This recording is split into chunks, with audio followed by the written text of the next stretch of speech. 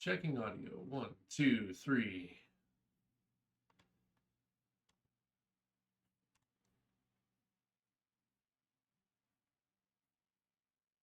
Okay, sounds like I've got audio going. Ooh. Ooh. So, where are we? What are we up to? What are we doing today? I don't feel like doing anything prepared or terribly serious. So, I've had on my list forever to do a little bit of Zig, try and figure that out.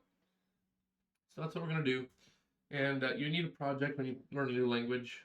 So I've decided we're going to go through some problems from an old advent of code um, as our learning experience. Hey Suki, how are you doing? I guess it's Boxing Day there in Canada, right? We don't really do Boxing Day here in the United States, so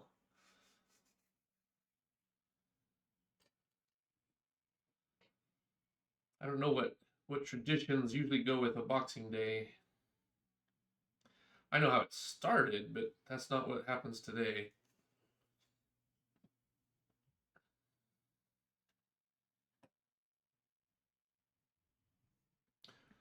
Ooh, you also have homemade candy. What kind of candy did you make? I love homemade candy. So good.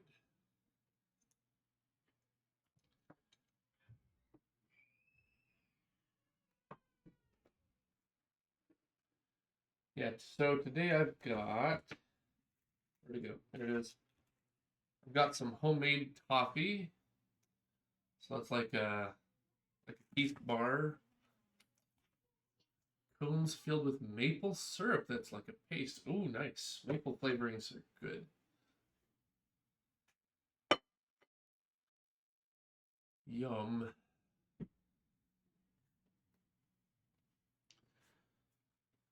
I've got these homemade caramels. I make the caramel, then my wife dips them in chocolate. So something like that. Let's see. There's enough delay on my camera. I can't. I have to wait a minute to see if it's in focus. Yep, good stuff. Soft and delicious. So yeah, we're gonna have a bit of a relaxed stream today. Nothing crazy, nothing too weird. So let's get a new Emacs buffer up here. I thought maybe we would do a Emacs stream, but I don't feel like it today. So we'll do some Zig. We'll play some Zig. Oh, okay. Let's see. What's the best way to do this? I suppose pop up something like this. Let me go to OBS and share the browser, which of course is not working. First time it has to be on the Twitch tab. There we go. Okay, so Zig programming language. Here we go. So Zig is a language that was trying to fix some of the issues with C without going too crazy like C++ did. I don't believe it's object-oriented by nature. And a lot of it should be fairly straightforward. Not straightforward. It's going to be quite a bit different from our old-fashioned C. So here's like a little example. It looks like modules are actually not code imports like C, which is good. It's an actual object. And by object, I don't mean like an object-oriented object. I just mean it's a thing that's returned. And then you can basically rename functions by declaring a function and assigning test parse integers.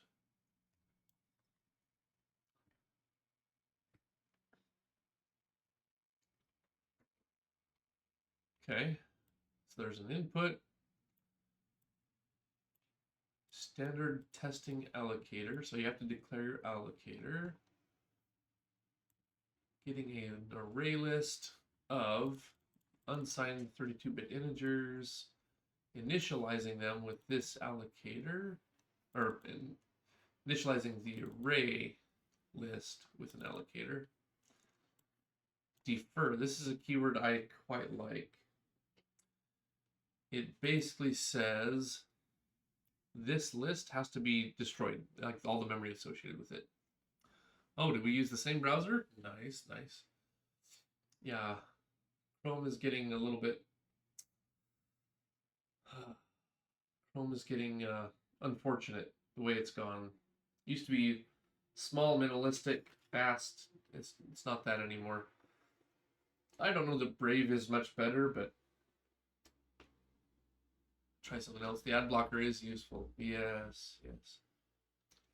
So what defer says is when you leave this scope, so between this bracket and this bracket, when you leave this scope, no matter how you leave it, this code will be called. So no matter where the returns are and how many breaks and things, this will be called when you leave this scope, which is great.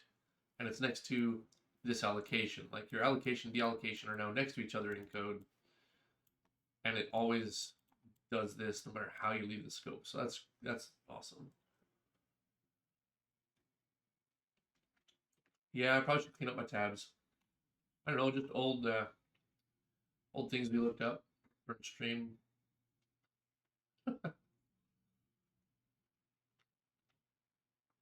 Probably should clean up eventually.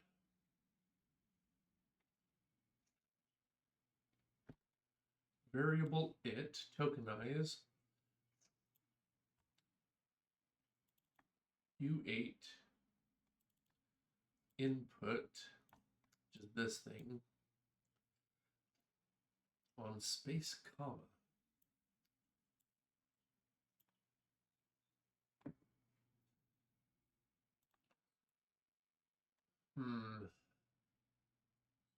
Well, it.next called a number.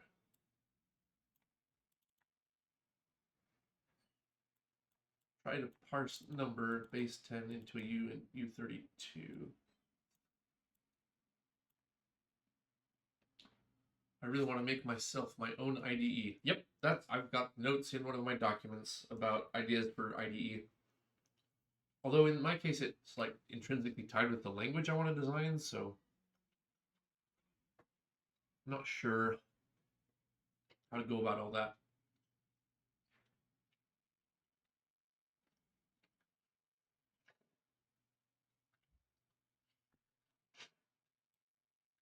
Expected, list of items, blah, blah, blah, expect equal. Okay. I want a really lightweight code editor. Yep. And Emacs is not code minus minus. There you go. Emacs is pretty lightweight by modern standards. My problem is it has some performance issues when you get to large files, which makes me sad. And by large files, I don't even mean very large, like 100 megabytes. It's lagging out. Peak programmer humor. Yep. Or you could call it minus minus code, pre-decrement the code, right? Only experts use the pre-increment.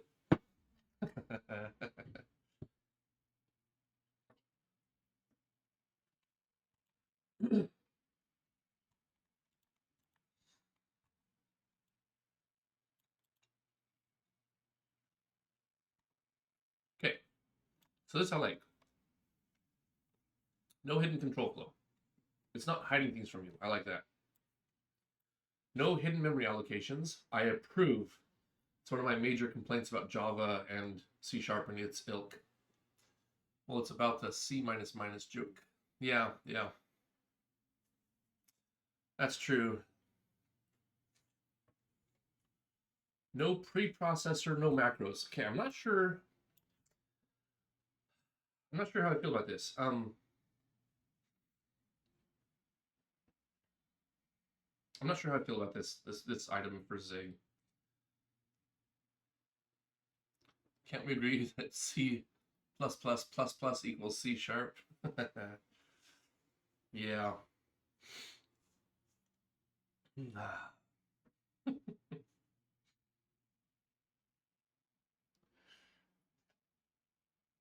Actually,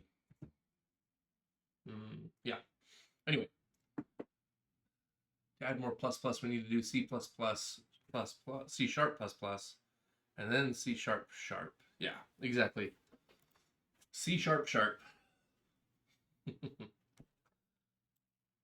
Macros are very powerful. They're also very hard to debug. It basically is a way of taking code at compile time and manipulating the code itself. Hey, Dravest, good afternoon. How am I today? So far, I'm doing great. I did have a nice Christmas. I ate way too much junk food, and we're gonna just carry on with that theme today. I've got homemade caramels, homemade toffee, good stuff. The family was very energetic. The younger kids, the older kids were actually somewhat helpful this year. So yeah, it was a good Christmas. Very nice. Pretty relaxing mostly. We started our Lord of the Rings marathon last night. We watched the Fellowship of the Ring last night, extended edition, of course. Tonight we'll watch the Two Towers, and tomorrow we'll watch the Return of the King. So that always happens around Christmas time. Is this day one of me learning the Zig coding language? Yes, I've never touched it. I've seen some things about it, but we're gonna start from scratch. Nothing. I know nothing. I've never installed it, so that's what we're gonna do today. We're gonna play around some Zig, and yeah. How was everybody else's Christmas? Like I said, I ate way too much junk food. Luckily, my wife got me some weights and a jump rope for Christmas, so maybe in January I'll start fixing all the damage I'm doing here. I'm not open enough to learn another programming language. Uh-oh. Too closed-minded, huh? Well, I figure if we're going to design our own language eventually, we should have some ideas of what's out there. Like, I really want to steal the defer keyword. That's great. That's good stuff. Like I said, I'm not sure I want to get rid of all preprocessor or macro handling. Like, this 99% of the time, I don't think you need it, but there are a few times where it's just so handy. So anyway, compile time. Any function can be called at compile time. That's very handy. Manipulate types as values without runtime overhead. Very good. I'm not sure I believe the without runtime overhead. There's overhead somewhere. It has to be in memory or something. Is Zig's best friend a wig? I don't know. I guess all the people I've seen talking about Zig have hair on their head, so either it's a wig or it's real hair. Hard to say. A lot of these programming languages have bald people, all in favor of them, but I haven't seen that many videos on Zig. My Christmas is also very good. I have also eaten a lot of junk food. That's what you're supposed to do at Christmas. Exactly. I think after C Sharp, C++, Java, Python, Lua, VB.NET, C, JavaScript, PHP, I had enough right now. Yep. No, it's fair to take a break. I've been not learning new languages for a little while, so it's time to dive back in. Get a little Zig, a little Odin over the next couple of days, see how that goes. Compile time emulates the target architecture. Yep, that's cool. I've trained on 50 different coding languages on Code Wars. Oh yeah, I don't really use Code Wars. I've used it once, but only as like part of an interview process.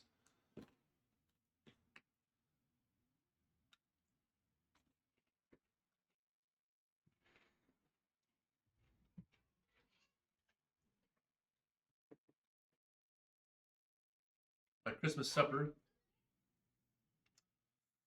It's like where you put meat in a red wine broth. Tastes good. Nice.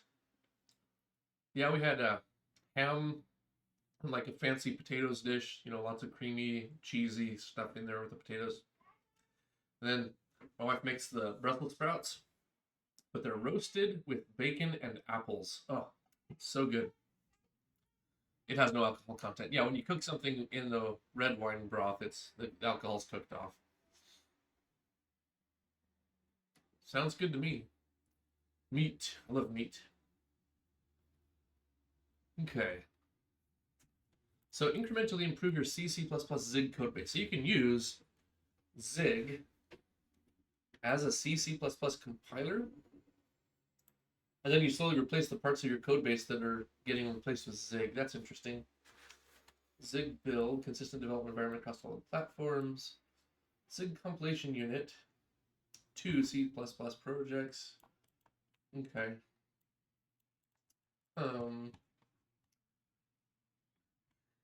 Chicken, beef, and pork. Sometimes I put potatoes. Nice. Last few days I've been trying to implement a semicolon in mid-fly. Yeah, and what have you learned, C films? Semicolons can be tricky. Usually if I'm building a domain-specific language, I do line-based processing because it's easy.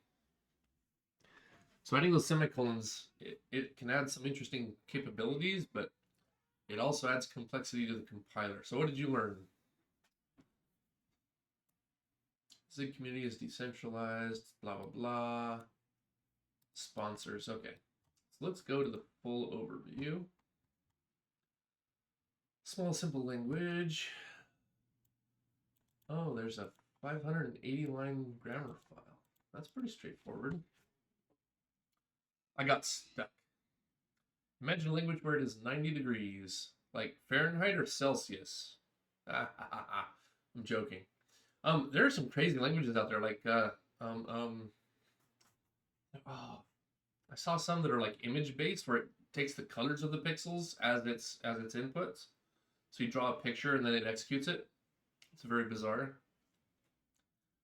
So like basically the color of the pixel would tell you which direction to go next. So like it wasn't even like a linear walkthrough picture. It was like you can branch and jump around the image. Pretty crazy stuff. There was one called Chef where you write a recipe, like an ingredients list and all of that. Yeah, Brain F. Still the weirdest programming language I've ever seen. Yeah. I mean, if you want minimal, it doesn't get any smaller than Brain F. Malbolge is terrible. Yep. Yeah. We'll take a look at some Zig here. So let's see here. Should we look at that grammar file? Let's look at that grammar file.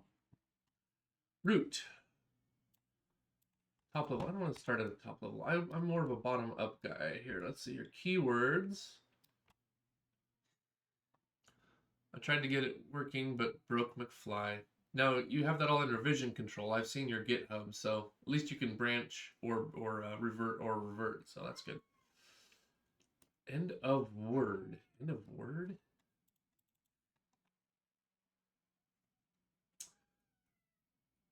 End of word.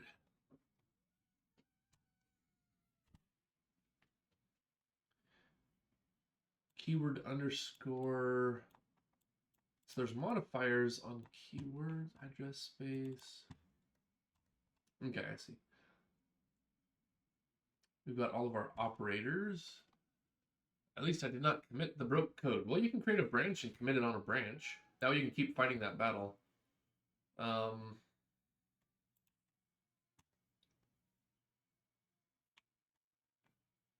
And followed by not equals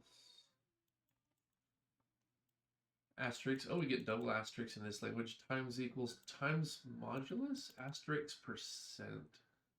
I don't know what that means. We'll have to find out what some of these things do. Asterisk pipe? I don't know. Some of these make sense. Caret equals dot and dot is syntax. Interesting. Dot star dot question mark. I think I know what that one's about a little bit. Equal arrow. Yeah, less than equal to. Plus modulus plus percent. So yeah, you have the whole grammar. They posted it to their thing, so you can make your own Zig parser using their own grammar. Prefix, additional, pointer list payload. Pipe asterisk question mark means optional. Identifier 0 or more of these. Okay.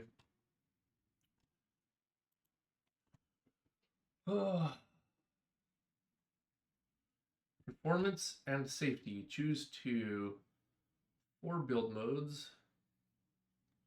Runtime safety checks. So your integer overflow, probably your... Oh, and they even tell you. Integer overflow of U8 with value 256 at runtime. Okay, cool. So you can turn on runtime checking. Cool. Stack traces work on all targets. Oh, thank goodness.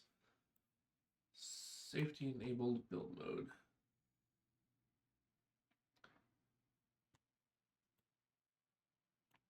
Oh, and you can turn it off locally.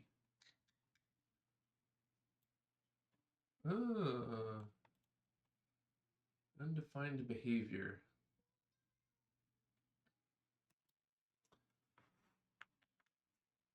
I don't like undefined behavior, so they have a whole section on undefined behavior.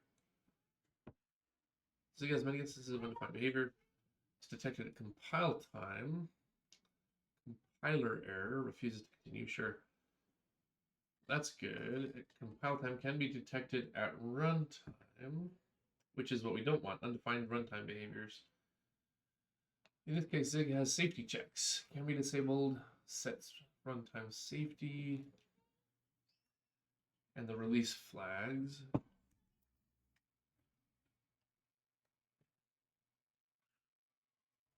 So I guess as long as your undefined behavior is detected at compile time, it's not bad, but then you can toggle it on or off locally with annotations. Okay. Would it be easier feature for me to add to what would be an easier feature to add to McFly? McFly, you had some basic math operations, variables. So you're still doing it interactive read, evaluate, print loop, right? A REPL. In that case, you have maybe some variables or adding an array to your runtime execution. Those can be not too bad to add.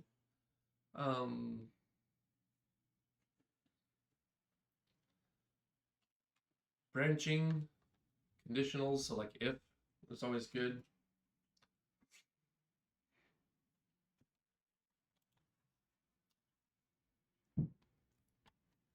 If not, okay, unreachable. So this is basically an assertion. Okay.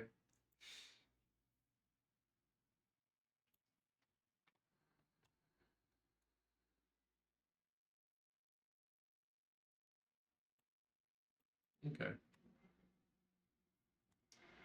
Index out of bounds.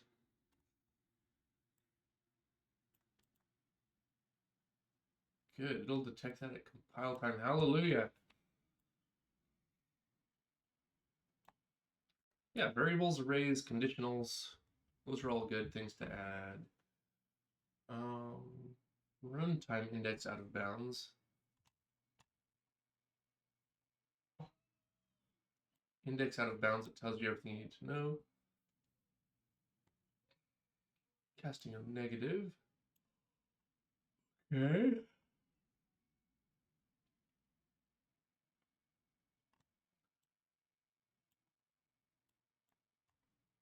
Three different variable types I want in McFly. Yeah, so you had what's number, array, or vector. I don't know what people call things these days.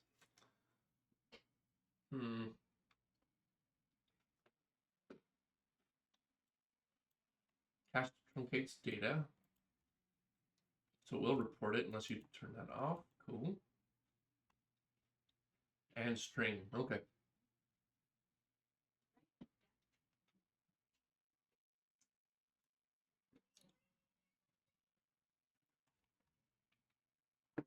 Okay, so that's interesting. Zig competes with C instead of depending on it. Integrates with libc but does not depend on it. Here's hello world.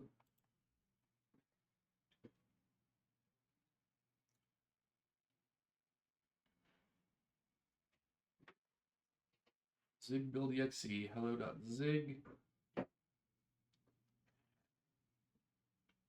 Windows build is even smaller. Okay, cool. Debug symbols are stripped. Single-threaded mode. Okay. Order independent top-level declarations.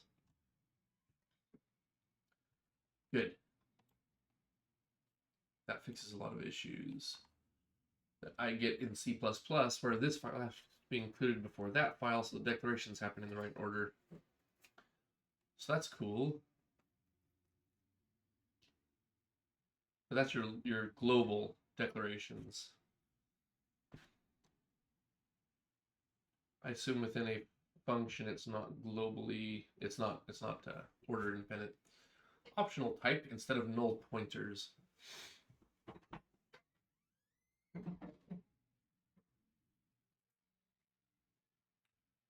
Zig pointers cannot be null.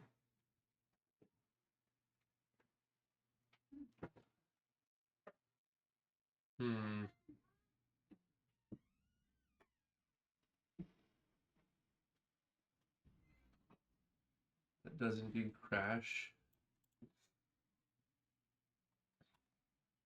Prefix question mark. So a pointer to an integer 32 is optional.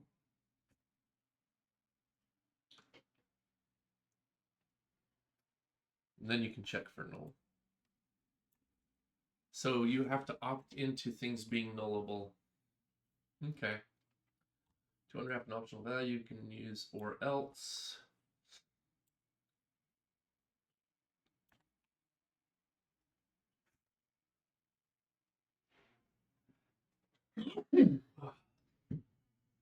Pardon me. Oh, good heavens. Okay. So we have an optional foo.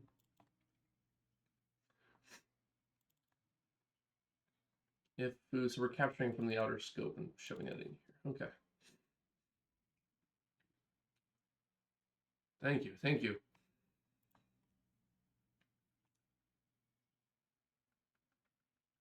Strings are hard. I've done thinking about strings in my own language, and I've decided I'm not going to think about it. You have so many options with strings and so many use cases with strings. It's actually hard to find. In fact, I'm not sure you can find a single good implementation of strings. Mutable, immutable, like there's different cases for each one.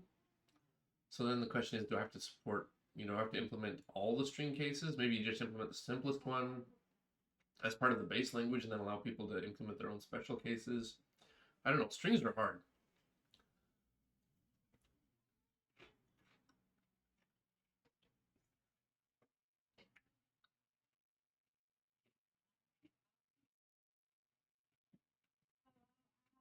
I already have the 3 variable types as enumerations in the lecture and in my data classes.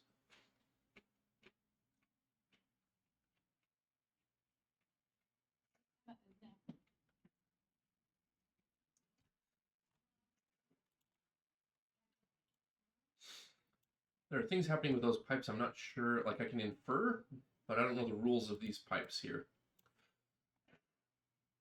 With the while, I think it made sense. With this, I guess it makes sense. It's very, it'll take me a while to be able to read Zig very well. Optional.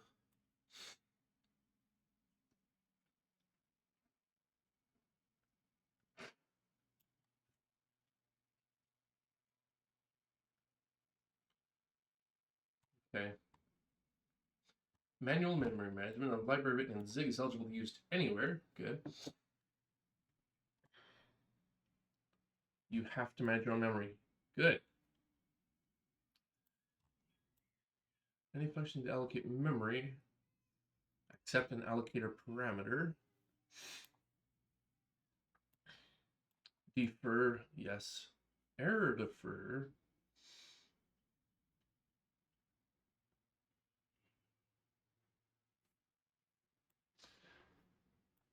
Here's an example using error defer. So I've seen the defer examples. So const device allocator create error defer. So if there's an error after this allocator is created, then we destroy it. If we fail this call, okay, interesting. Again, the error is next to the thing you're checking the error for, right? Okay. If ID equals 0, return error reserved to device ID. Okay. Errors are values and may not be ignored. Open file. Remaining reference traces hidden. I'm not sure I would understand this error message at all.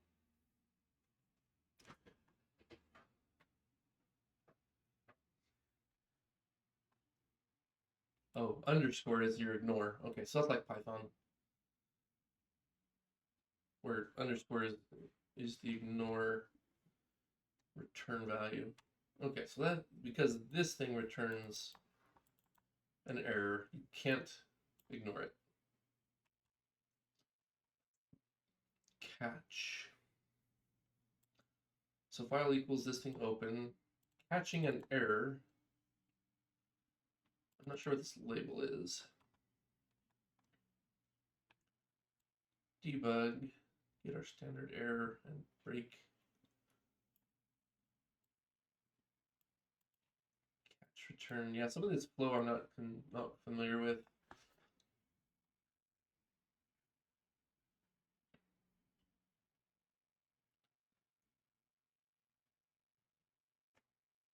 Catch return. The keyword try is a shortcut for catch error, return error.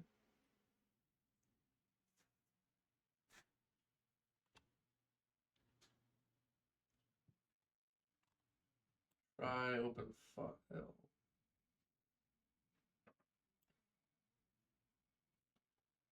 Defer close.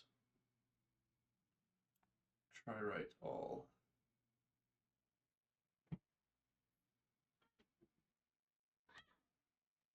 Error return trace, not a stack trace.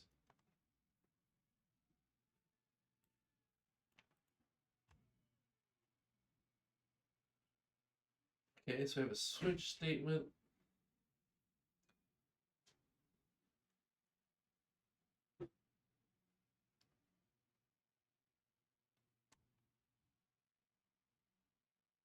Parse int, catch error, switch error.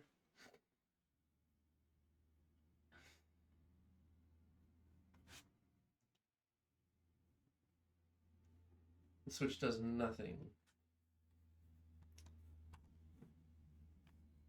Right? Is that what that means? Parse integer. Return error digit exceeds radix. Fine.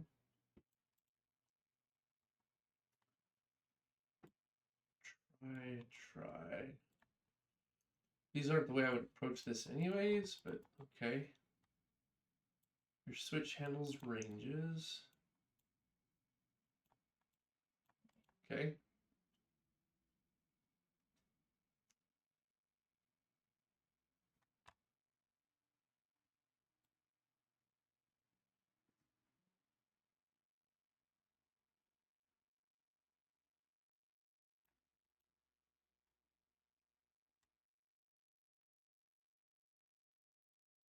Unreachable.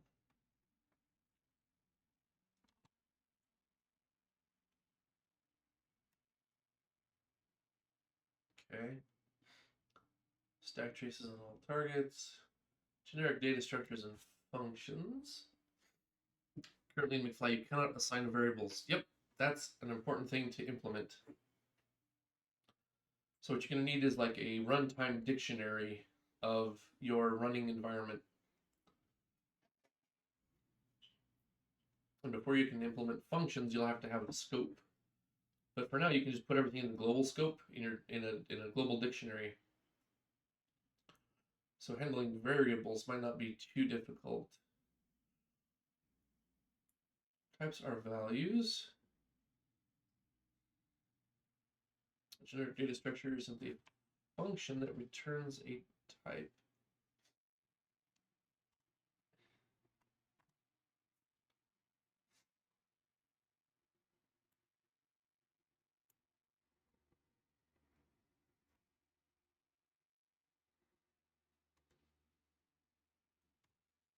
I got a buffer. Make a list.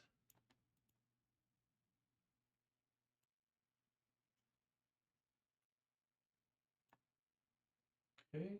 Compile time reflection and code execution. This is cool. I kind of think Zig and Odin both watched the Jonathan Blow talk about how programming languages aren't doing things right and literally just cribbed off of that list of complaints. Building a new coding language has been a difficult project for me. It's a difficult project for everyone. New languages are hard, especially if you're writing it yourself without lots of tools. But I think it's better that way. Too many tools and you don't really know what's going on anymore.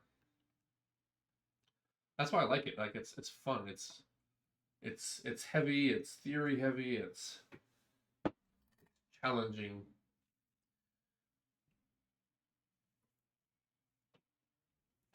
Okay. Print info about struct for each field. So T has to be of type. Type. We get the info. Oh, that's cool. For each field. All these at things. I'm not sure about these at things. How many of those am I going to have to memorize?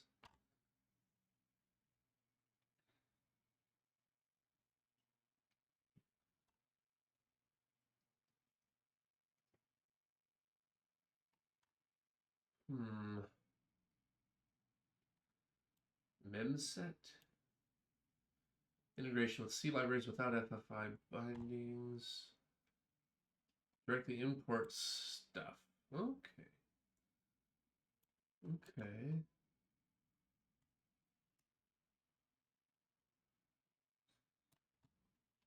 C import.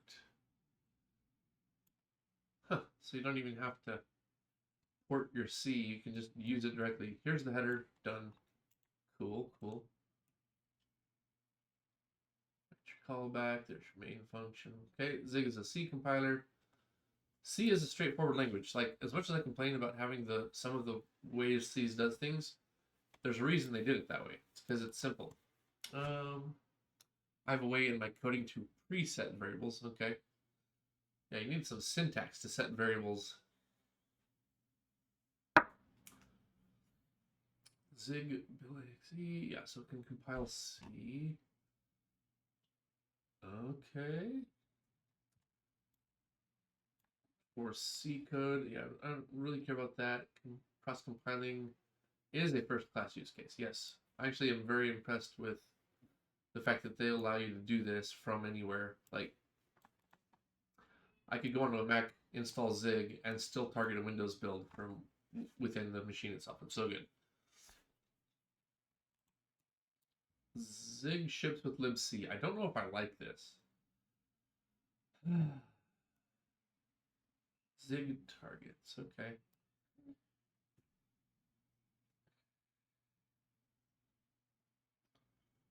glibc does not support building statically, but Musil does.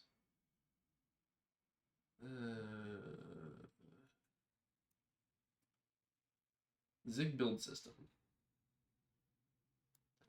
But I don't like make, but it's gets in my way the least. Init exe.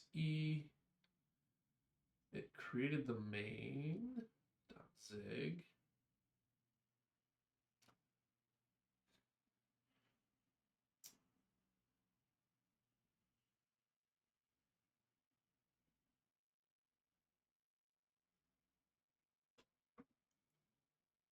Builder.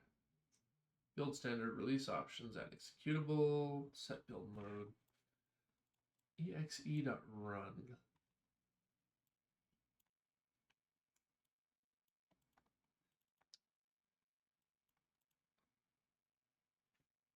Here's a help menu.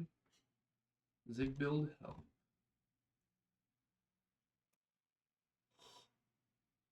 Ooh, Zig build run. Run the app. That makes sense.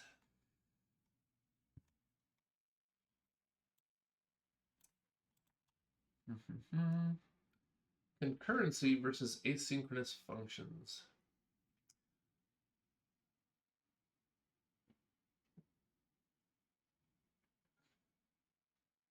Async await. I meant to have await my code to preset variables before someone runs McFly. It has a built-in tau and e. Oh, that's true. I did see those. So you're talking about like constants. Gotcha. Yeah, I did see those. No, I mean like you need some runtime variables that people can set and create their own variables and add those.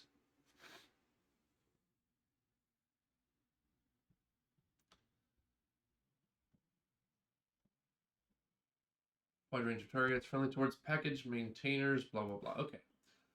So that's just the overview. So these are, I don't know if that's the right kind of overview. Introduction guide, getting started, language references. Let's go to the getting started. Direct download. We can just go to the downloads page. That's usually the way I do things.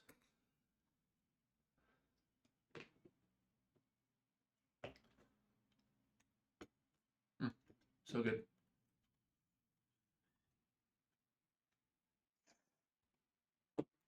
Downloads. Let's go download it. Windows. 79 megabytes. Holy crap. I mean, you don't really have a choice, so it's fine. Let's just put it in downloads. Okay.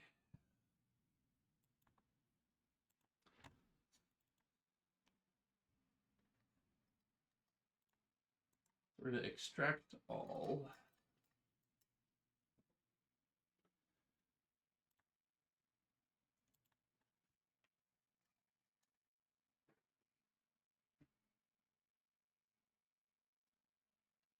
Zig spent forever not in release 1. So let's see here. Yeah, we're not in release 1 yet. It's 13. Load up 13. Master. Oh. We actually probably wanted this one. This is, that was June though. No, let's get the 26th. That's fine.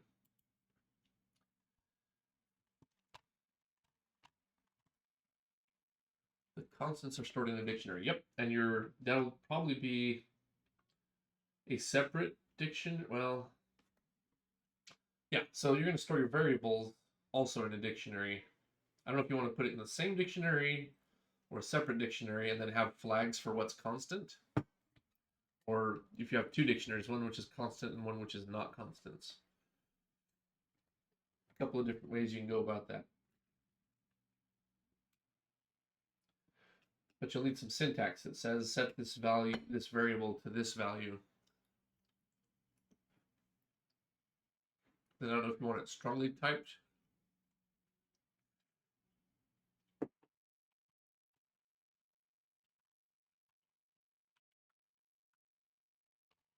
Okay. So got it extracted. Oh, it's just here in my downloads.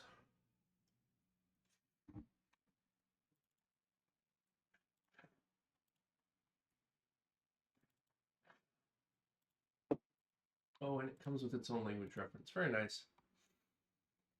Okay, so all we really have to do then is add this path.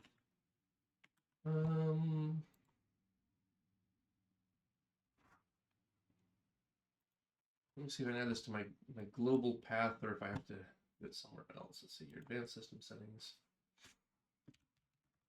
Sorry about that. Environment variables, path. System variables,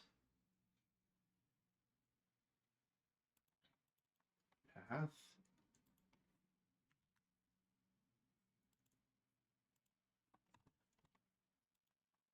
Okay.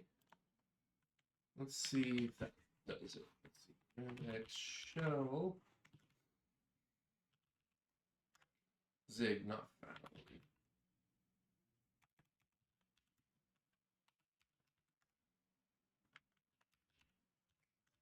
Okay. Let me reload Emacs real quick. We don't have anything going on here anyways. Let's see if that picks up the path variable. I guess I should hide away the browser though. Okay. Zig, there it is. All right, so we've got Zig installed. There we go.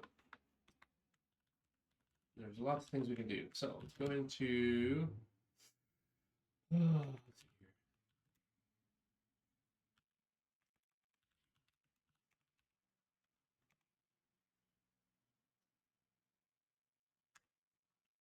The next thing we need is to decide what we're going to do. So let's do,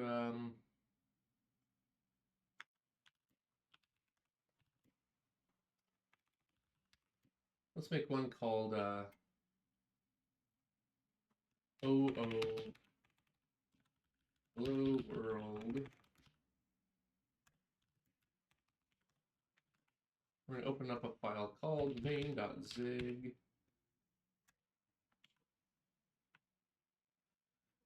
Zig is on my rig. It is true. I want all number variables to be one type. Gradually typed. Okay. Right. And so your choices are all number variables to be one type. I mean, what is that one type? Are you going to just force float or double on everybody? Because there are some strange things that happens if you do that.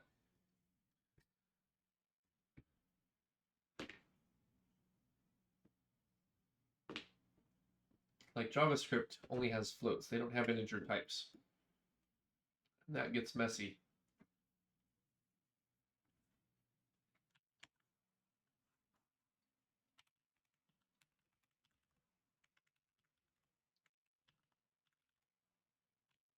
Let's see, I saw a thing.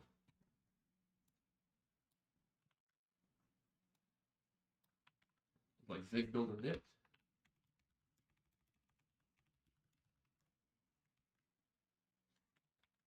Just Zig and knit. Okay.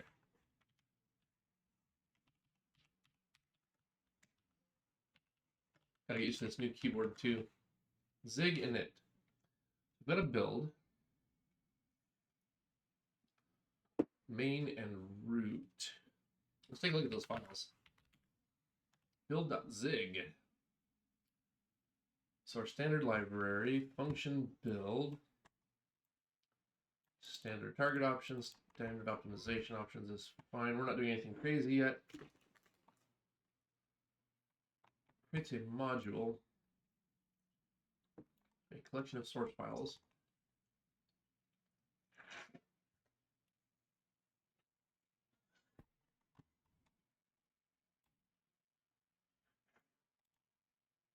Okay. Main.zig.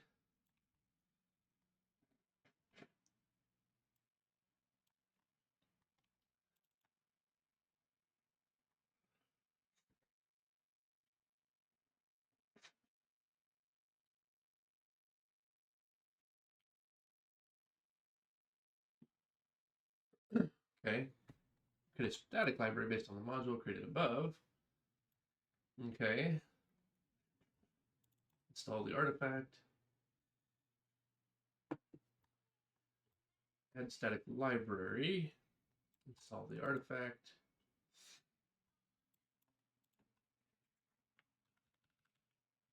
Add executable.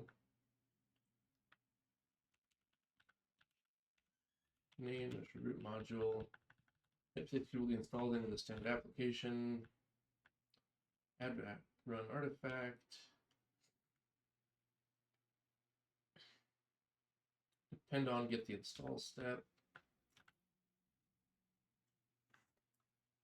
B.arguments is not null. Run command add arguments, okay. So I can add arguments myself, fine. Build step to run. Tests. Unit tests. Okay. So their build system comes with some interesting ideas. Let's see what else there was. Build.zig.zon. I don't know what this means. This is all new to me. I'm going to struct name, hello world, version. Okay, so this is just our data file. Well, it's the struct that represents our data. Dependencies, URL, hash, path. We don't have any dependencies to speak of. Paths, okay. Main.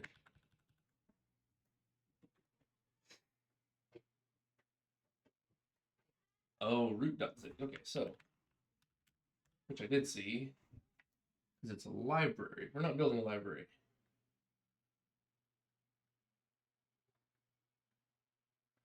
So that's a conventions thing.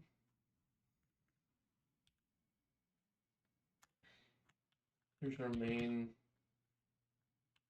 printout stuff.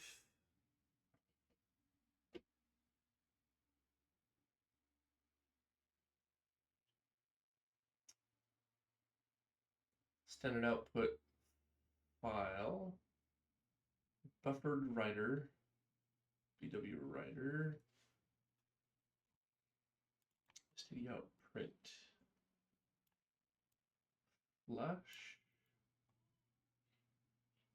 nothing to clean up, simple test. So things marked with test are going to be run only when we run a test command.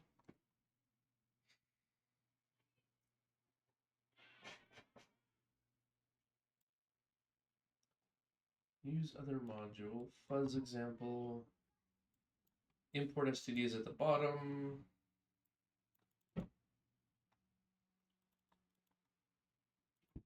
Okay.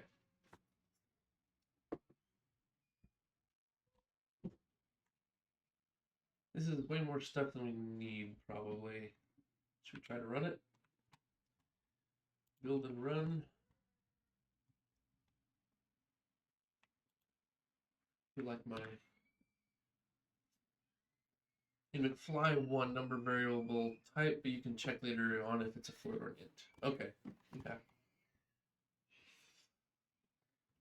Okay. All right, so let's play with this then. Let's go see here.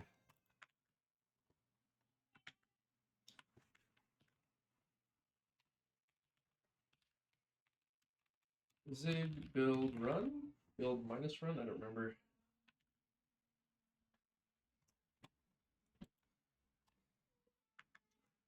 Install Zig package managers. I'm not doing package managers. I don't want packages. Zig init, blah, blah, blah.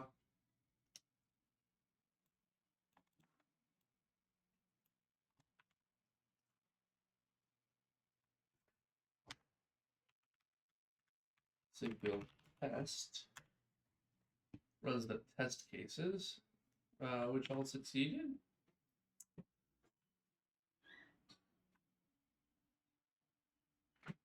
That's it.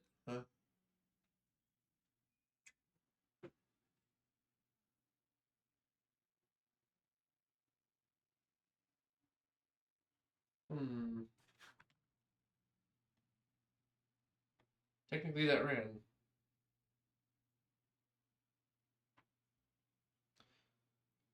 What do I think about that?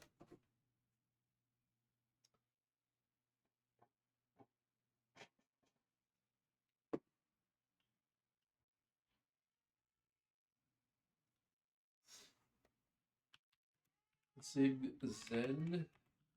Sorry, I'm just looking up here at this. Communicate intent precisely. Edge cases matter. Favor reading code over writing code. One obvious way to do things. Runtime crashes are better than bugs. Compiler errors are better than runtime crashes. This one I certainly agree with. Sort of agree with that. Depends. Incremental improvements. Avoid local maximums. Reduce the amount one must remember. Code rather than style. Allocation may fail. Deallocation must succeed. Memory is the resource. They're right. I agree. Together we serve the users. Interesting. Okay. Let's see here. Zig version, I think.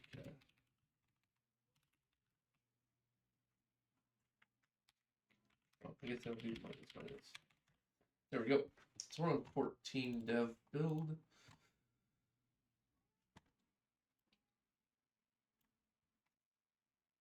Archiver, interesting. It'll translate plain C, huh? Makes sense. I'll bet it's not even that bad.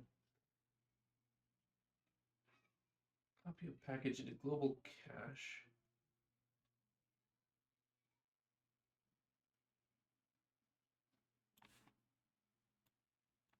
Oh, build exe.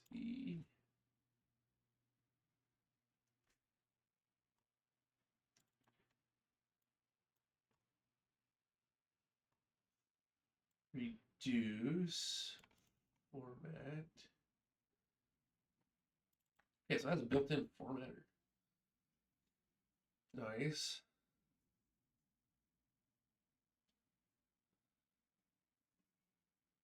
So whenever I type, it will auto print things the right way. Okay, let's do targets. Let's check our targets.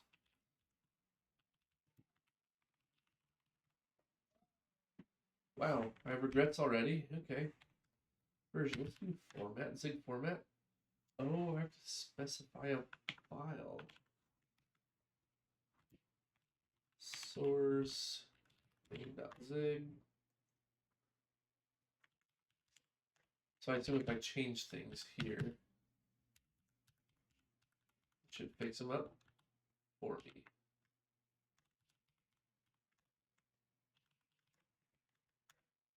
Expected statement found parentheses, all lines. Oh, it doesn't fix it. Zig line 7.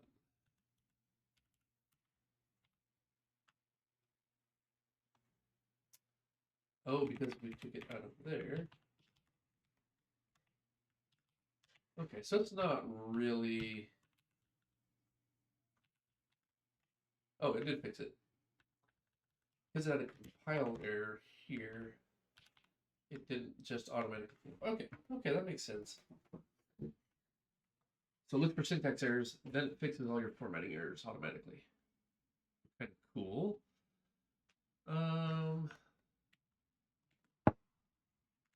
That's actually pretty cool. Okay. Let's go to Zig help format. There's got to be cooler things to do here. Oops, Zig format help. Nope.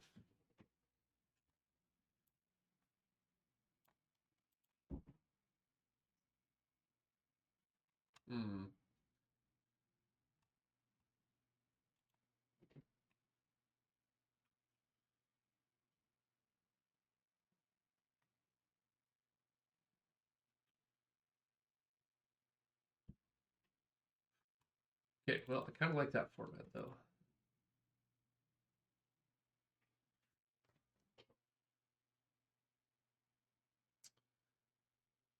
Interesting ideas. Okay, let's get started. Let's do some stuff.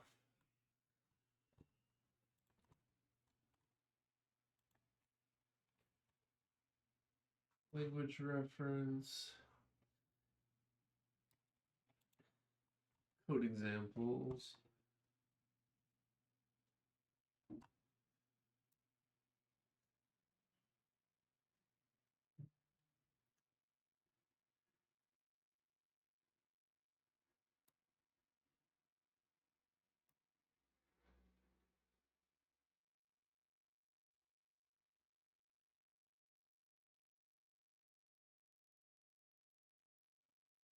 I don't like the lack of for statements.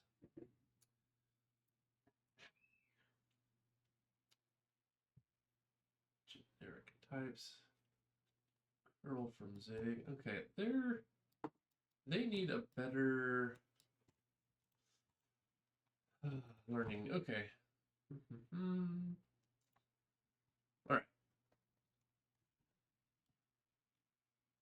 Commands for testing float integer. Yep, that makes sense. I kind of like the question mark as a naming convention. For this returns a boolean. This does a test. This is a predicate statement. Actually, like in Lisp, there was one that the one convention of using an exclamation mark in your function call if it modifies the inputs, right? So it's a destructive function. Okay, so it makes sense. It does know about the difference between int and float. All right, good, good, good. Okay, cool, cool. So you declare a number, and it can be either int or float. Okay.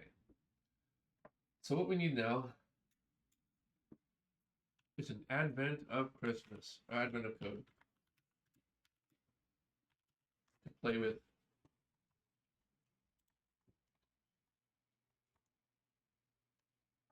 Except I want to go back to somewhere else. Should we go 2020? Advent of code?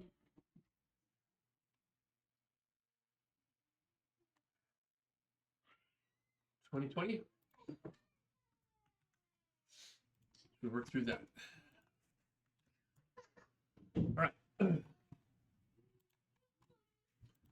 So go to day one.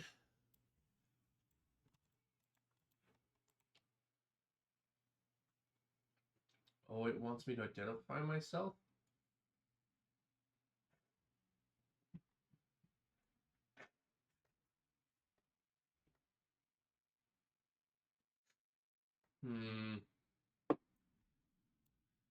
All right, let's grab this.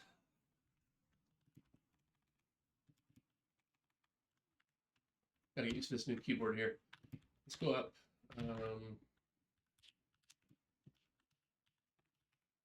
This is Advent of Code 2020. Day one. Advent of Code. We will do zig init. We'll remove the root. Build.zig. I don't really want the root.zig.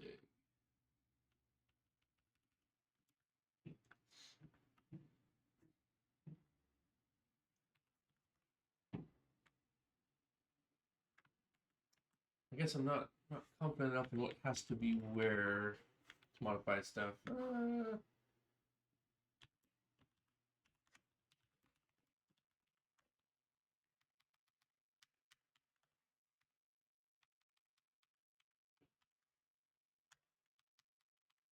So if we cd into this,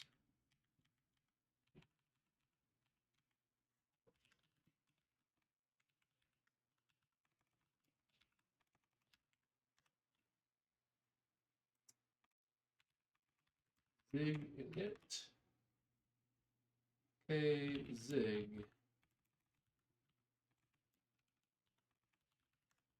Oh, it does have more stuff. Okay, good. My code from standard in, check. AST check. Oh, okay, so we can do that. So zig format AST check.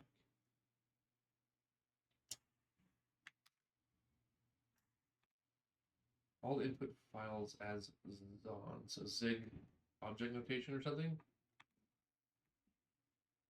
Regardless of, okay.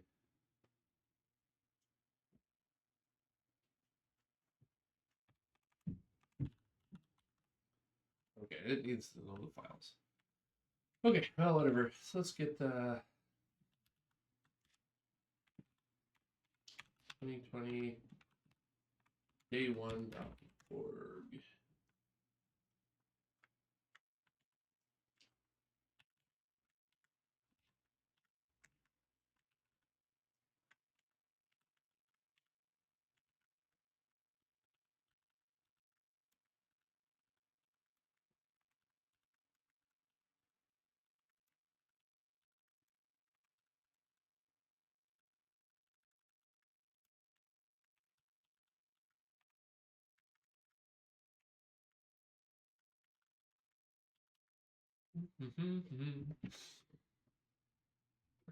Okay, so there's our prompt.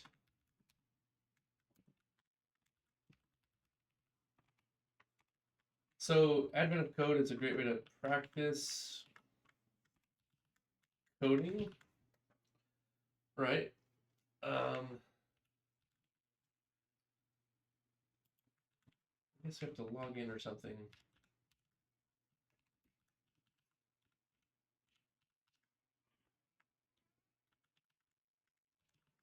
Okay, day one report prepared. After saving Christmas 5 years in a row, which I've not done, I've actually not done much advent of code. You decided to take a vacation on a nice resort on a tropical island. Surely Christmas will go on without you. The tropical island has its own currency and is entirely cash only. The gold coins used there have a little picture of a starfish. The locals just call them stars. None of the currency exchanges seem to have heard of them, but somehow you'll need to find 50 of these coins by the time you arrive so you can pay the deposit on your room. Okay. To save your vacation, you need to get all 50 stars by December 25th, which we're not competing in. Collect stars by solving puzzles. 2 puzzles will be made available on each day in the advent calendar. The second puzzle is unlocked when you complete the first. Each puzzle grants 1 star. Good luck. Before you leave, the elves in accounting just need you to fix your expense report. Apparently something isn't quite adding up. Specifically, I need to find the 2 entries that sum to 2020, and then multiply these 2 numbers together. For example, suppose your expense report contained the following. The 2 entries that sum are, multiplying them together produces a big number, blah, blah, blah. Of course, your expense report is much larger. Find the 2 entries that sum. What do you get if you multiply them together? Okay. I guess I need to identify myself.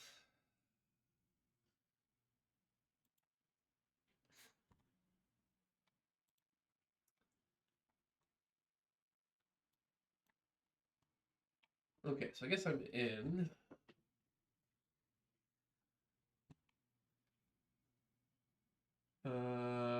Okay.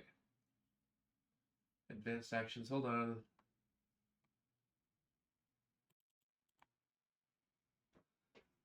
I guess I need to save that somewhere.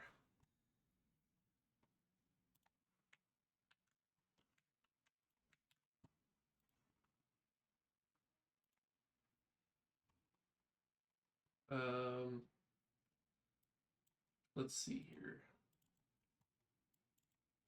Zig, so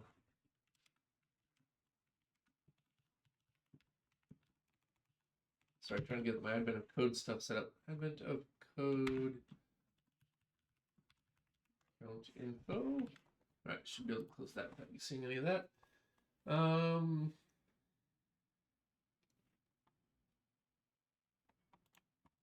Okay.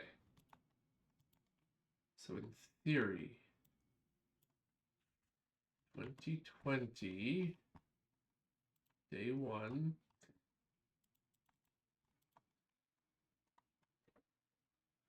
Get your puzzle input. There it is. All right, let's grab this. So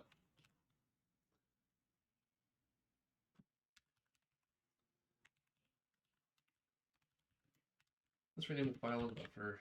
Let's be consistent here. Let's call this prompt. Then we'll call this input.text. There's our input file. It's a 200 lines. Pathetic. We don't even need to write code for this one, right? We could basically do this without too much trouble.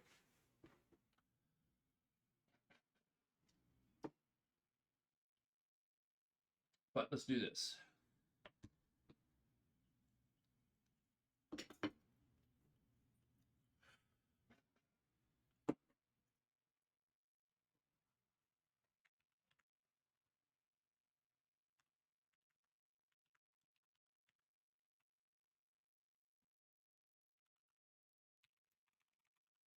All right, so what we need is main.zig.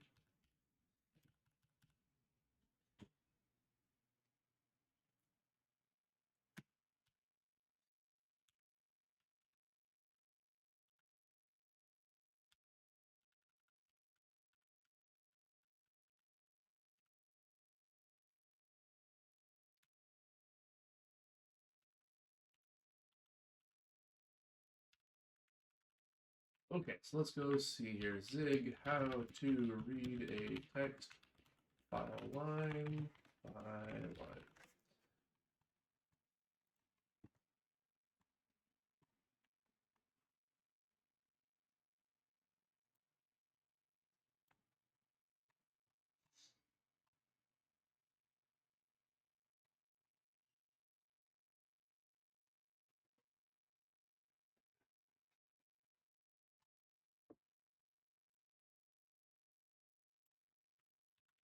Okay, so this is kind of what we want to do.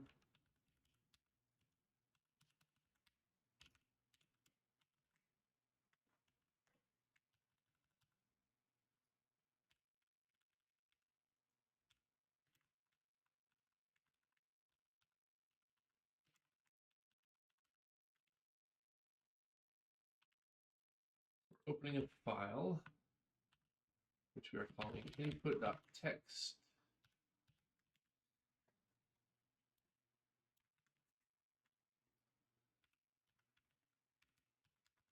Buffered reader from our file. Makes sense. In stream.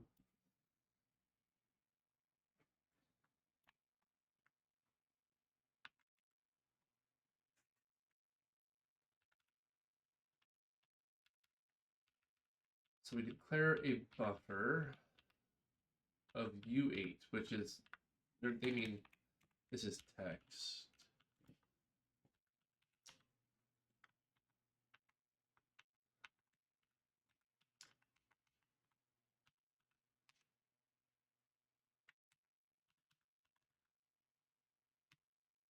U32, right?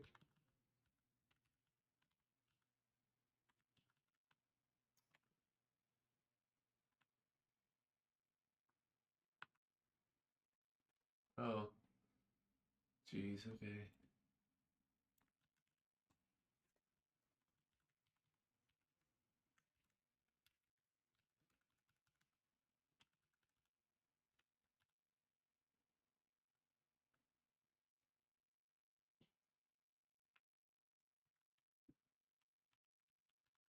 Okay.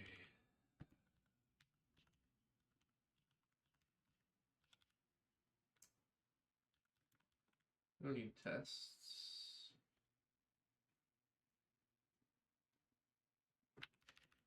There's that. I don't know. I know they're showing off their features, but not doing tests. Okay.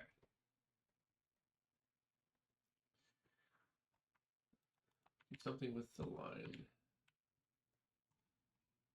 Okay.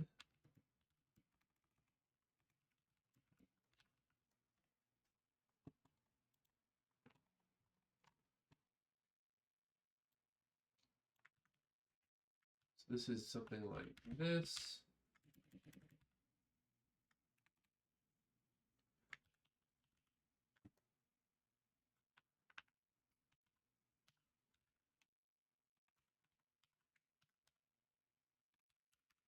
You can make it an I, it's fine. Well, reading in the file.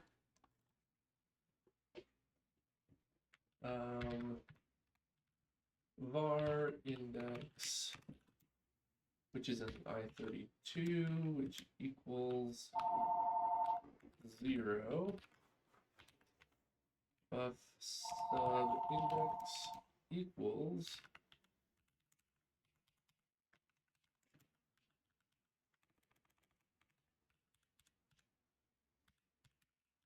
that's it. I don't think curly braces are, well, curly braces are required or not required? Probably not required.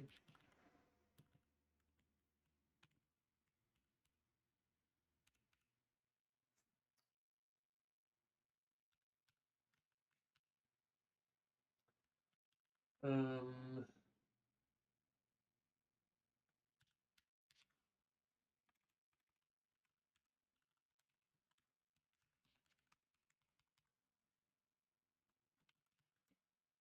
read in these brackets.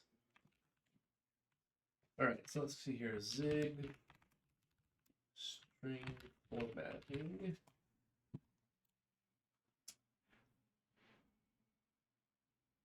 X, D is for decimal, C is for character. As an ASCII. B and O for binary and octal. Star prints the address. E, scientific notation. S is a string.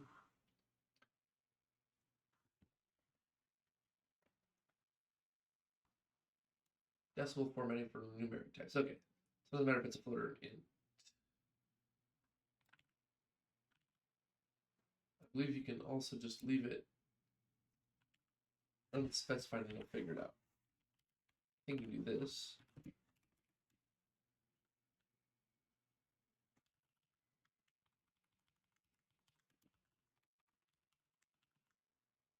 Like that.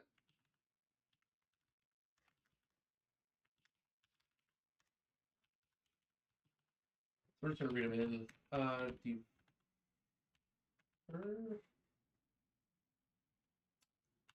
We need the allocator. Let's see here. Zig basic array allocation. Okay.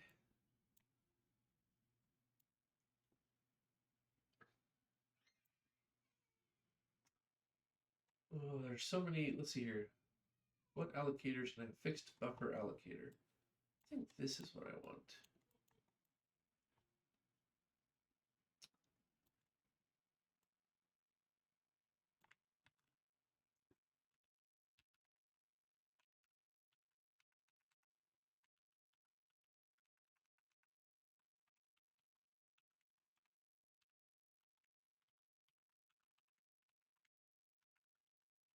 FBA allocator, try allocator 32. 200 entries for the allocator, free the memory.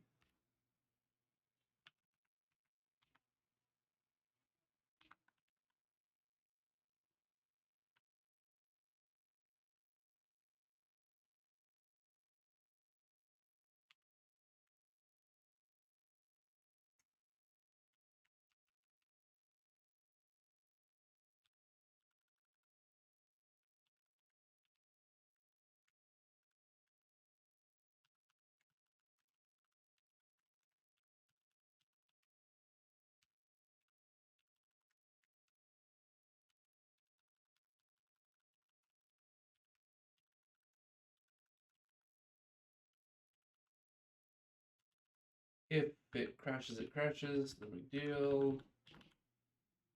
Okay, I guess we'll try that, right? So we go zig, build, run.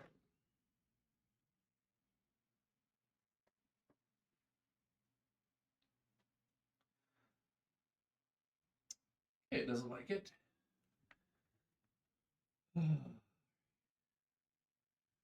Following build command failed with exit code.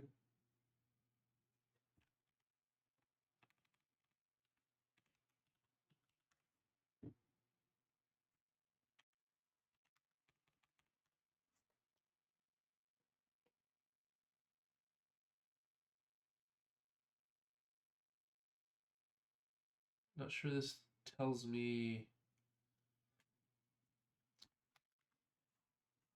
what's going on. Oh, undeclared identifier buffer.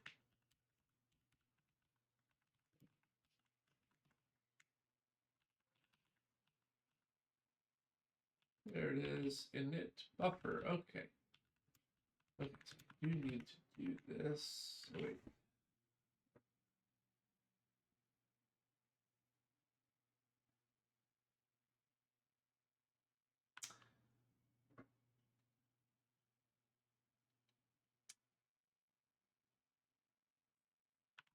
Some of this feels a little bit backwards to me.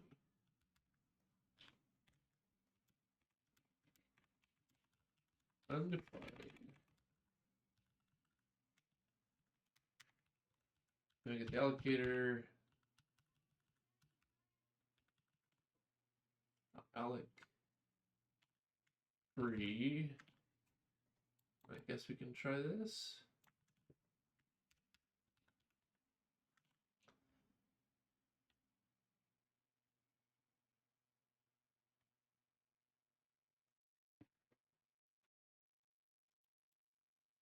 I want to put stuff on the heap. There's got to be other allocators here.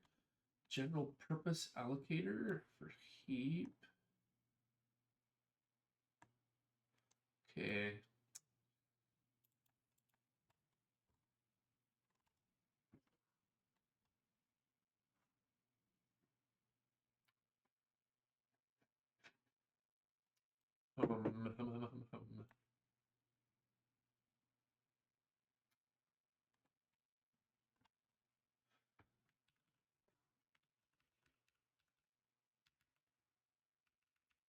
They're saying do this.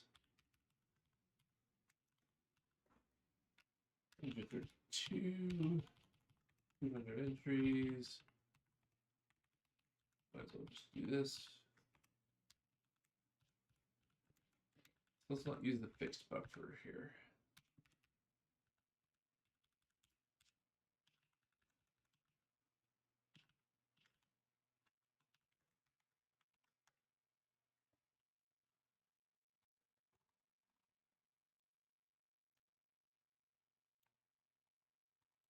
Following command failed with one error. Install transitive failure.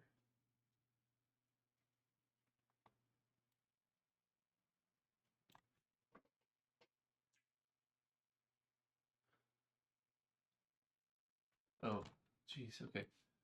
Expected, expect.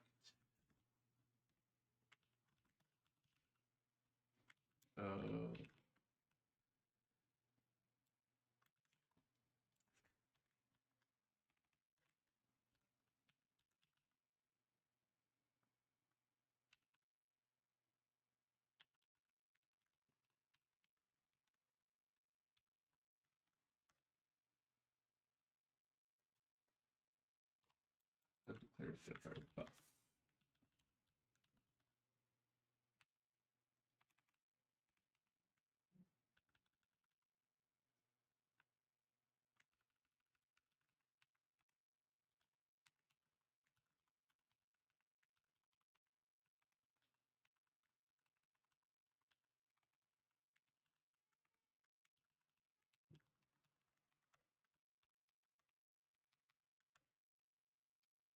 Okay. Local variable is never mutated. Instead of using const.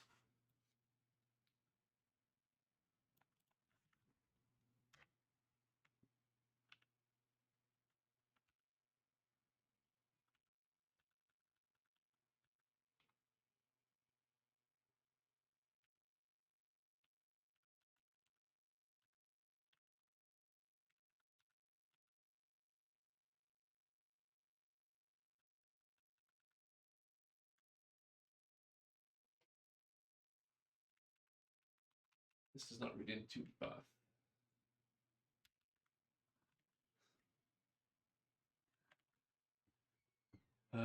Okay.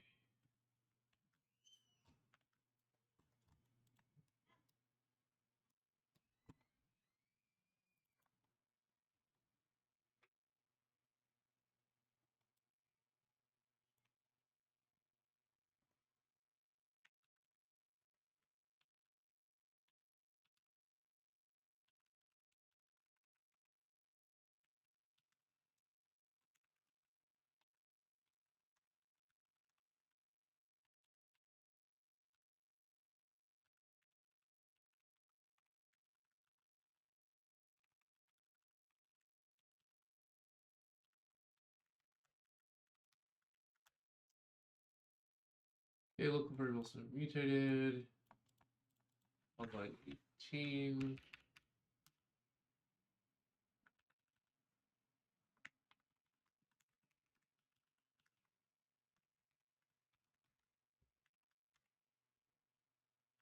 Expected expression found a bracket on 22.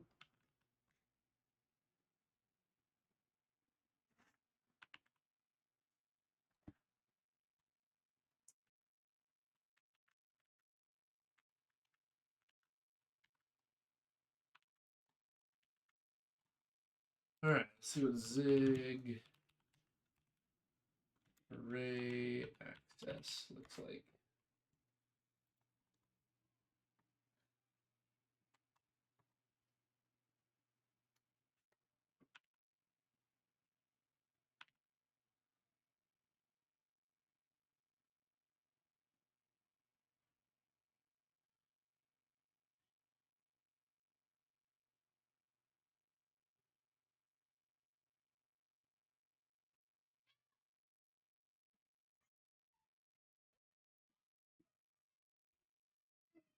Okay, so I'm actually overthinking some of this. Okay, we can simplify a bit.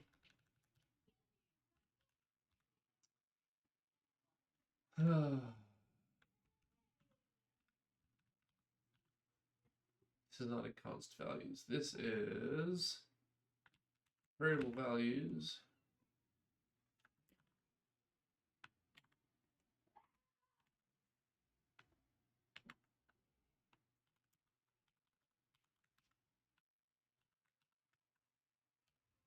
We're going to have 200 I32s, which is equal to undefined.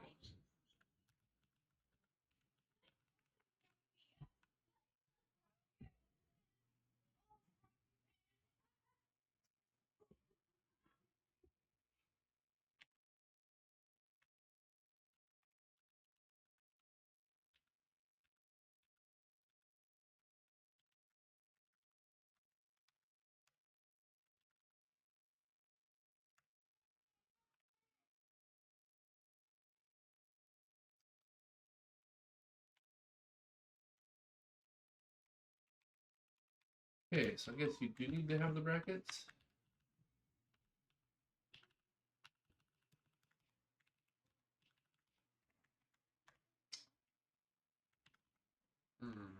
Say 920.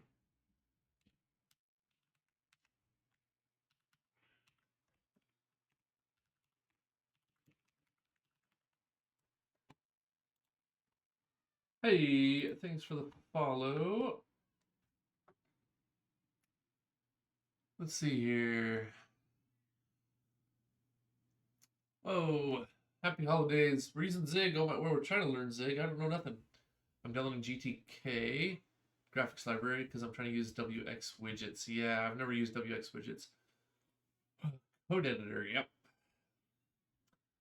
A good code editor is delightful. I made it work. Time to create a window, I guess. I have a challenge for you. Setting your editor's font to Times New Roman. No, mono width only. Mono width only.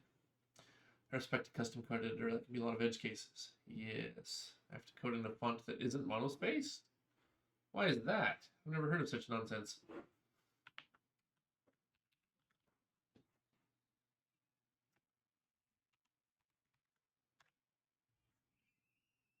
Expected U size. Found I32.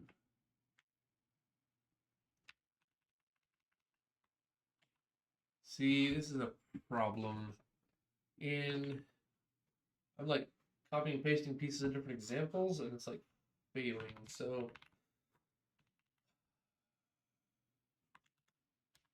does this have to be a uint? I don't know why it would have to be.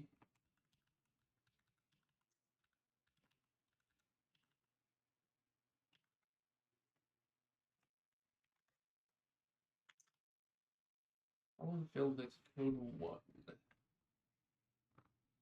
U size.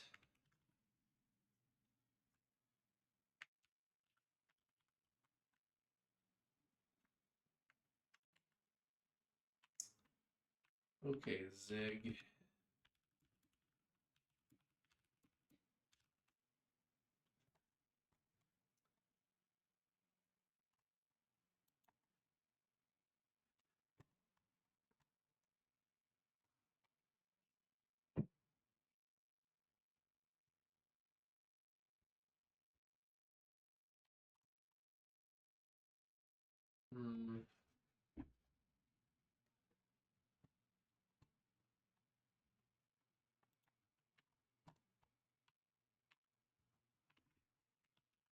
Really get integers.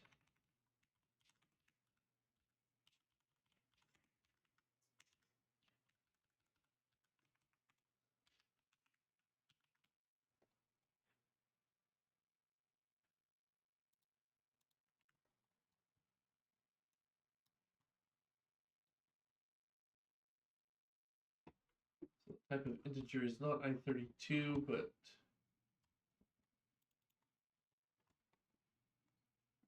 try. Okay. Oh, is that what it's trying to say? No, I've got a try in there. Try standard format farce int.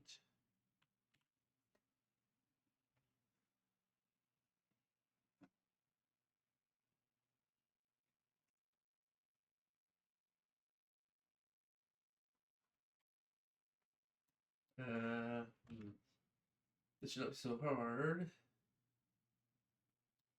That should not be so hard. What's going on here?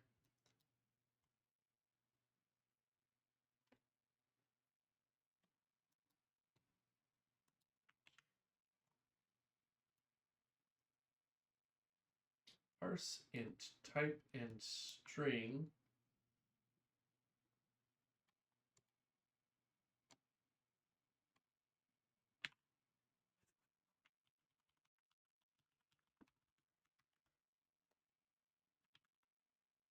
Line 20 character 16.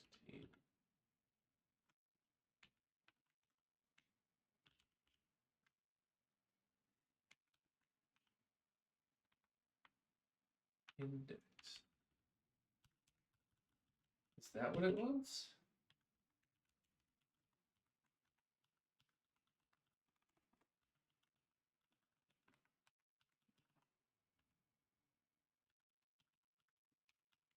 If I just don't declare things.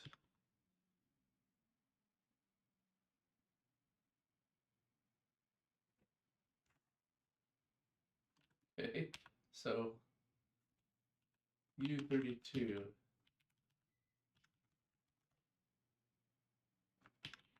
Expected 3 arguments, found 2. So that it doesn't need a radix, I guess.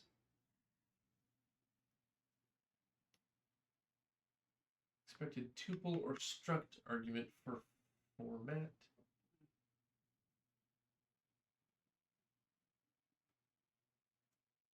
Found U32 line.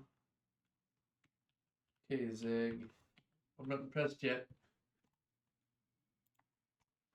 Oh, okay. That sounds like a coding interview where they make you use Google Docs. Oh, flip, I hate that. How's the game, by the way? Game is pretty much done. Like, we're down to art and music assets being put in, so there's no code left.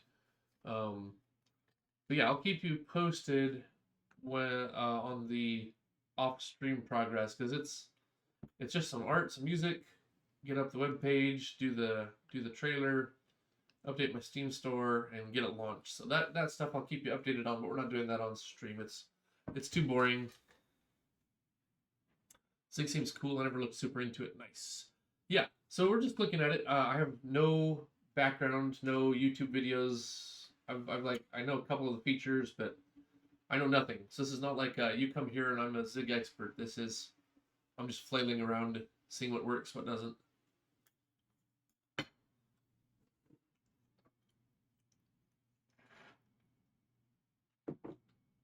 Format Zig.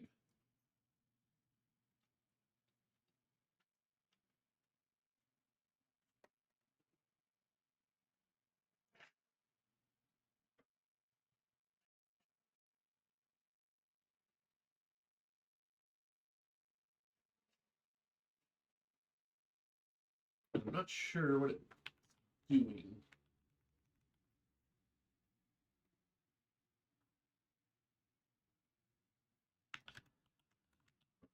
What if we...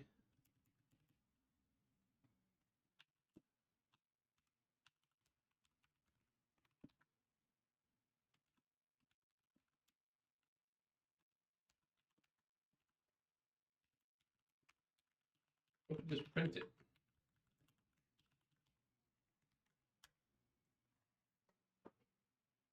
Yes, I know local variables never mutated.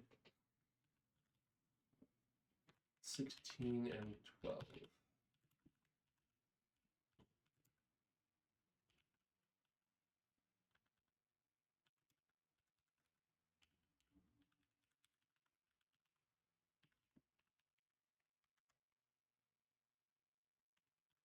I'm using index somewhere. Oh, I do need index.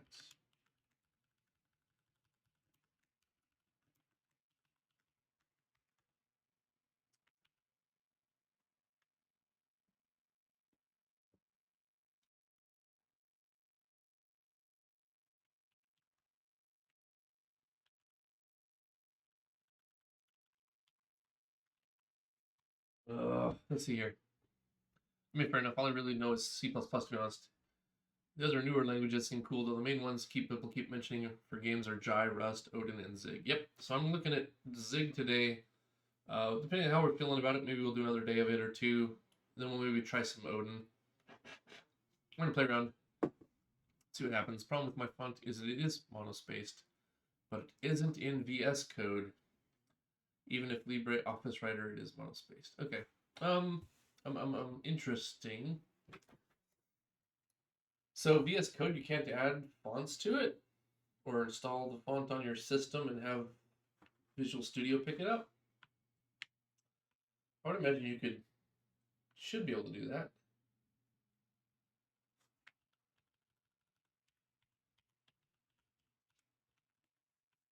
All right, I had a thing on Zig formatting.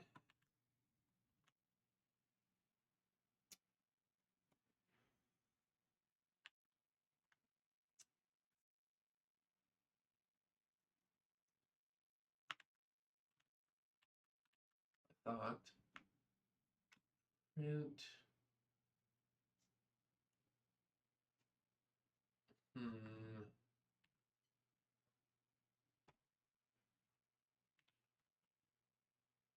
std debug. Why? Why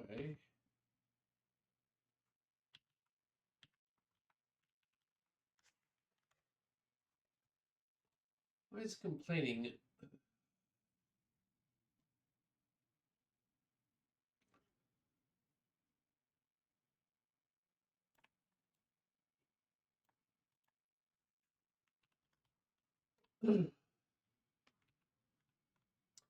This is actually not helpful and not good. Like, this is not good error messages. What did I do wrong? I'm assuming I did something wrong. It found a U8.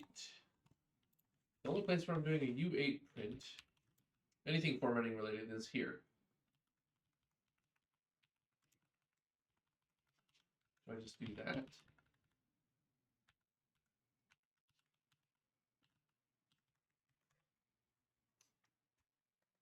Expected 2 arguments, found 1 on line 17. So you can't use line, it literally has to be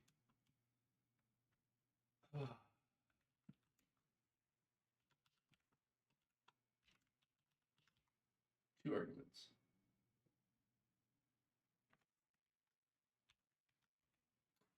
If I do that, it goes back to complaining about it expected a tuple or struct argument, which doesn't make any sense because I said D.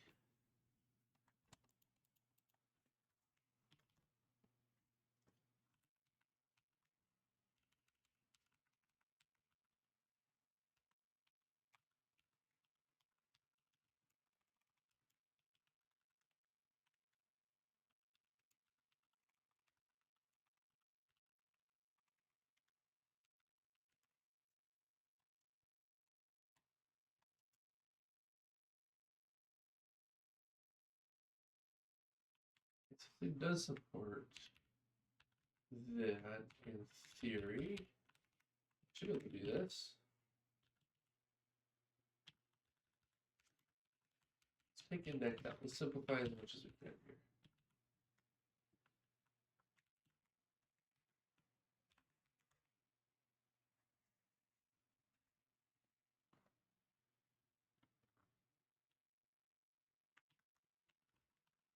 index.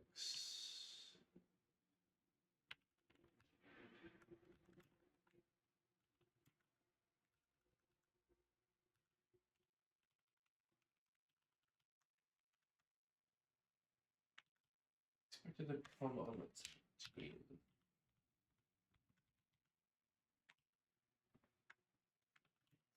Why would line 17 expect a comma? Format string, index, incremented, line. Is this so hard? What is this thing doing?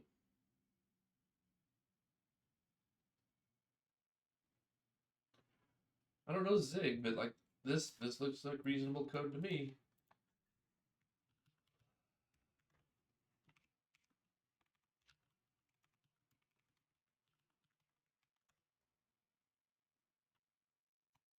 Expected 2 arguments, found 3 on line 17.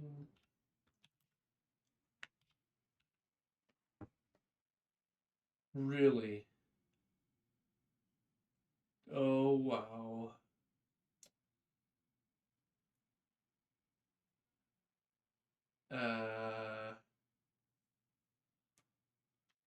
Okay, so this is not a pizza. Huh.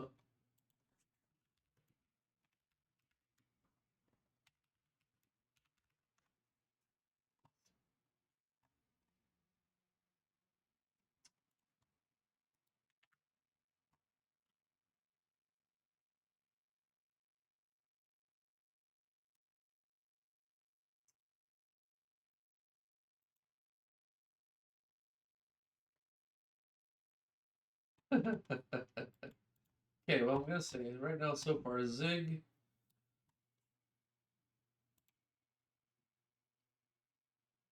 is not making me any friends right now.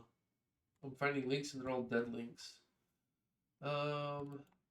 Console writers.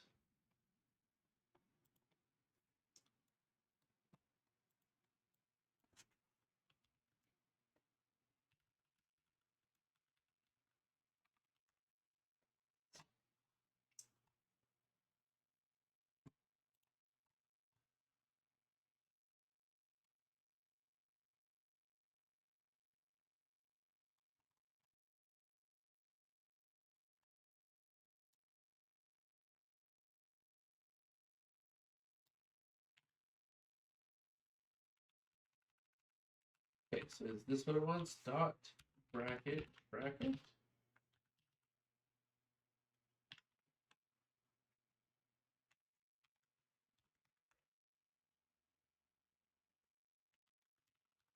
Is that what it wanted?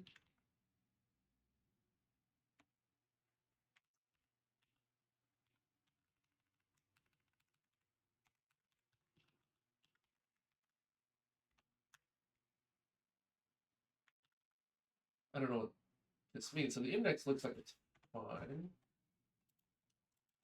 Line. Okay, so then we're learning, we're slowly learning. So we have to do dot struct. What? I'm not sure how I feel about this.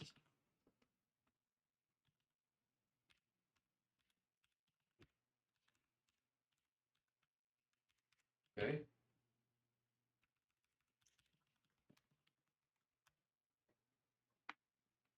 Expected expression, it found a square bracket, which probably means this plus plus is still causing me issues.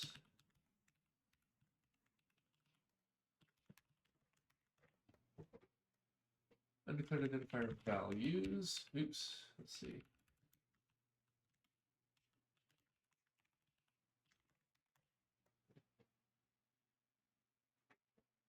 Invalid character.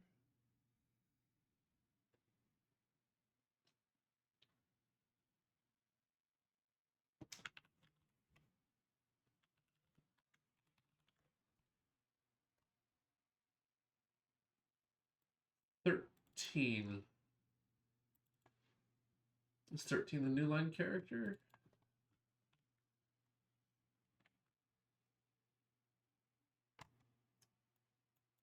order number 13. Let's ASCII 13.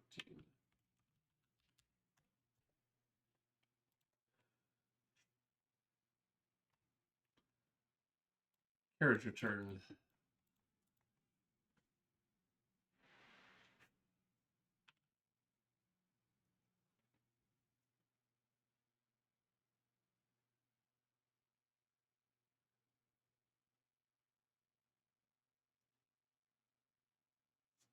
I'm assuming that's what it's complaining about here.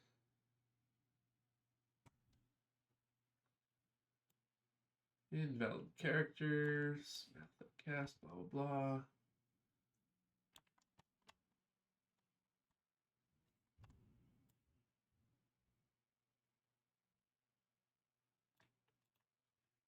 blah. Okay, Zig.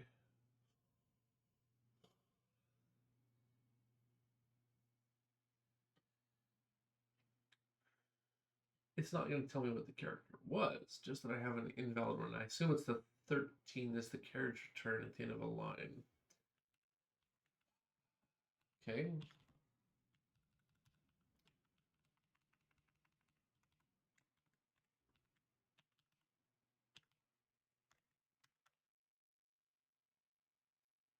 Single quote found.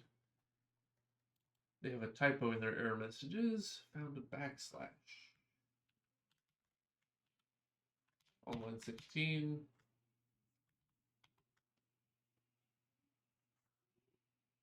In stream. Buff reader.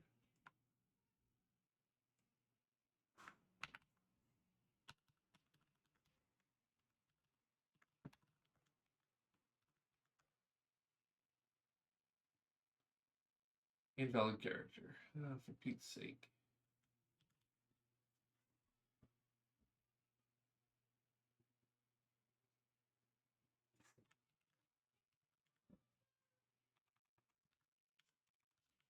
Is there invalid characters in here I should be worried about? No, not particularly.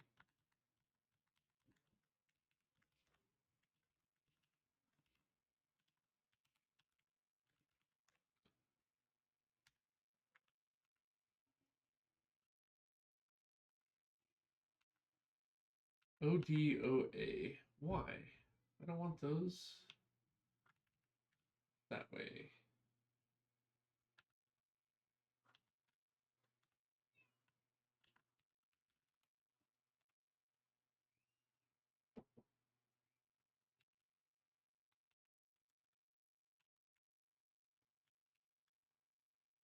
Why is it CRLF? Not that that's the problem. Okay.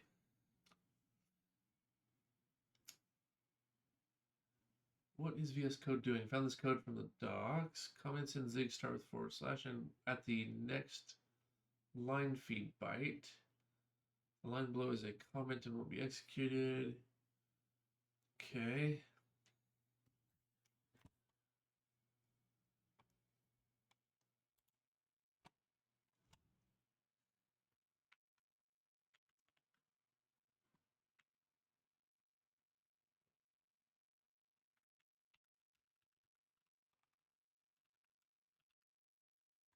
Next line feed. Line below is a comment and will be executed. Another comment.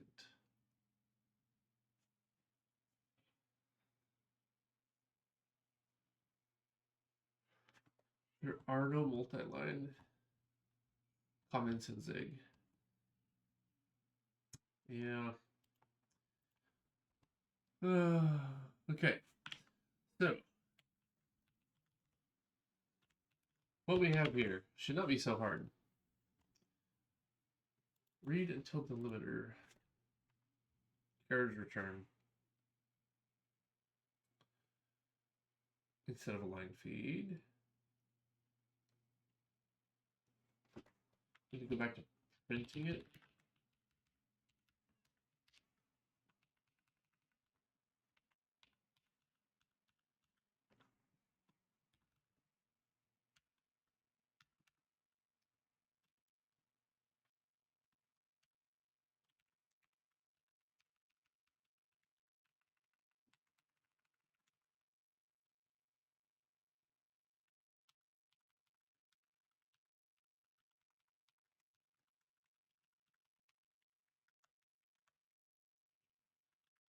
and use local variable. I'm much less concerned about.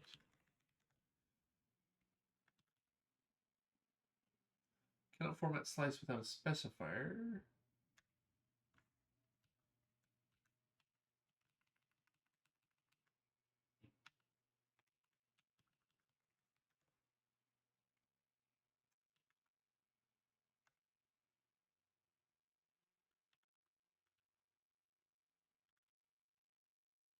That feels backwards to me, like this is the index. Oh. Okay, that'll feel better. No, it won't. Okay. Trying the rich text box module in WX widget. Cool, cool. Okay. No multi-line comments makes me a little sad, but that's a separate concern. This print statement is a little bit bizarre to me. If I do this,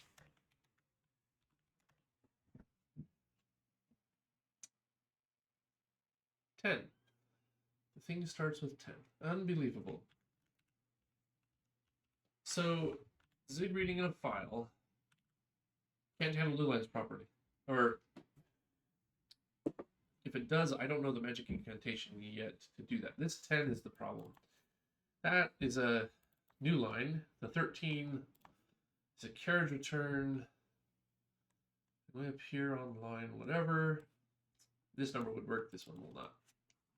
Okay, so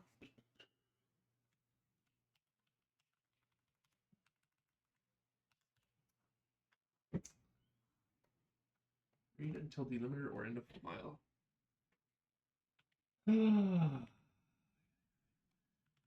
So Zig buffer reader. I'm sure once I know the secret incantation. What if I don't want to buffer? Fine.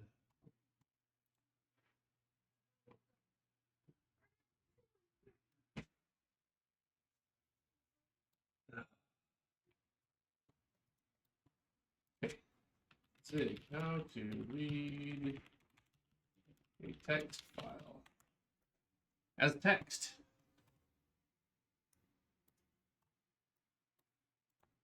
Yeah, I think there are some language issues that I'm not sure.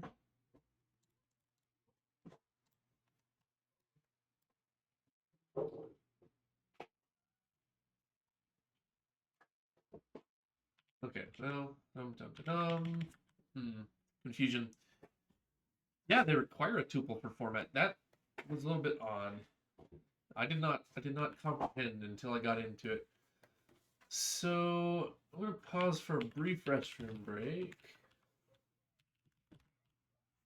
Oh, good gravy! Come on, stop it.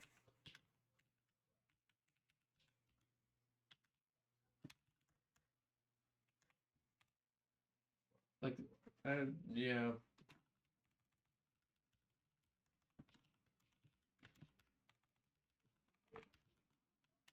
All right, I'll be right back.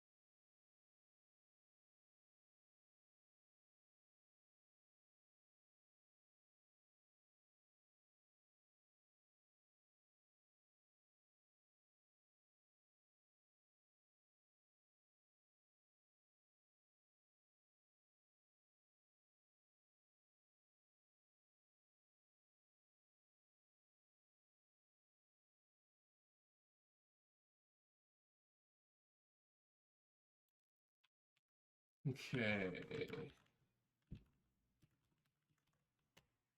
We're slowly figuring things out, but just not sure.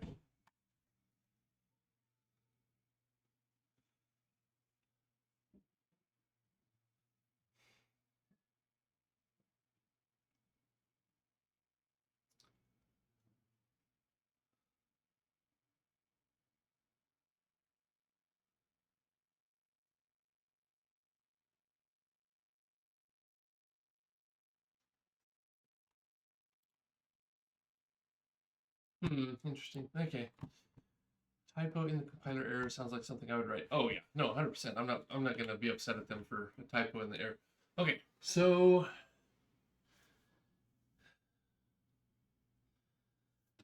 because my text has carriage return and line feed, which yeah, whatever, I guess.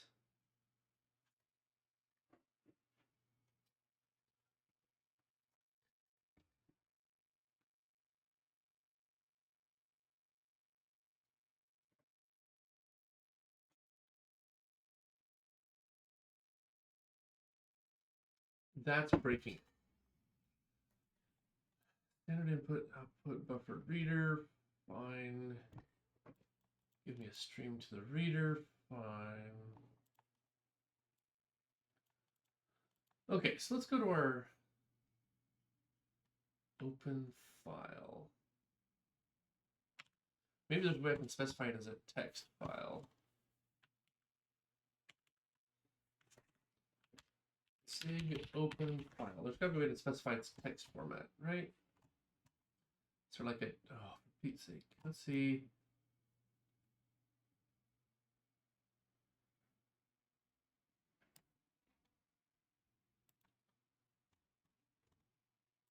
Create file read equal. How about this is it? Dot read equals, well,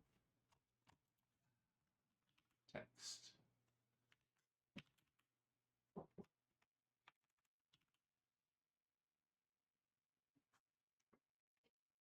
Like line endings either need to be handled gracefully at one point or another. Where do I zig line endings file read?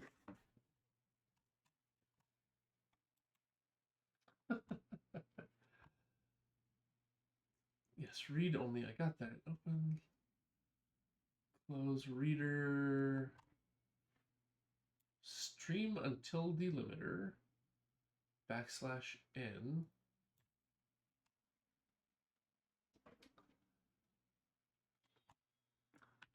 Not sure I understand.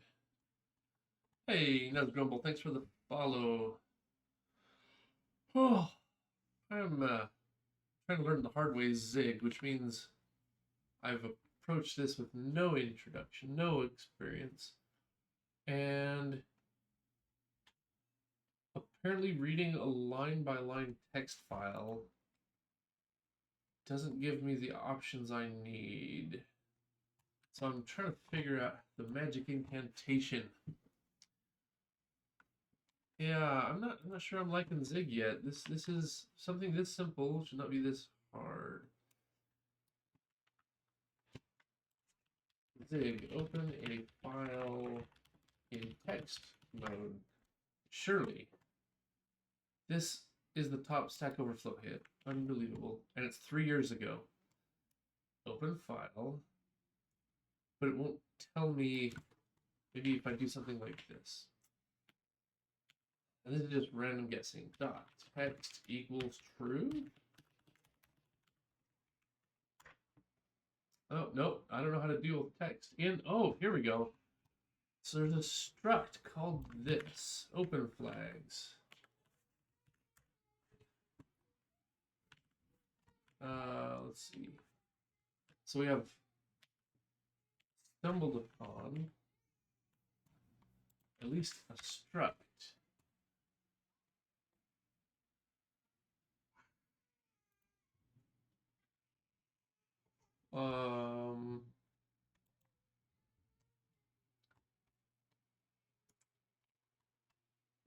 read. I would like.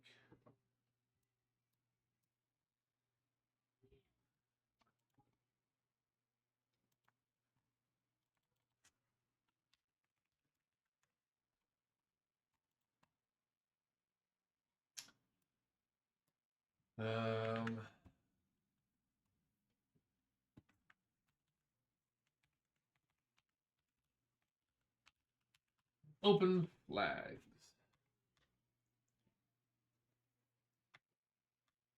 What are the open flags I'm allowed here?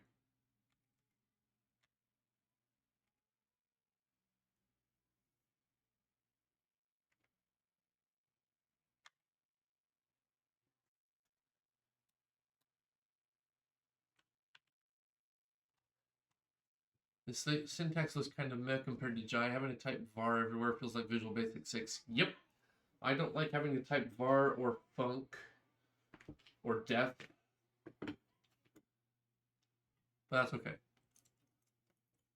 I would like to try Jai, but no response on my request yet.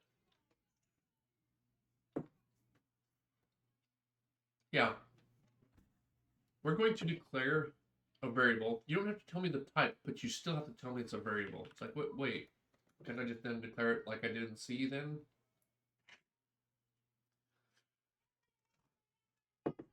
File open flags.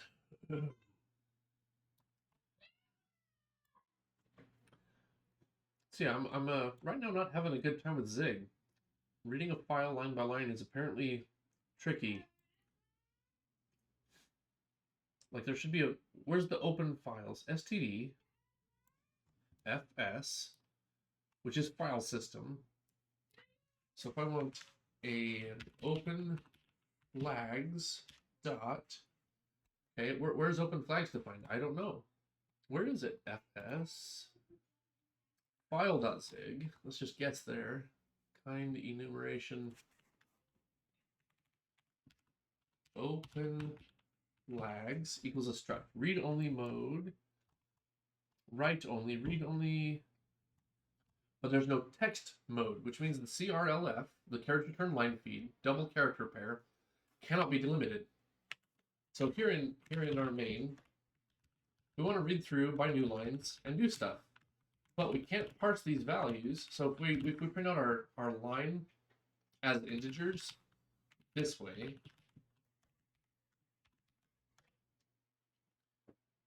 it's failing because I put in a field that doesn't exist, even though it should exist. Thank you. This 13 is a lot carriage return. So if I say, okay, well, why don't we delimit on carriage returns? There we go. What I get instead is, here's the line feed from the previous line. So I have CRLF in my file. That's obvious. But Zig apparently, like, how is open file? Maybe the reader, buffered reader. I need a place to either can do a text conversion, which everywhere I've ever been is part of opening the file, or specify two delimiters, which you can't do here.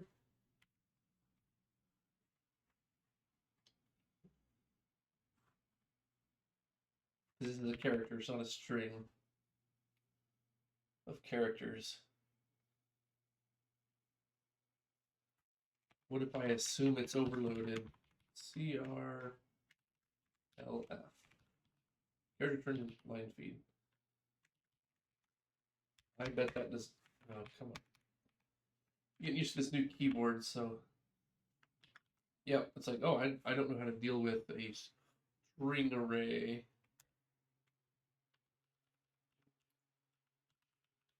Okay, buffered reader, std.io.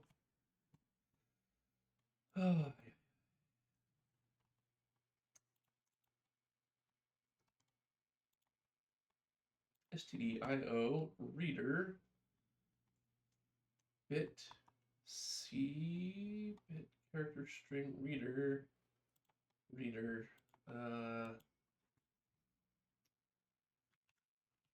text. Is there a way for me to have like a text reader? No. Read no end of file. Read a whole array list.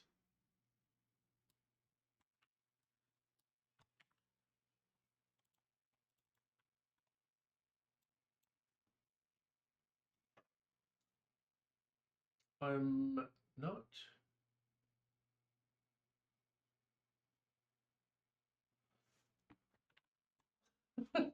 This is okay. Zig. Read line by line with carriage return and line feed.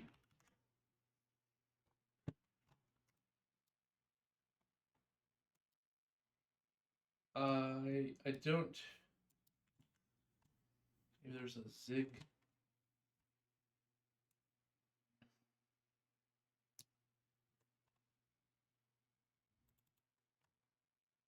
When you read in, what you finally get is when the file path is you sometimes get whenever you put the string in to a terminal, the backslash r shifts the cursor back to the beginning line. That's why the JSON part is misplaced.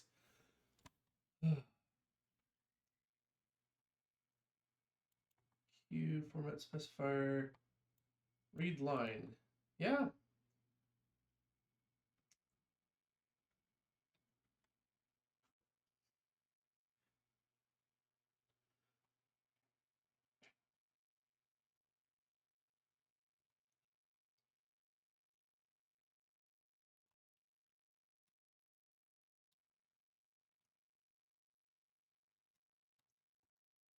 Okay, so I'm basically looking at a get Zig bug, and this guy's agreeing with me. On all platforms, the standard read-align functions should always consider CR, LF, and CRLF to be line terminators.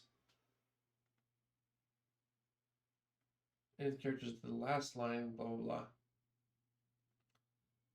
Yeah, so I agree with this guy. It was before the Unicode era. Yeah, screw Unicode, flippin' heck.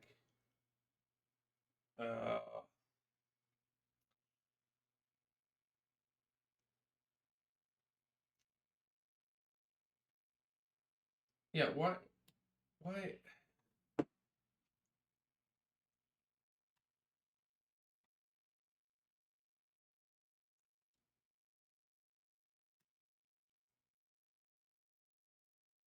Honestly, this doesn't look like anybody's bothering with this, and this bug has been open since October 20th, 2020, which blows my mind. Is Zig a real package? Like, is this a real programming language? How can it read in a file and not handle end of lines normally, like a real human being?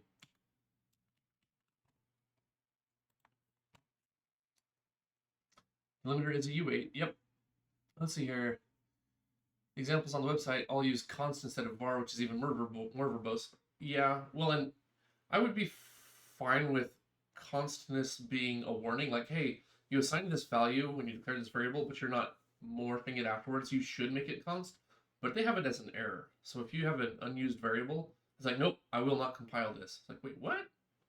Maybe it's trying to convert JavaScript programmers to a systems language. Haha. Well, yeah, there are times when I don't mind not declaring your types, but I do feel like this var thing is a little nonsense. Function that takes a string to allow multiple delimiters. Yeah, usually I just save all my data files with Unix new lines, though. Even on Windows, you can do that trivially in VS Code, for example. But yeah, I can set up my Emacs to do that, but I shouldn't have to. Like, this is fundamental programming language stuff, and that ticket's been open since 2020. That's 4 years. I don't use VS Code, so I can go through my file and change the line endings. I can do that. And then we at least get through this bug. But this is just making me mad now. Like, Zig not handling CRLF in anything like a normal fashion.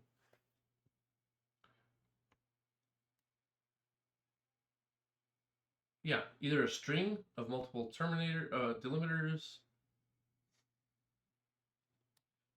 Okay, well, let's look at their, what do they call it? Tokenizer? Zig. Tokenize. Maybe that gives me some options.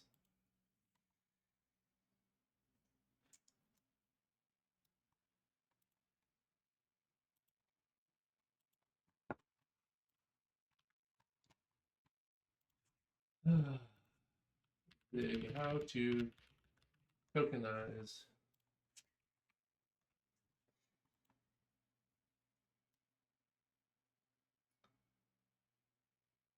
Split, maybe I want to split. std.mem.tokenize.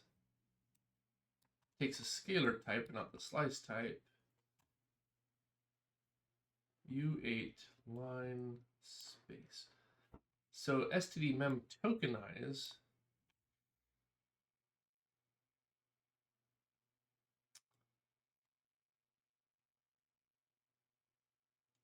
U8 line thing.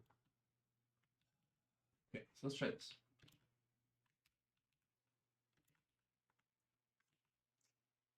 Gosh, this is just why can't Zig read CRLF? Zig purposely does not parse carriage returns or tabs. What? When this is brought up, people tell you to use a separate program to format it before compiling.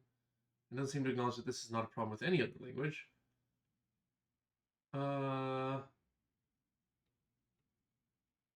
To suppress discussions about coding styles. Okay. But that was 2024 and Zig 1.0 is not here still. Okay. Well, Zig CRLF delimiter.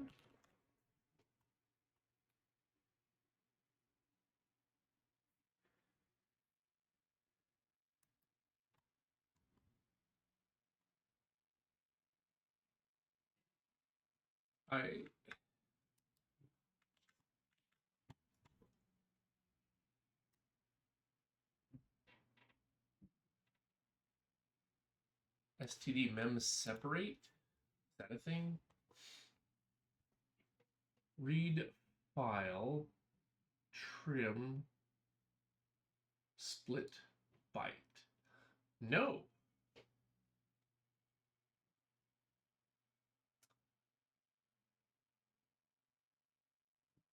std mem separate. Okay.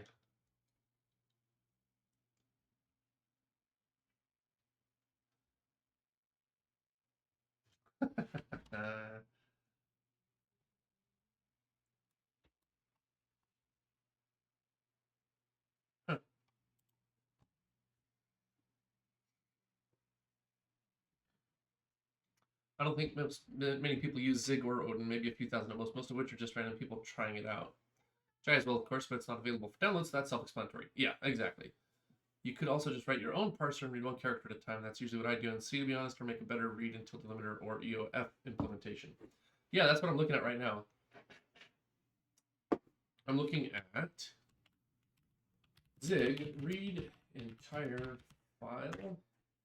I just want to slurp the sucker. Let's just do this. I don't want to do it line by line. Okay, so Zig has some A, documentation issues, B, some definite usability issues. I don't want... Embed file is cool. I would love to have embed file, but...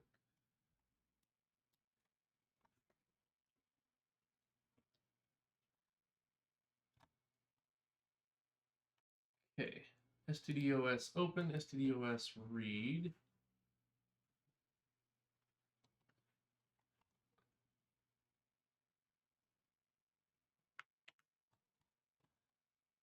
Okay. All right, well, I thought this would be easier, but now it's very hard. Open file, defer file close. Fine. read returns the number of bytes that were read, which can be less than buffer length.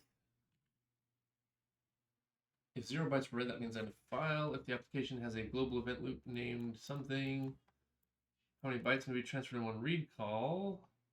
Don't care. Assigned C as a return value, and stuffing the error codes into the last blah. So read file descriptor buffer.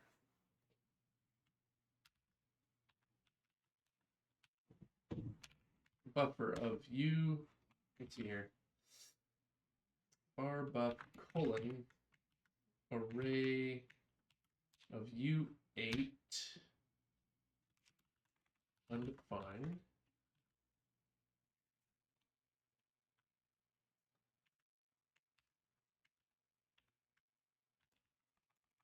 bar size equals std, no, file.read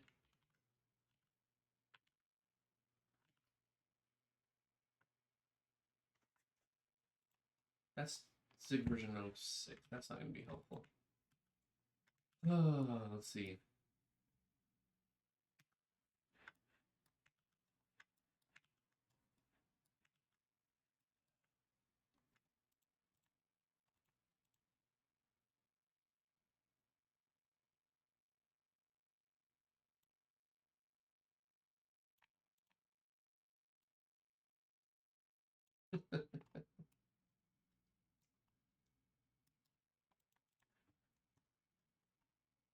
One of my main issues is that the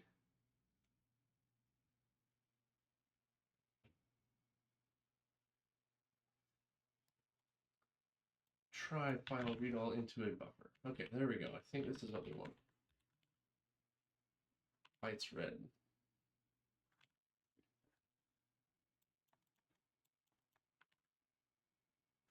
Okay.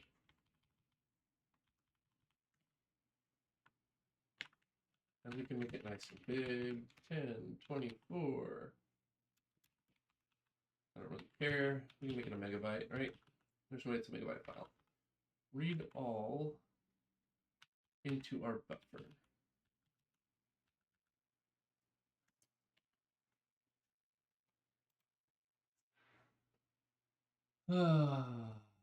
I'm a fan of killing CRLFs. Yes, I agree.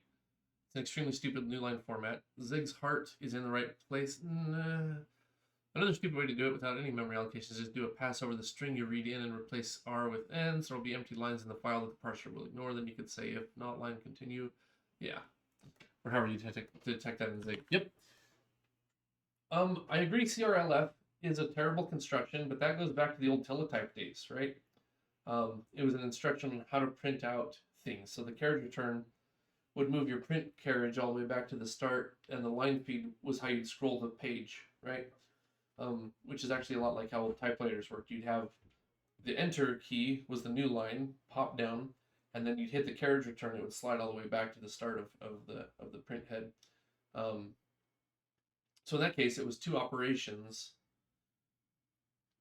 for one to move all the mechanics to the right places. And that is an unfortunate holdover from back in the day. But the fact of the matter is, if you're doing all of this lovely, lovely cross-operating system stuff, why are you not doing this cross-operating system thing? Why can't I do a CRLF? Anyway. Values index. All right, time for bed. I know the history, but it doesn't give me any nostalgia or love for CRLF. No, I agree. Time for bed for you. See you tomorrow. All right, see you tomorrow, Dravest. Okay, so reading a file in Zig is apparently much harder than I thought it would be at this point, given that all of the bugs I'm running into, not bugs, all the reports are from 2020. So that's a little saddening. All right, so while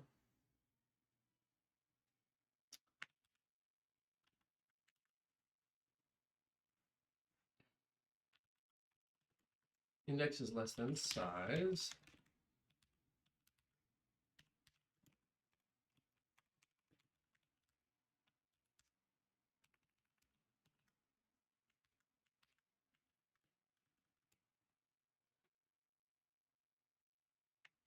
I also need a new buffer. Let's see here. Var stir buff,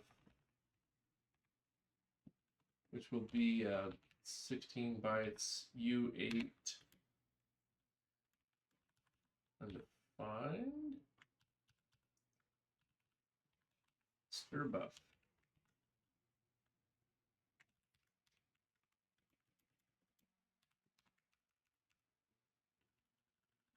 If buffer at index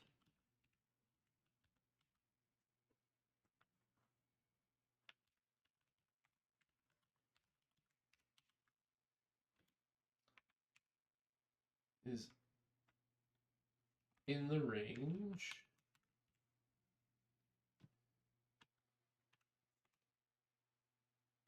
zero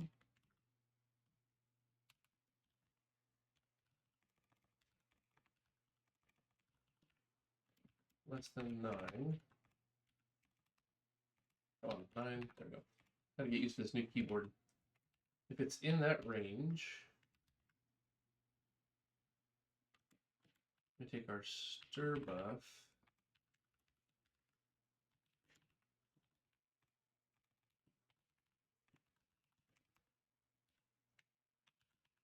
equals 0. All right, stir buff sub stir buff index equals our buffer at the index. Stir buff index that's equals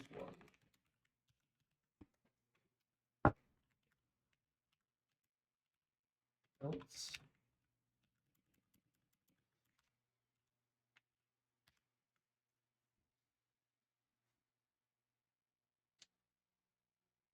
I don't think I can clear the stir buff.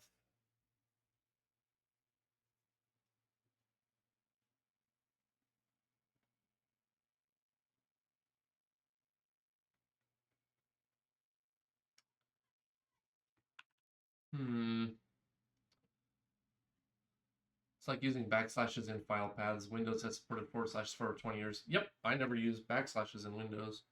There's no reason to ever use backslashes anymore. Yep. It's the wild language.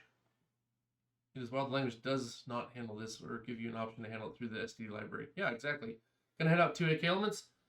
Yeah, no, I'm not too happy with Zig yet. You have a wonderful evening. See you later.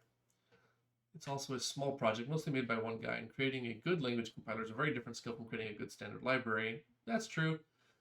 No. Yep.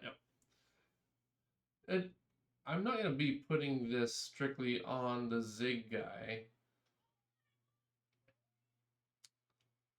I assume I have some usage issues where I don't know what I'm doing and therefore I'm approaching the problem wrong, but it seems like reading a file line by line should not be this hard. Like, I know how to read a file byte by byte or you know, walk through a string byte by byte. That's not a problem, but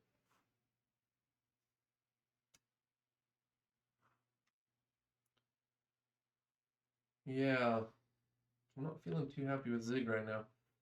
All right, so let's see here. Otherwise, if string buffer index is greater than 0, we're going to do something. Let's see here. Zig, how to erase an array, maybe? No built-in function to erase an array. Create a new slice that excludes the element you want to erase.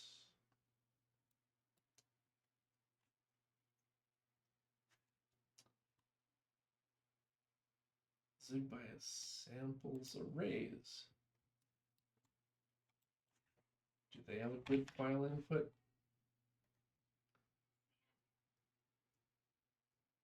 Assignment, integers, floats, arrays, pointers, slices, while, for, if, else, switch.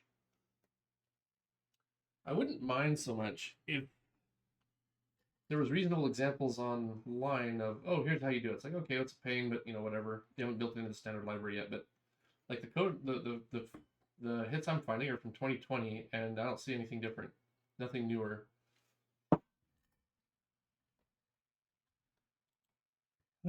Zig file.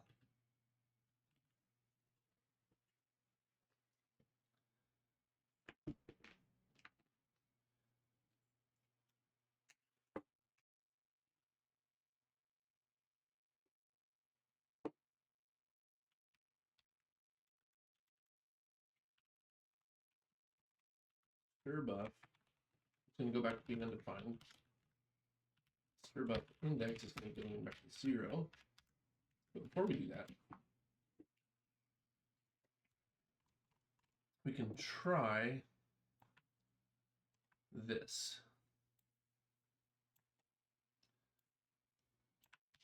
I think. The value at our index. Stir-buff.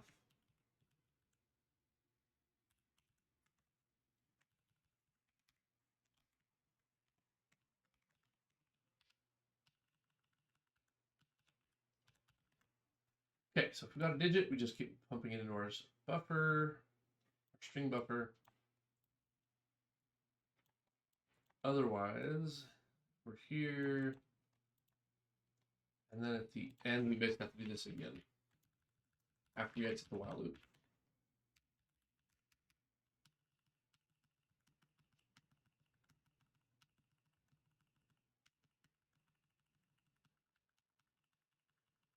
Except that we don't care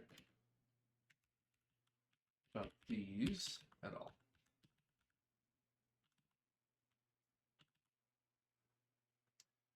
Am I missing anything obvious here?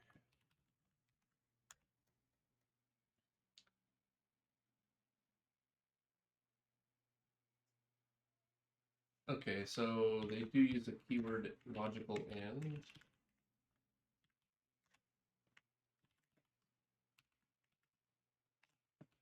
I approve of this one. Local variables never mutated. Oh my gosh, line 10.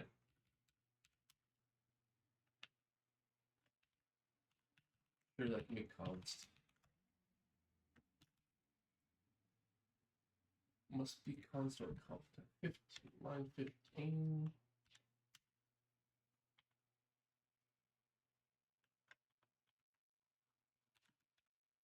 Unit 32.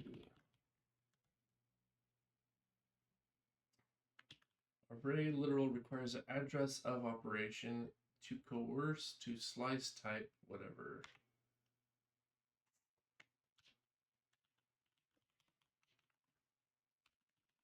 I think that's what it's talking about. Nope, in 31.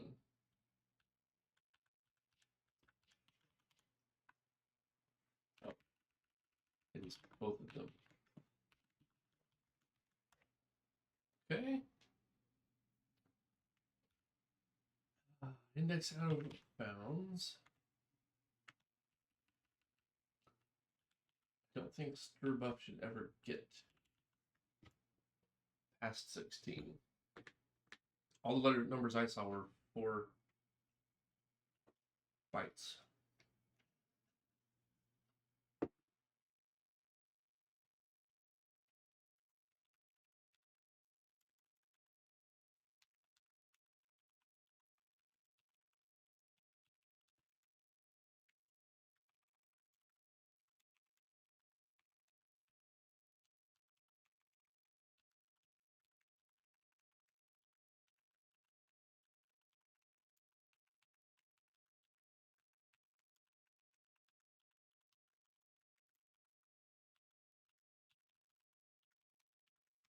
I thought I waited 4 years.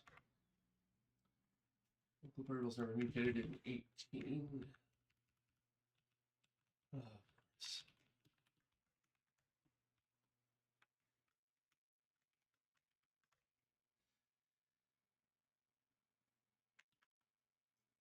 string buffer stir buff index.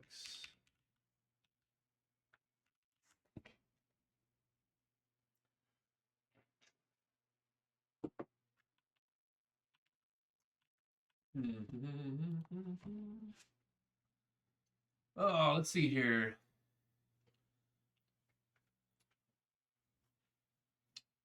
Maybe someone should make a GitHub issue requesting multiple limiters. They have, well, they have sort of have.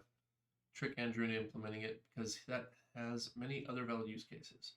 CRLF does break a lot of programs. Yep, so it's quite common to normalize new lines before loading files. Exactly. Zig should make it easy. Sure, nobody's disagreeing with that, but priority-wise, it's pretty low. It's pretty low if you don't want people to use your language. See films, howdy. How is the Zig coding language learning so far? Is Zig strongly or dynamic typed? It is strongly typed, but it does a lot of type inferencing, just like Dandy McGee said. All systems languages are strongly typed. It's not possible to make performant code with dynamic types for every variable. Yep, that's about the size of it. Dandy McGee's got a pretty good handle on that. So we're writing our own thing here.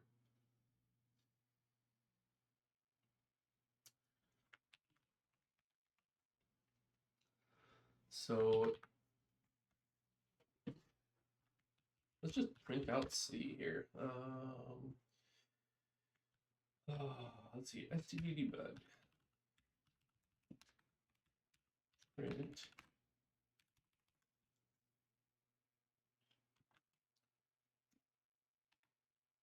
No, it's not much. Let's do the character new line. So D will be,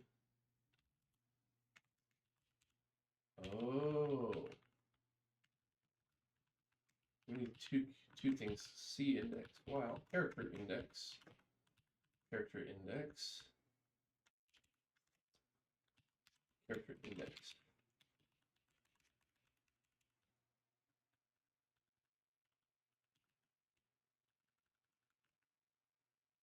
Values at index.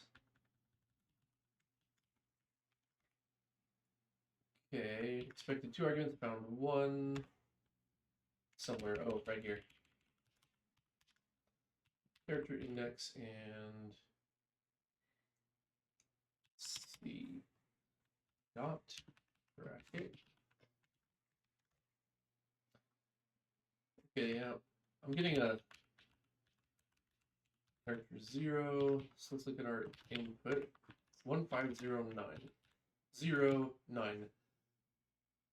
How is 9 not a valid character?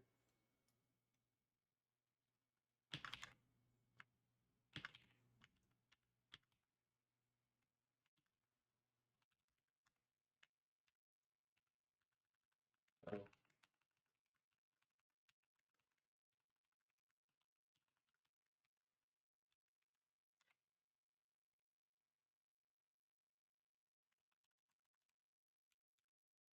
Okay, so it gets to 4.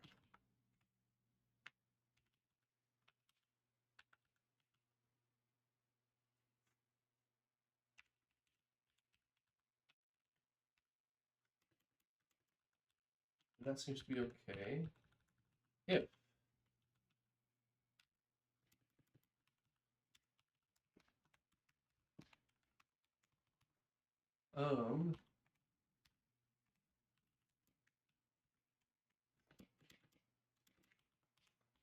try to make a number. We're going to do that is stir buff.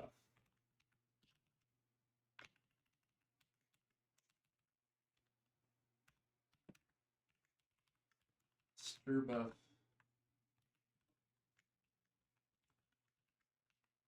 index.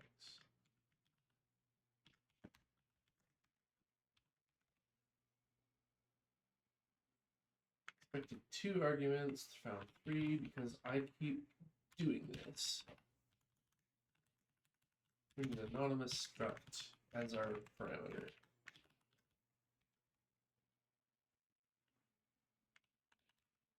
Okay, try to make this thing a number, error, invalid character. Okay.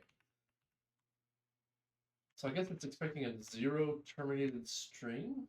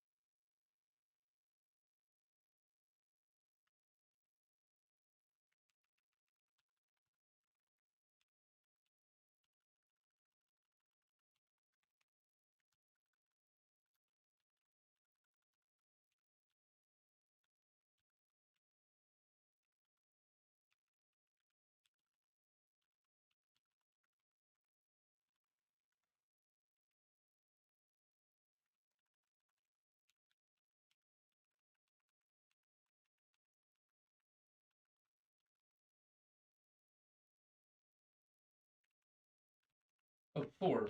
What is this 4? That 4 is the length of this array. So why is... What if we do this as a bunch of integers? Try to make 1, 2, 3, 4, and then a 0. And it's 4 long. It's not 4 long though.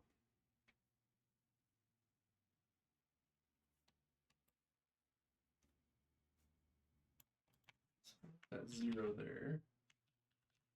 Oh.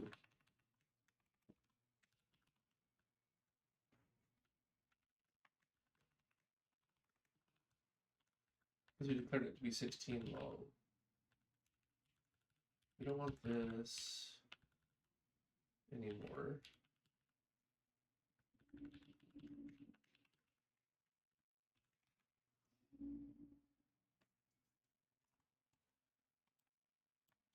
Parameter type declared here, following command failed, expected. Save 27.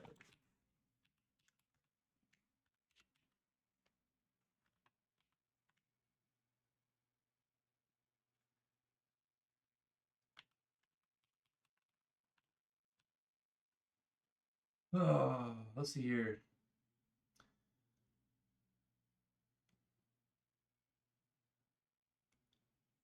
I don't think Zig is targeting new programmers, to be honest. I would never recommend it as a first language to someone.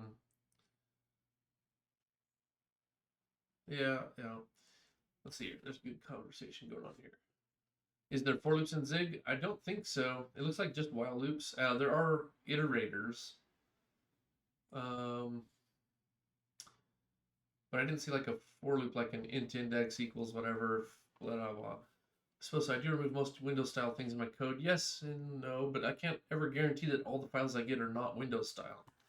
Still, of course, I think Zig is targeting new. I don't think, yeah.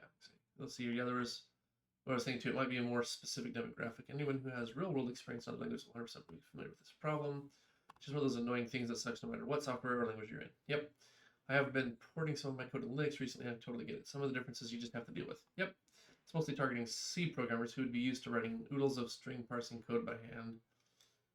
But even C has a version that takes multiple delimiters. Well, C will read in a file and automatically do the text conversion for you. Yeah, and stir tote. Not supporting multiple delimiters is premature optimization. Yeah. Yeah, porting code to Linux. Always fun. Yep. Okay, yeah, this seems like, I don't know. It seems expected type found other type.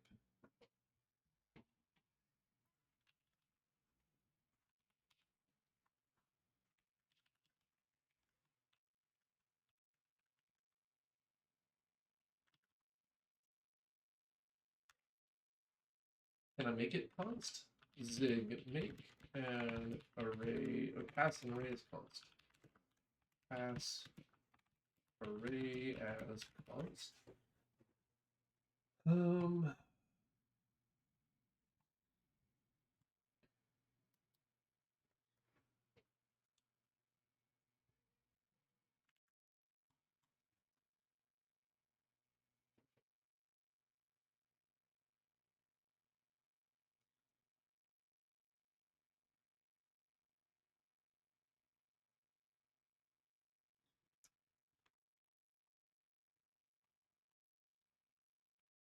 those roots are const. If only there was decent examples online though, like.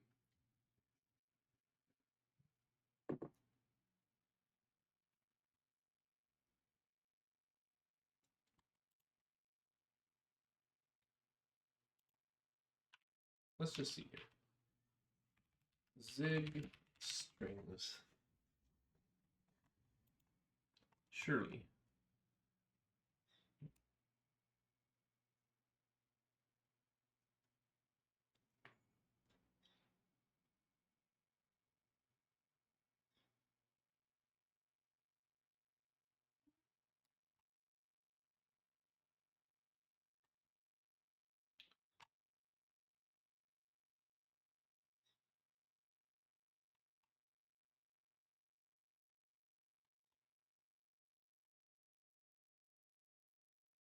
Immutable pointer to a zero terminated array of U8 of length 5.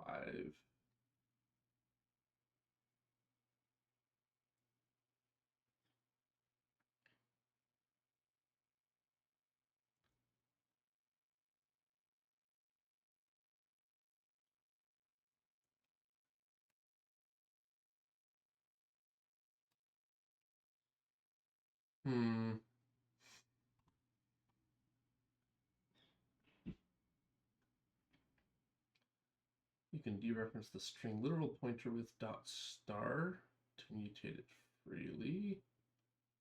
That doesn't make any sense. .star.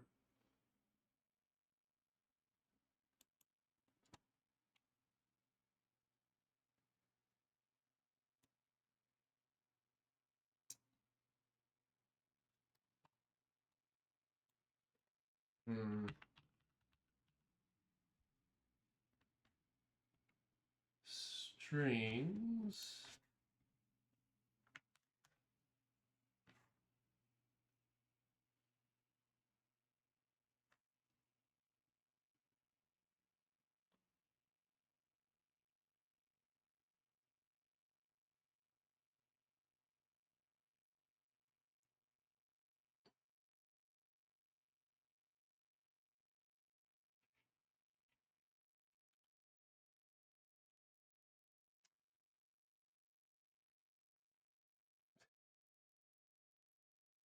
We can slice. I guess maybe that's what they want us to do. They want us to slice. Maybe they want to slice. Okay. You could just copy the implementation out of loop for multiple delimiters, but I couldn't find the implementation. It has a bunch of abstractions. GitHub search is third world. Yeah, no kidding. All right, I think we should do slices. I'm trying to figure out something simple I can implement in McFly. I've been asking AI for suggestions. Okay. Okay. Let's see. Let's get rid of that.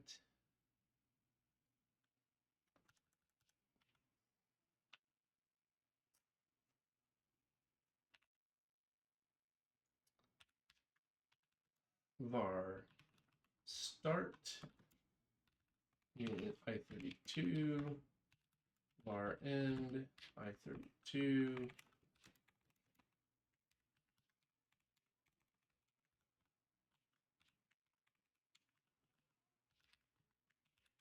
okay. For each character index, we get the character C. If it's between those,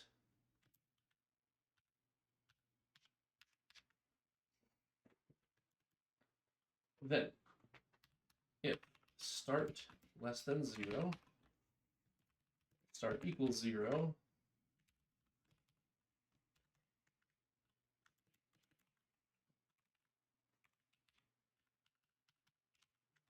and end equal start equals C index, end equals C index.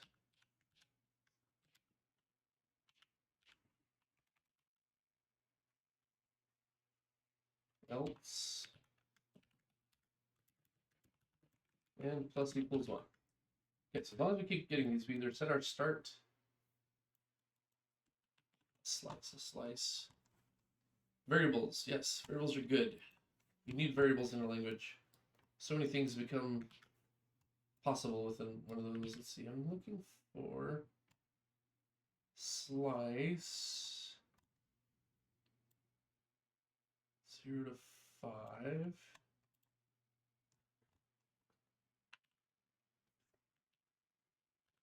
Otherwise, if start is greater than 0,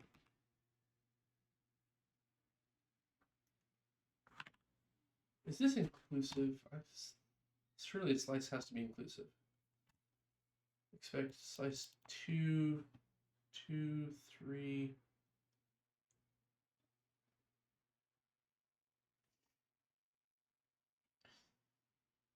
Slice 2 length equals 1.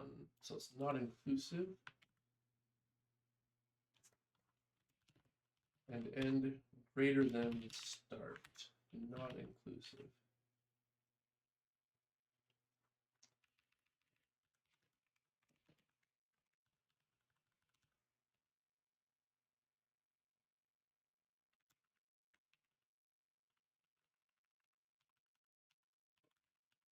Slice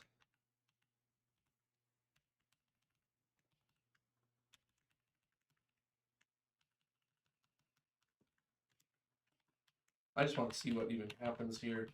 Start, end, and we take buff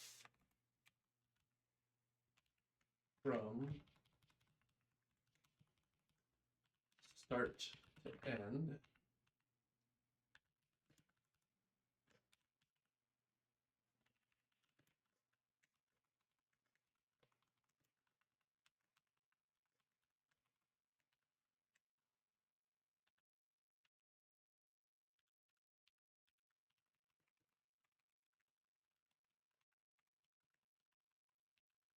What are the odds? Oops.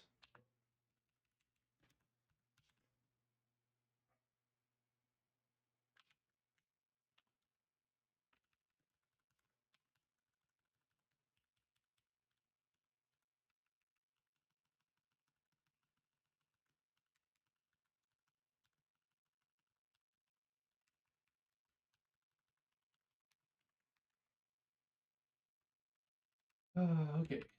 Expected type line 22.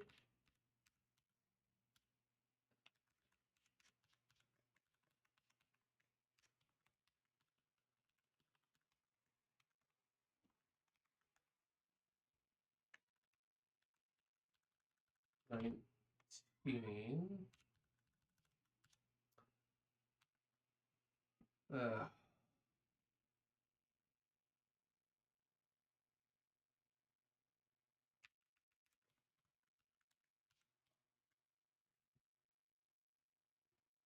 I can't compare.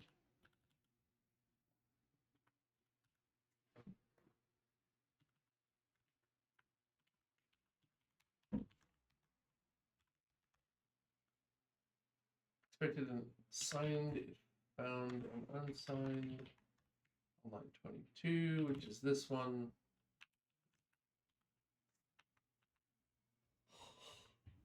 Oh, goodness.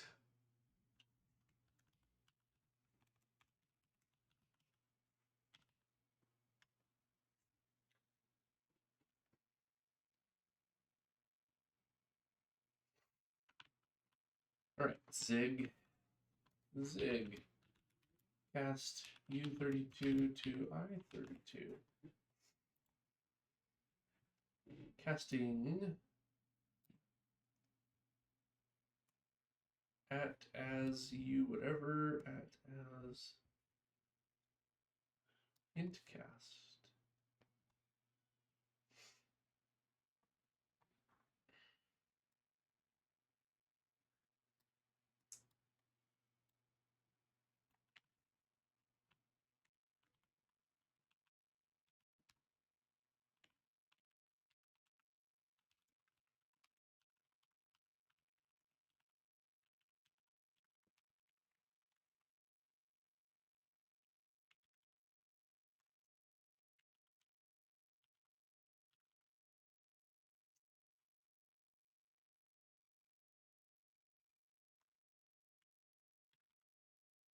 30, 22.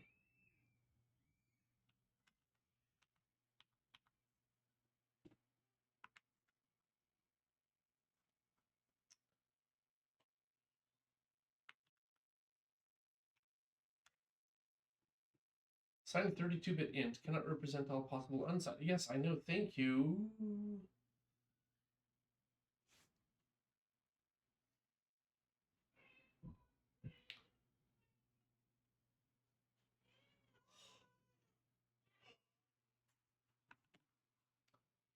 I need to int cast.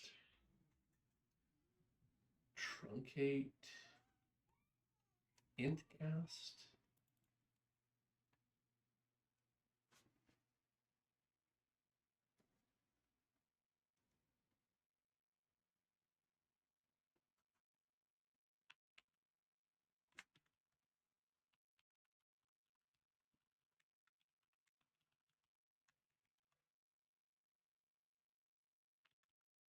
Regular argument found 2.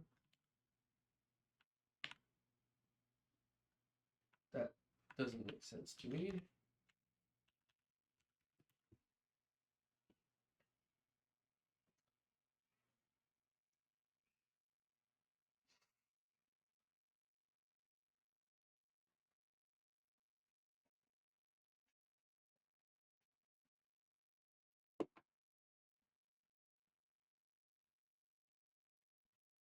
Did one argument found 2 on line 22, which is this one. How can this be one argument?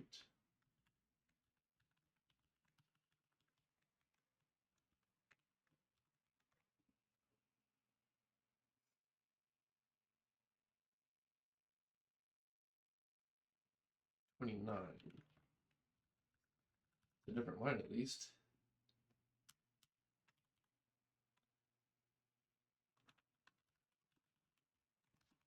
So the documentation is just that out of date.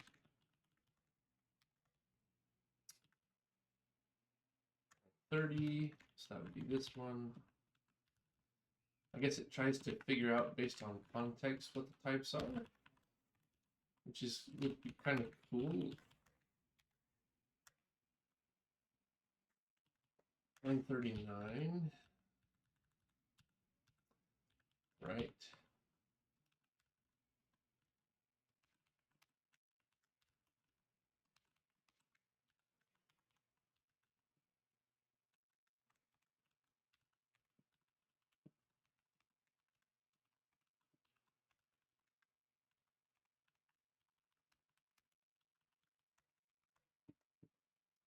Undeclared identifier int cast.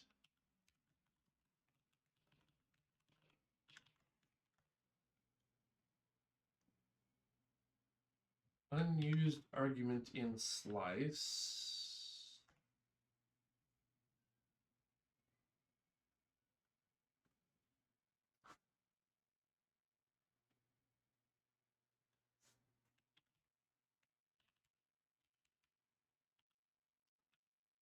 In format zig. So unused, that may be expected.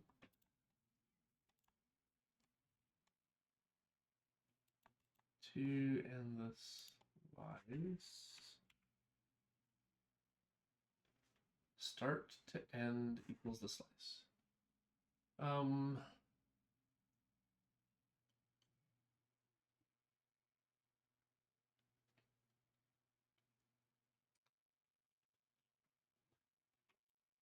D to D, so start to end, of S, which is a slice of this buffer,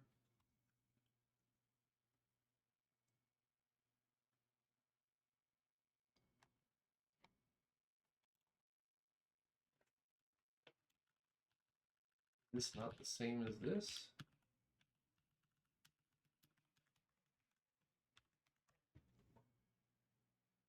Unused argument in slice.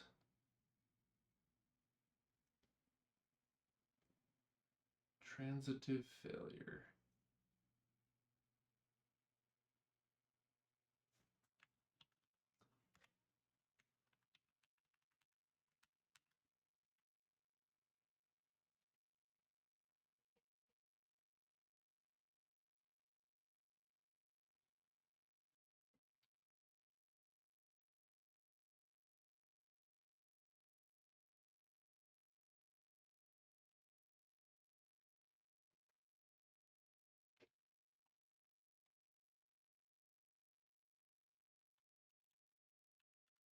This error doesn't tell me what's wrong.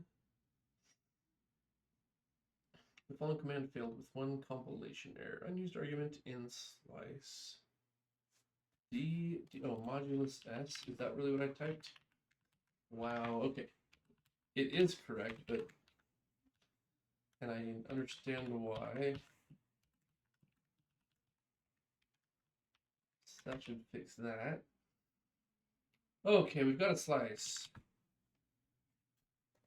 And does the first slice look correct? 1509, I believe. That is the slice. Okay.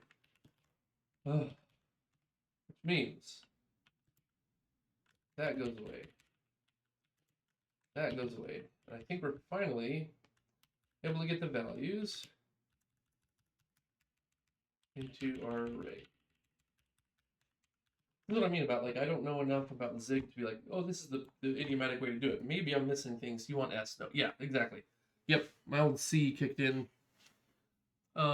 Gray Hatter, thanks for the chat. Yes, I just spotted that. Thank you. Printf muscle memory, exactly. Did that quite often when learning Jai, because its placeholder is modulus, of course it is, or percent. Perfect. Okay, so we've got it. Reading a file, finally, and dumping our values. All right, advent of code. What were we even doing? Prompt. Okay, so we got to find two values. So we're going to do a var. So let's see here. Gray Hatter, you have some experience with Zig. I'm a bit new to it, so I'm probably doing things wrong. We leave tonight. I am not on Linux. I am on Windows, which is what's causing me some of these issues. I am on Windows. I use Emacs. I do run a bash shell, and MingW Sigwin usually is my development environment.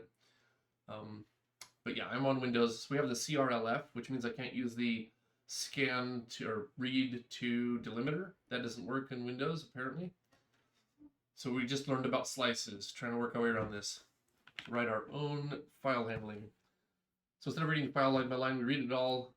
Now we're scanning through looking for contiguous digits and then slicing those to get going. Catch the trailing amount. And we did read that many entries. And I forget to do this. Oops, insert. So var index 1 equals 0 while index 1 less than, and I don't want index.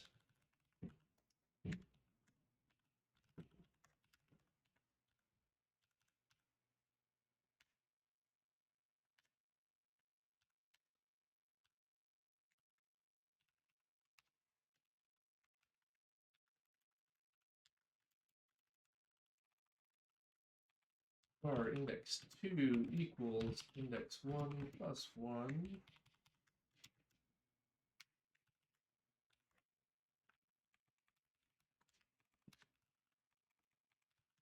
While index 2 is less than count minus 1. This should be minus 2. Oh, Ghost TY released today. I wonder about trying Zig on with Linux VM in that.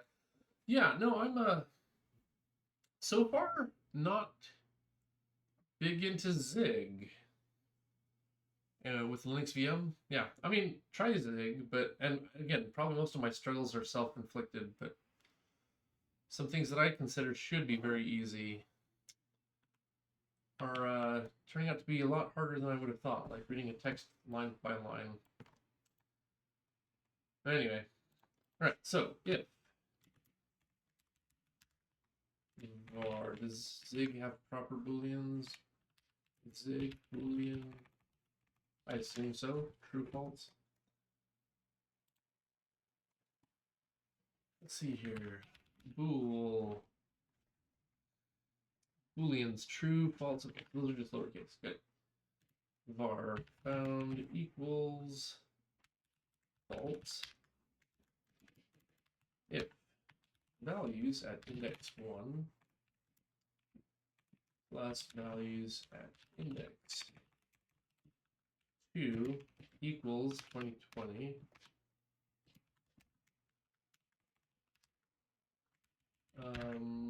Bar product equals -1, which should never be. Product equals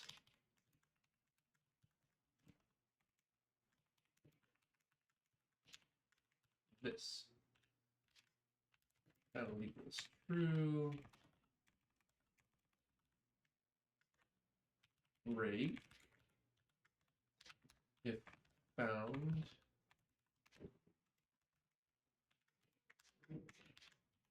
Break.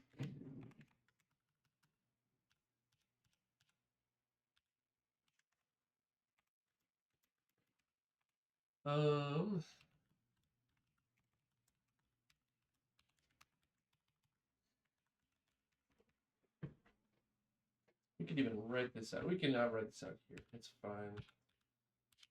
Let's do this. Move this up here. With this many entries. std debug print. Not modulus. Oh my gosh. D times D equals that muscle memory is going to kill me. Values. Anonymous structure. Sub index 1. Value sub index 2. And then the product.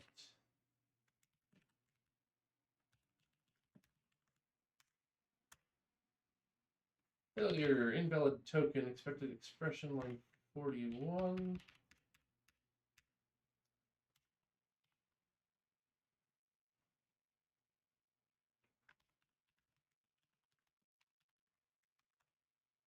There we go, invalid token.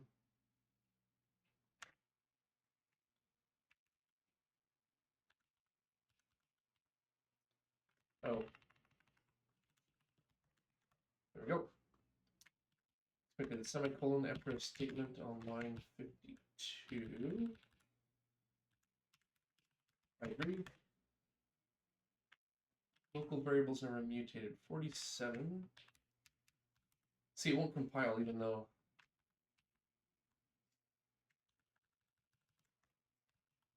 Index 2 plus equals 1.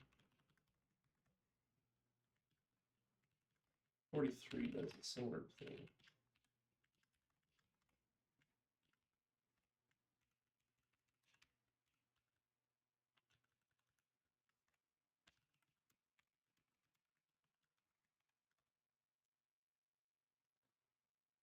Variable type must be const. 43.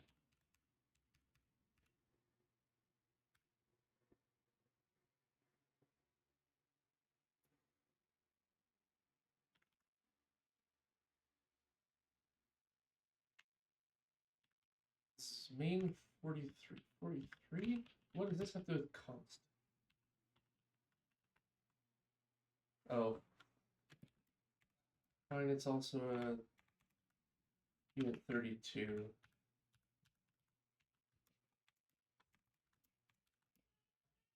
U32.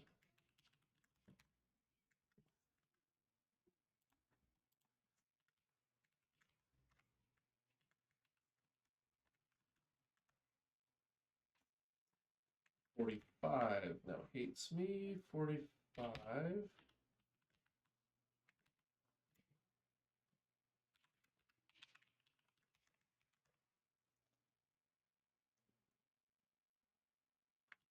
And we did not put a new line in our print statement. There's our answer. Good gravy. Okay, so we finally solved that little thing. Maybe try standard mem tokenize any. Okay. Let's take a look. Let me see. I can share what we're looking at since we're here. OBS browser. Click. There it is. So you're saying return an array that iterates over the slices of buffer that are not any of the items in delimiters. .tokenizeAny. U8. Not a space or a thing. So this is basically what I wrote myself. Right.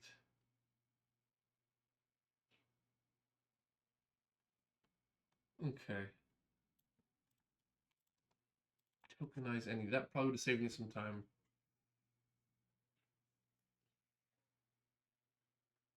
Okay. We'll keep that in our back pocket. I assume this is not the last time we're going to run into this. Okay, so where's our advent of code? No. No. Where did I put it? Sig.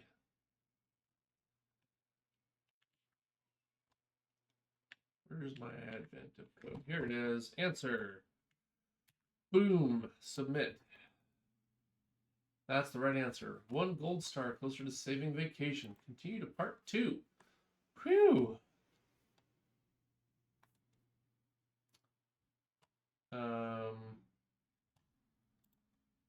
We did that. Submit. Return to day 1. Oh, okay. Got it. Got it. So we go to day 2. All right. We did it. We did one. Let's get our prompt in here.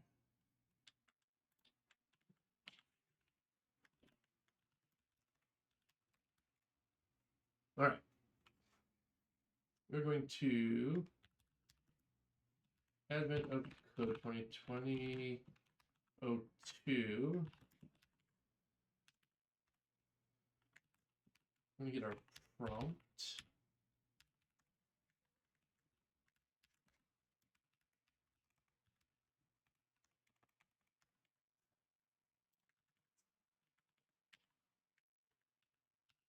Okay.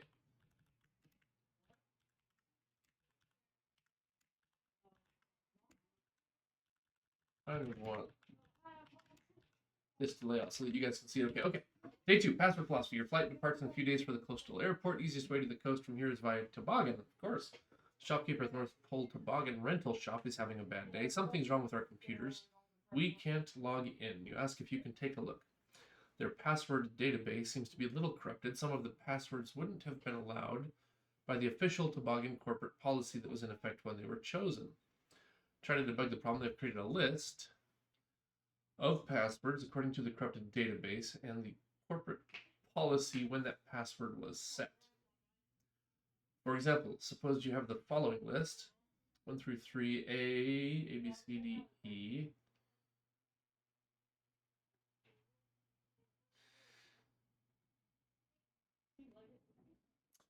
Each line gives the policy, the password policy, and then the password. The password policy indicates the lowest and highest number of times a given letter must appear for the password to be valid.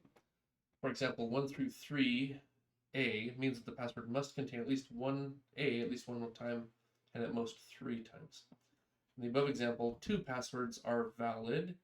The middle password, CDEFG, is not. It contains no instances of B, but needs at least 1.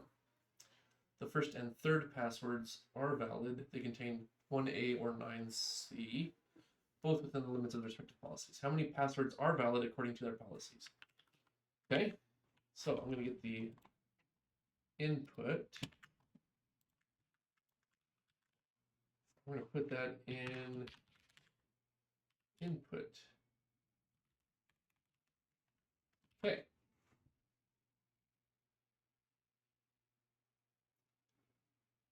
So we always have low, high.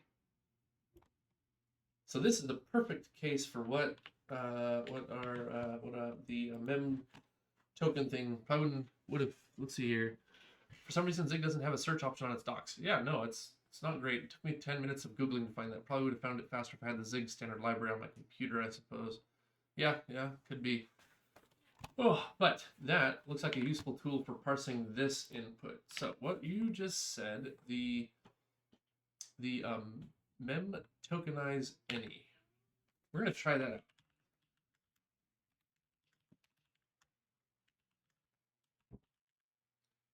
Why not have a shell? Really? All right, well, we're going to zig init day 2. We're going to go to the prompt, close this one, input, close that one. There's our prompt, there's our input. Main.zig, we are going to do a couple of things.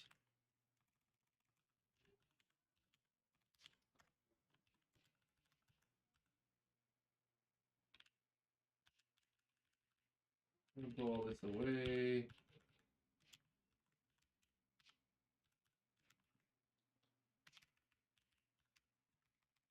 And put this all in here. We are going to read a file. We are going to read the whole file. And now we're going to go to exactly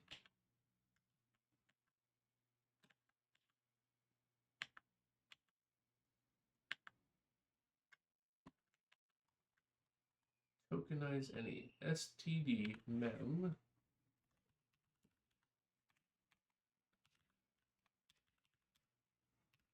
TokenizeAny.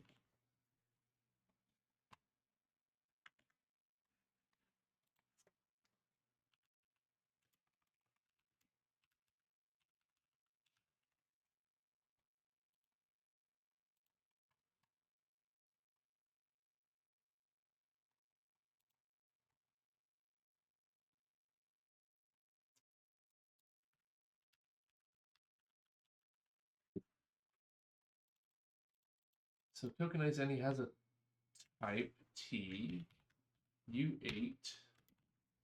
It takes a string, which in this case will be our buffer.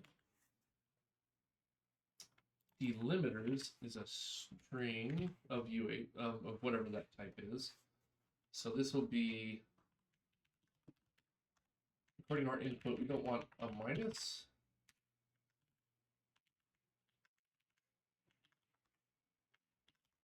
A space, a colon, or a new line. I think that's important.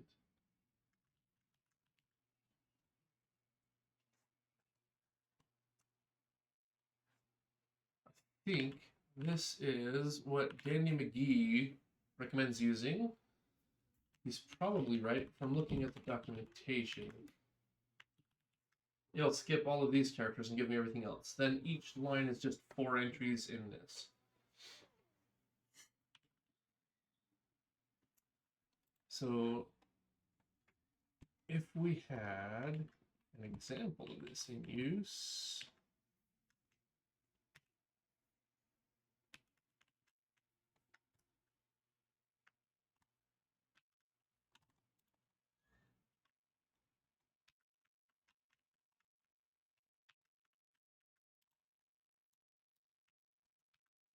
trying to find an old tab we had open.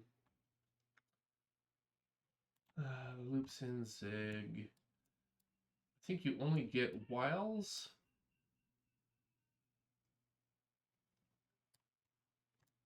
For, so your for loop would look like this, I think. For, where's the, this thing, entry. I don't like this syntax either. Oop, come back. This keyboard is getting me, I'm afraid. Okay. Var U8 state equals 0. Then we want var low to be, I don't know, U32 high will be whatever. We need a variable C of type U8. And then we need a password.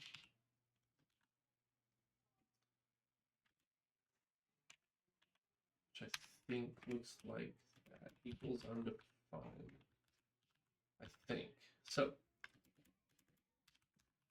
state equals 0.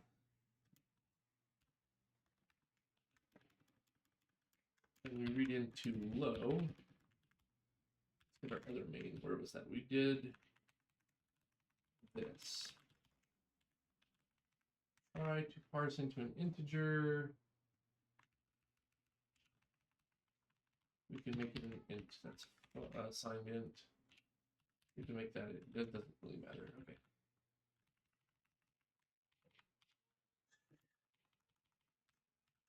Entry base 10.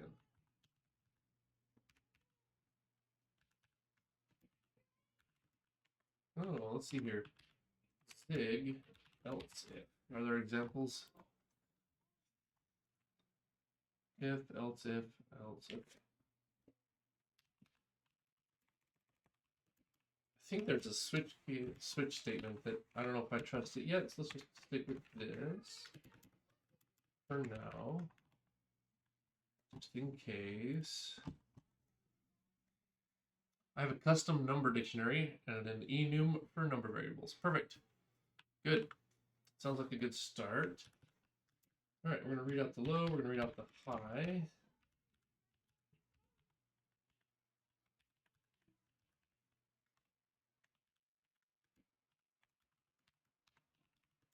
If state equals 2,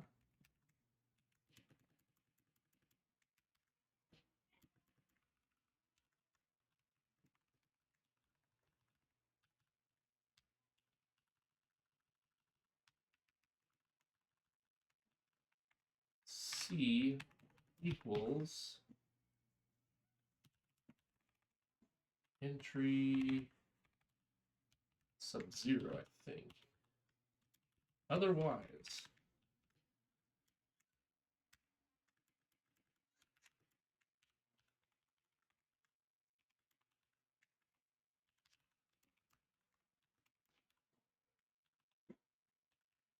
we don't really need this.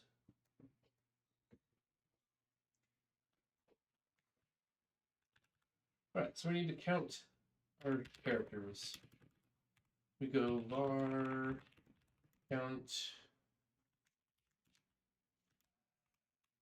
832 equals 0. Var index uint2 equals 0 while index less than entry dot, let's see, is it entry dot size zig slice length.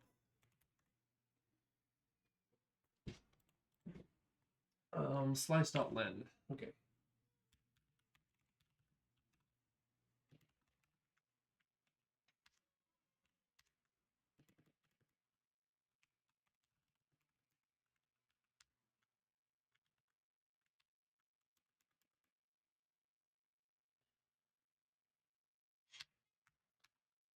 If entry at our index is equal to our character C, count plus equals 1.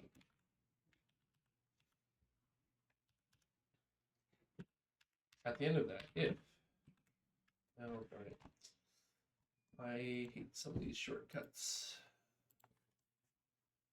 If low less than equal to count and count less than equal to high, var valid count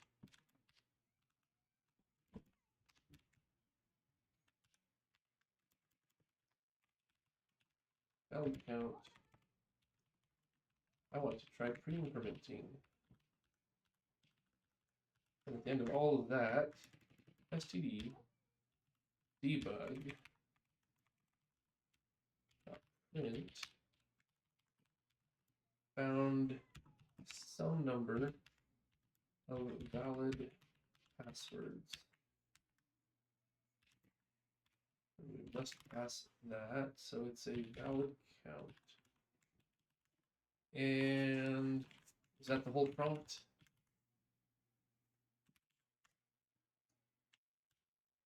How many passwords are valid?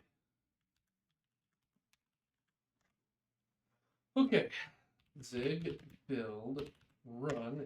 There's no way that's going to run straight out of the box, right?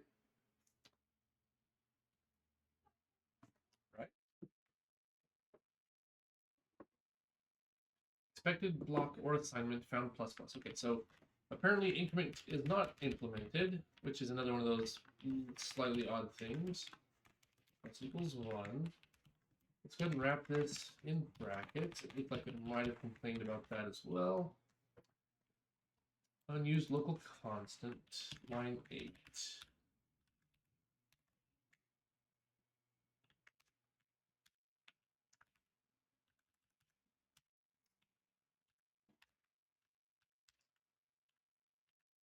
Try expect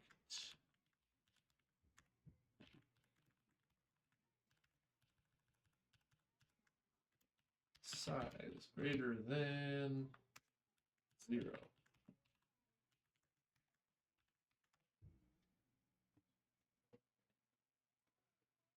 I expected a semicolon on line 10. I thought there was like a try expect somewhere. I have a data class for number variables. Good. I have number variables set up in my Lexer. Cool. Cool, cool. Gotta Lex those lovely, lovely numbers.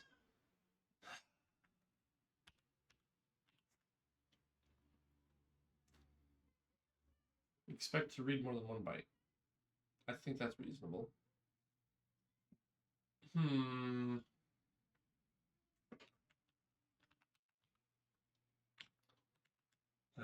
Zig try expect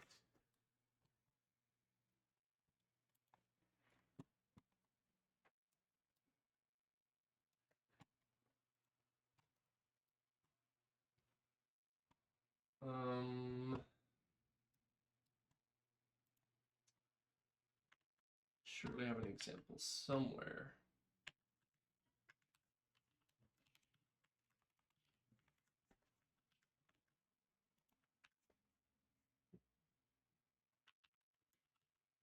Try expect. Oh, expect does that. Array little requires address of operation coerce to slice type.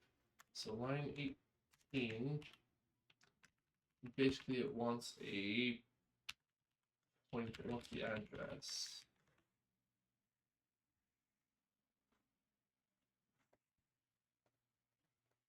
Is not indexable and not a range.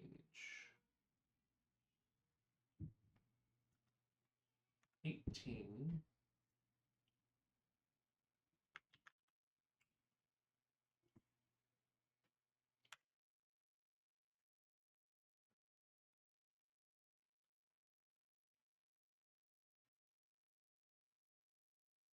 Not a range.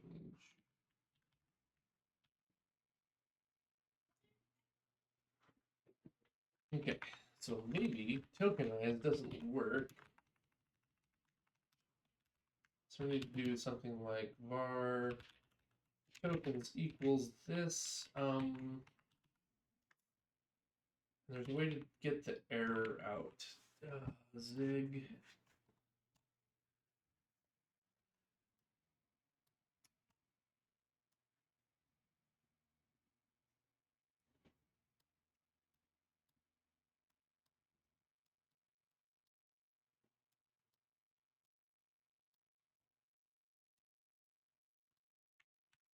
It's like a question mark symbol.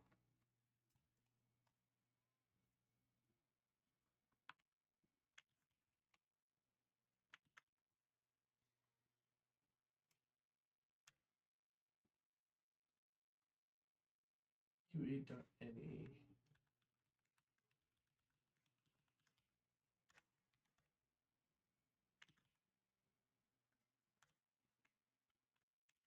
Sure, we can make it const.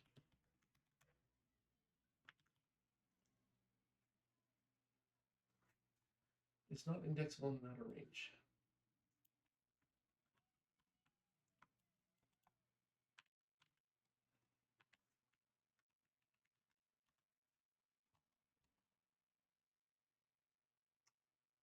So apparently I'm just landing on all the same issues everyone else is running into. It.next.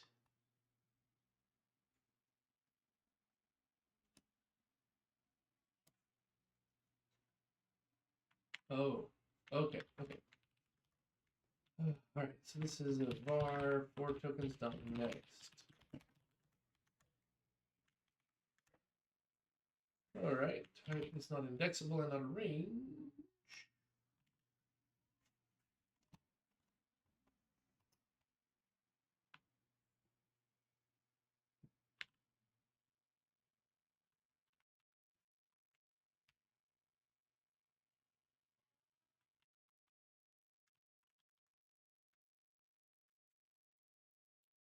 It's not indexable and out of range on line 19.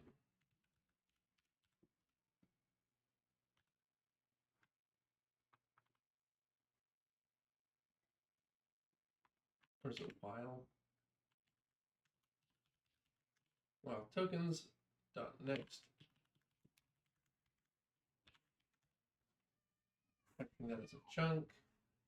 Okay, I think that's the answer. And of course, I'm still not printing with a new line at the end of the output.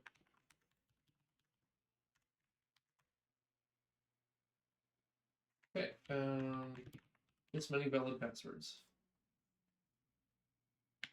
Are we starting to fight the language a little less? Yeah, let's go back to dear old OBS. Go to our advent of code. Where did we put that tab? It's in here somewhere. This one. And it looks like that many are valid. That's not the right answer. It's too high. I don't think I need help with the subreddit.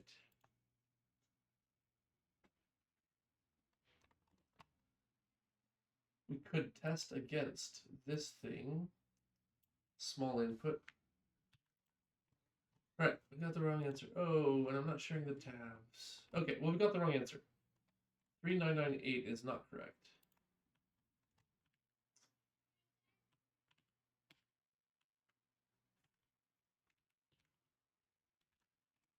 Input small.text.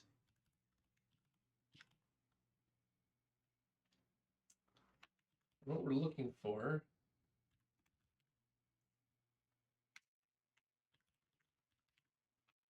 I need this one. Good heavens, come on. Main close. This keyboard, I'm just not quite up to speed on this keyboard yet. Main input small.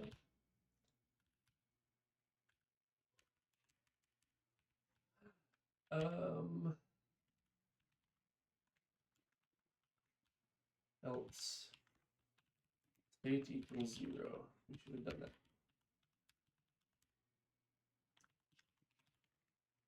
Which really could be a problem.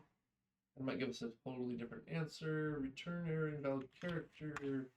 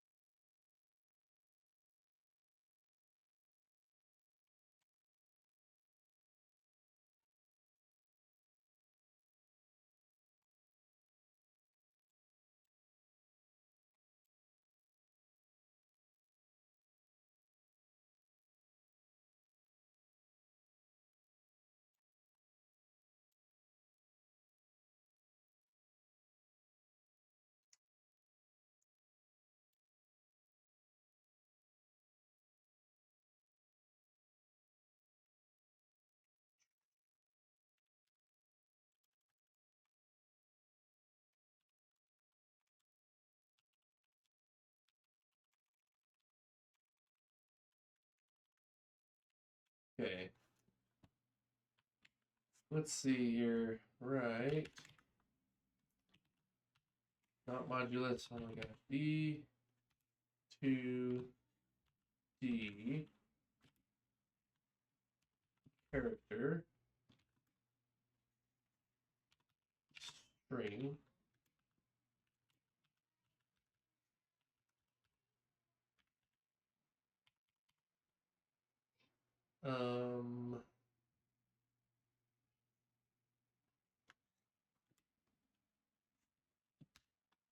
which contains this many characters.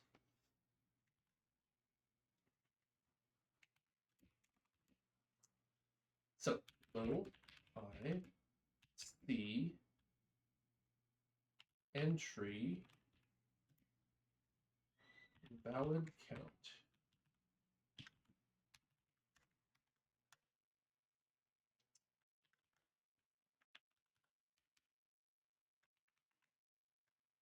Print, which also needs a struct.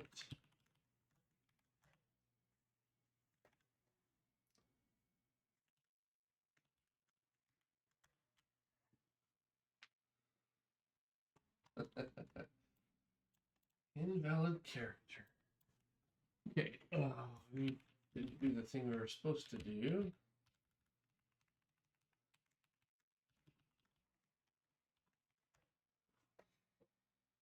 Okay, so we got our 3 entries. Invalid character.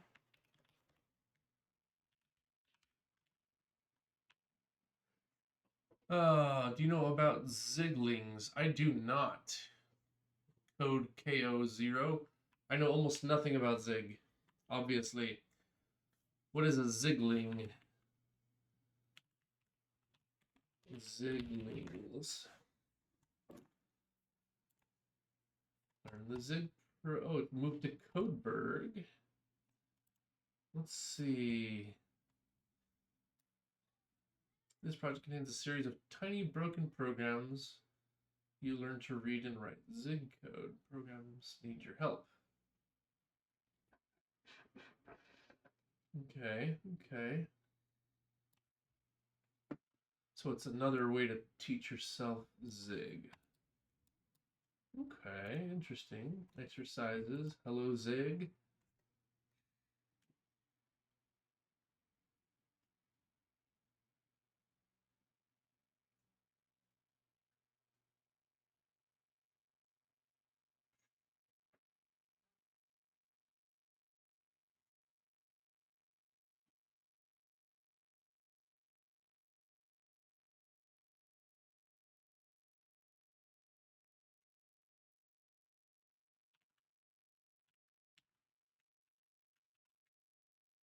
It does have to be declared public. Okay, all right. Okay. I did not know about Ziglings. We may have to come back around and circle around to those. All right. Let's see. So what is really happening here?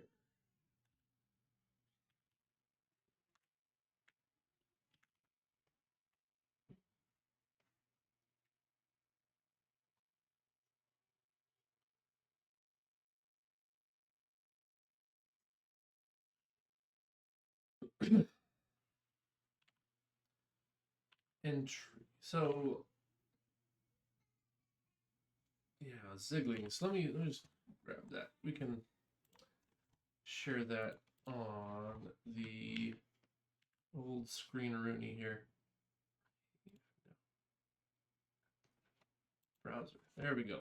So Ziglings is this. You can check it out and check out the exercises. It's like this one. It's like, oh no, it's supposed to print, but you got to put the word pub in front of this. A main function has to be public. So that's helpful. std. So, oh, okay, that's not hard. Assignment, blah, blah, blah. I don't want to read the cheat.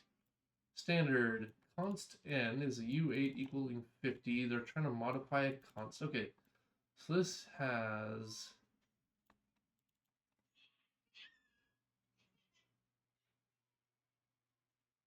some interesting things going on here. Yeah, they're just trying to break constness. -11 pi, those were both fine. It's this line right here that sucks. That has to be var for that to work. Okay. And again, he's gonna kind of over-explain. It looks like he's targeting beginner coders. Arrays. Some primes.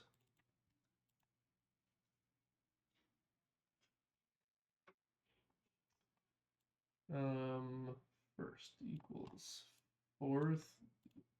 Okay, so that would be 3. Length equals dot len. Okay. Okay. Well, that could be a very handy little tool.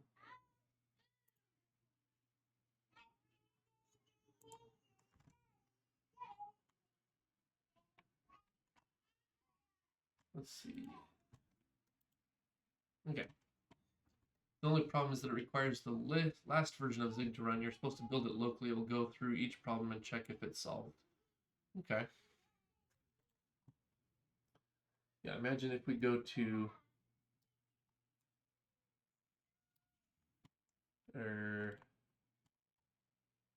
build.zig. That'll tell us to go through all of them. Okay. Maybe we'll go through that after we go through some more of these advent of codes. Yeah, let's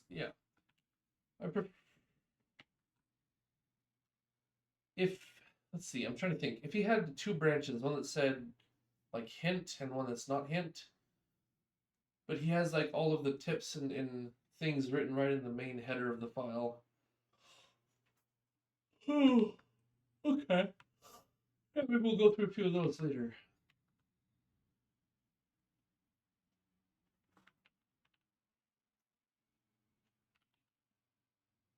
What's our next entry?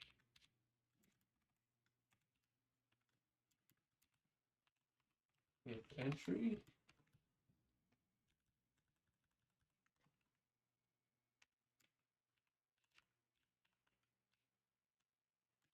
I don't really have this set up for this. Okay. 3.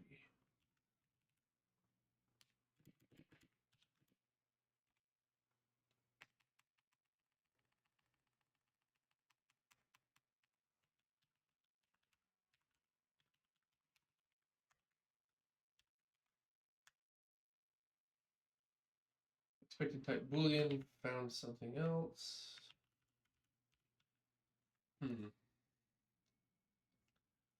So what is this entry?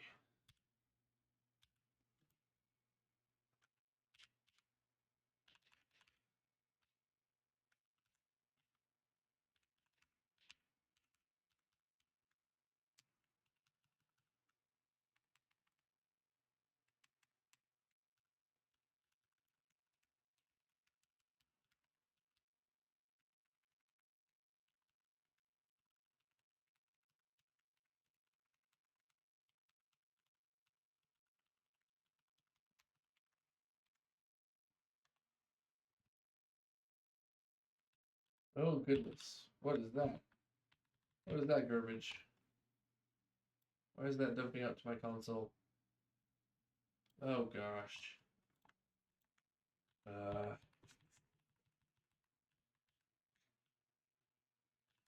Entry 1, entry 1, entry 2, entry 9, entry C, blah blah blah. This entry though. Why would I get this?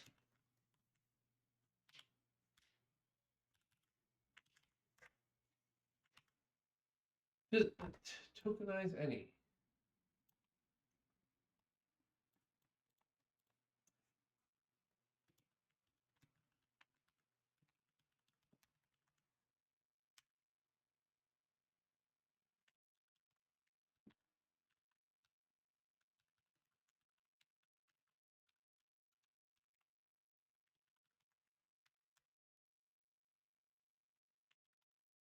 Found a document comment. Unbelievable. I don't like that. Unable to infer array size. Well, shoot.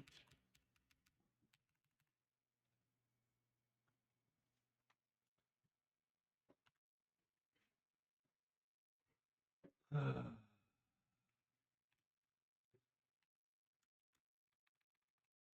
I get the size of the file?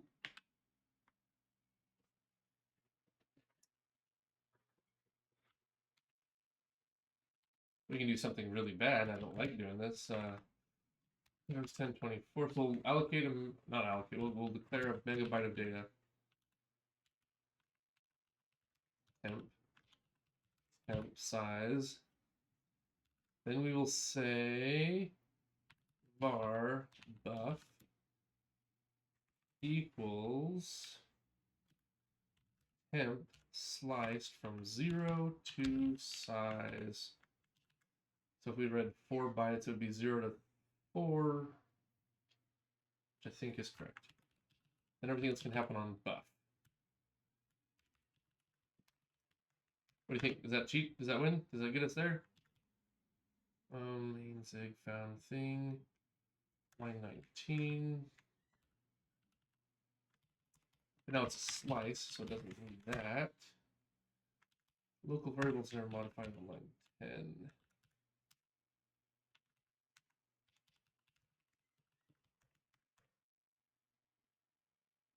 It worked.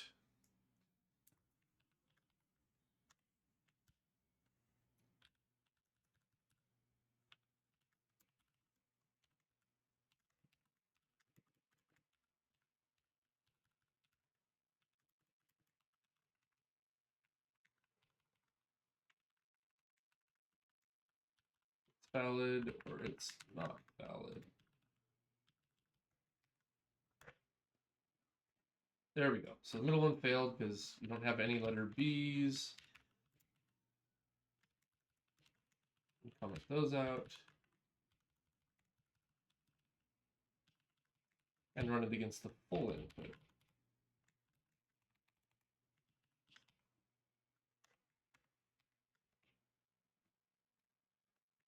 $572 looks more normal, I think. So let's go show our browser. Oh, let's see here. Do you prefer no syntax highlighting or just don't want to install Zig mode? Yeah, I haven't got around to installing Zig mode yet. That's the main thing. I like syntax highlighting and those sorts of helper things, but my browser is now lost my mouse. Let's shoot. Come on. OBS and my browser fight when I share things. Awkward. So I have to stop sharing the browser, but I can't see the mouse to turn off the browser sharing in OBS. No, I prefer syntax highlighting. I should install Zig mode if we're going to do many more of these puzzles.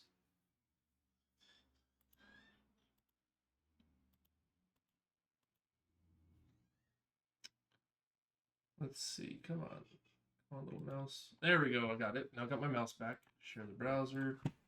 Phew. Okay. Advent of code.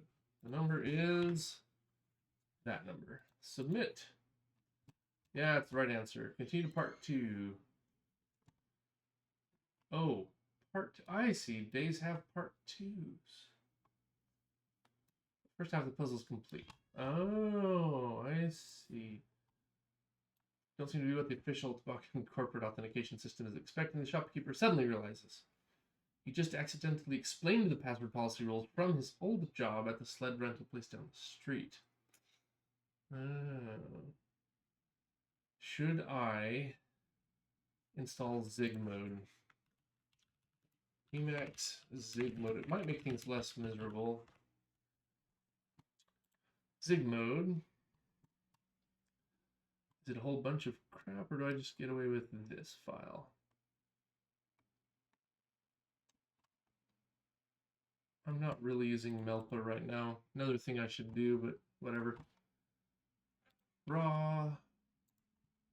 Save it somewhere. Let's see, where did I put all this stuff?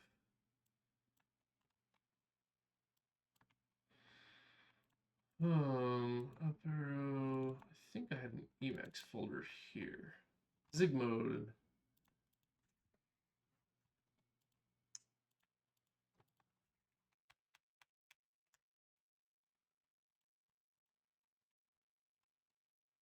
Okay.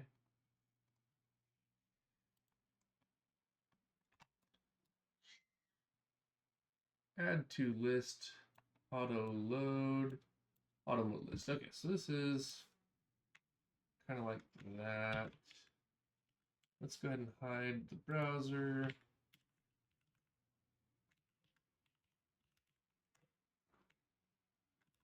Blah, blah, blah. Load path. Let's see here.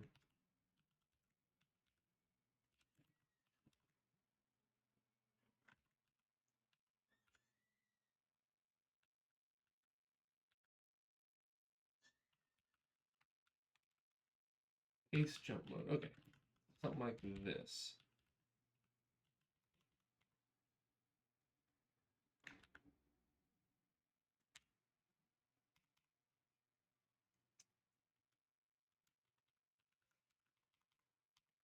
Oh, let's see. It's called. Of course, I don't have the thing open. Emacs. Zig mode.l.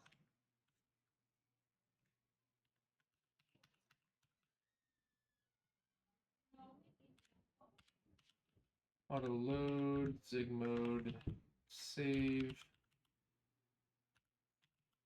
Evaluate those 3 lines. Oops. There we go. And now if we go to main.zig and reload it.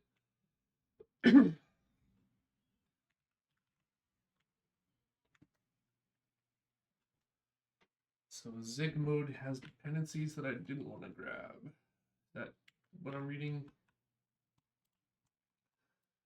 I want to get it from Melpa.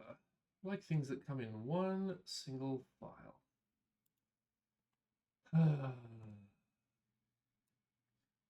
Require reformatter. Okay, so yeah, blah, blah, blah. Dependencies.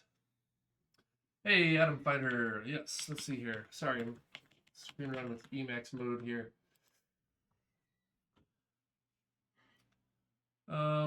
Let's see here. Do you prefer, let's see here. Hey, Atom Fighter. What's Zig? Zig is a programming language, and it's a system level language. It's supposed to be fast and simple. Kind of fits in that niche with C, but slightly better. Change path to Zig mode. That's possible. Let's see.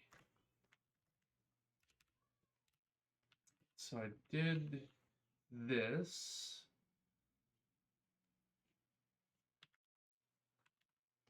Change path to, let's see here.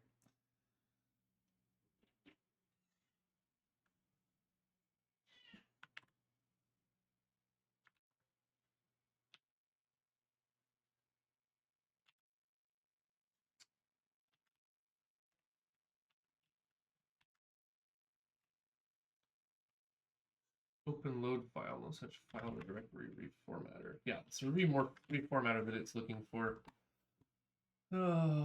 It's like Pascal or Rust. Imperative, general purpose, yeah. Systems level language. Statically typed. I don't know, I do it with use package. Yeah. I should go rewire all of my Emacs stuff. But for now,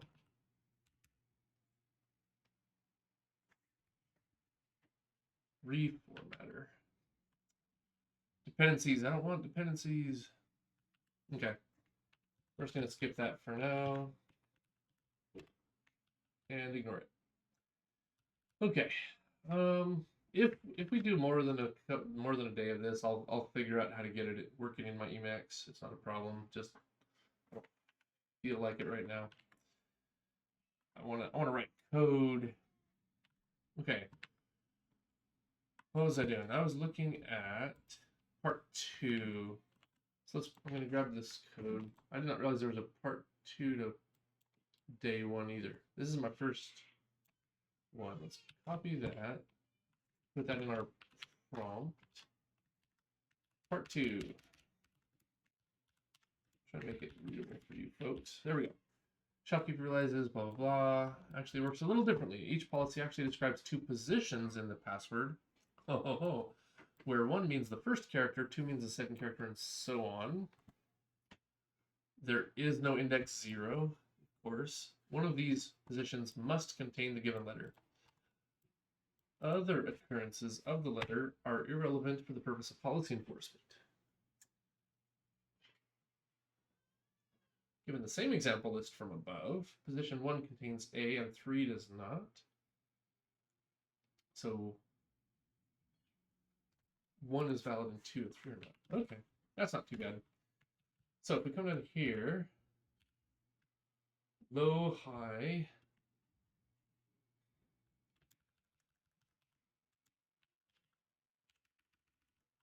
we can do everything else the same.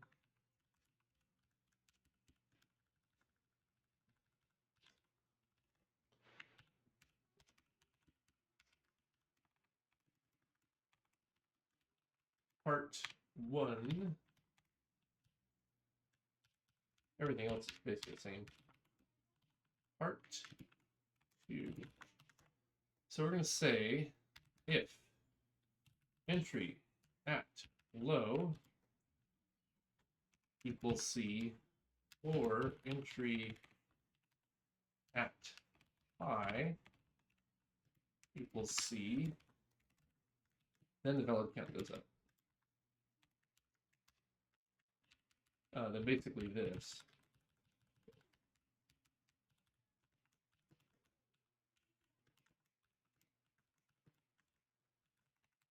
Low, high, character, thing. We don't care about the D in this case. Oh, we can update the valid count, that's fine. Else.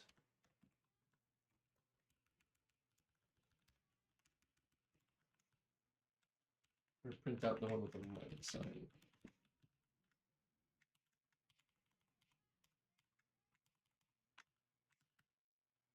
Oops. Come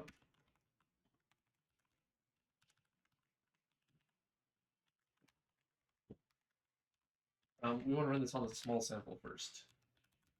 Make sure we agree with their inputs. Input small.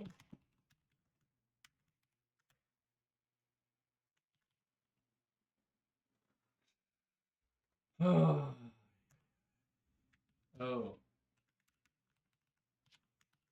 Fine.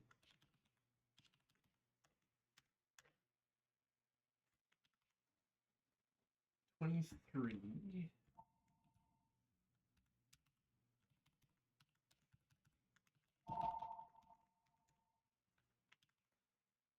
No filter function.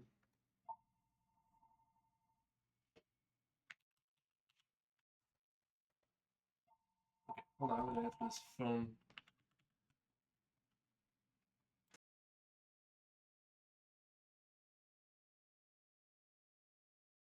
Okay, all better. Somebody answered it. Let's see here. Question: I have a small collection of OpenGL programs from basic try with simple shaders to advanced stuff like multiple lamps, materials, textures. Nice. What simple program can I write that uses that all, not a game engine? Okay.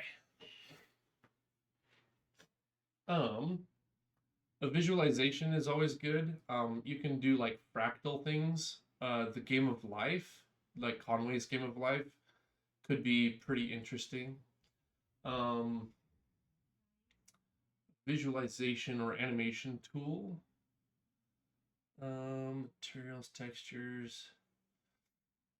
Not a game engine. Is Zig like Python and C had a love child? No, Zig is more like C with some type inferencing, different flow control options that you don't have in C, stronger type stuff. And it's not polished. Like there's a lot of warts here I'm finding. Hey, Code KO, thank you for the follow. Always appreciate it. Yeah.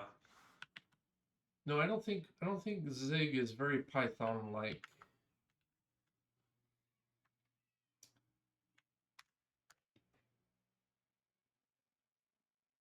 Main Zig 58. 58. Oh, wow.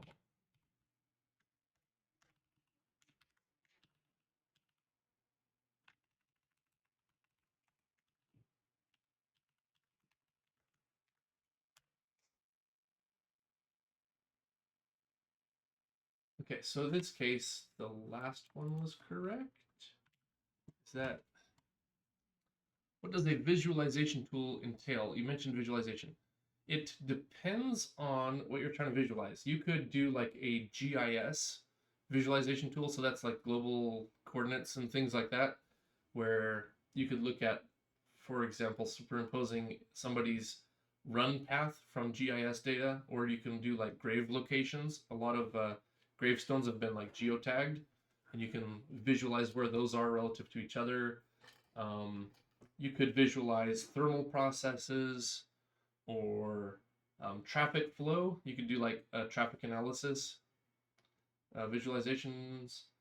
You could do like a solar system visualization, right? So you can get the orbital parameters for different planets and visualize those. Maybe at scale, maybe not at scale. Maybe like a logarithmic scale, just so you're not so zoomed out. Yeah, all sorts of things. Numbers, graphs, charts.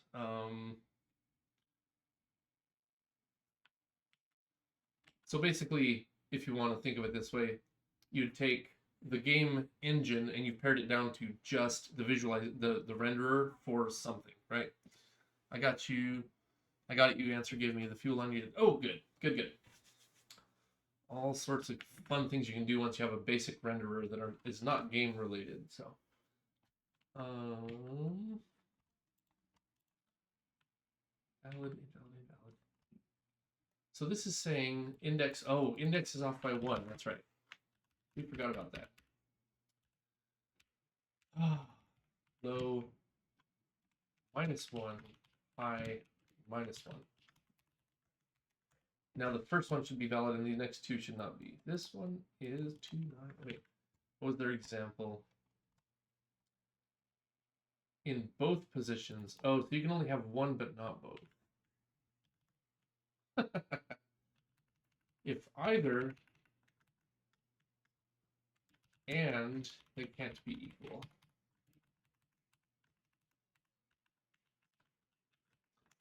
So let's do parentheses just for clarity of reading. And then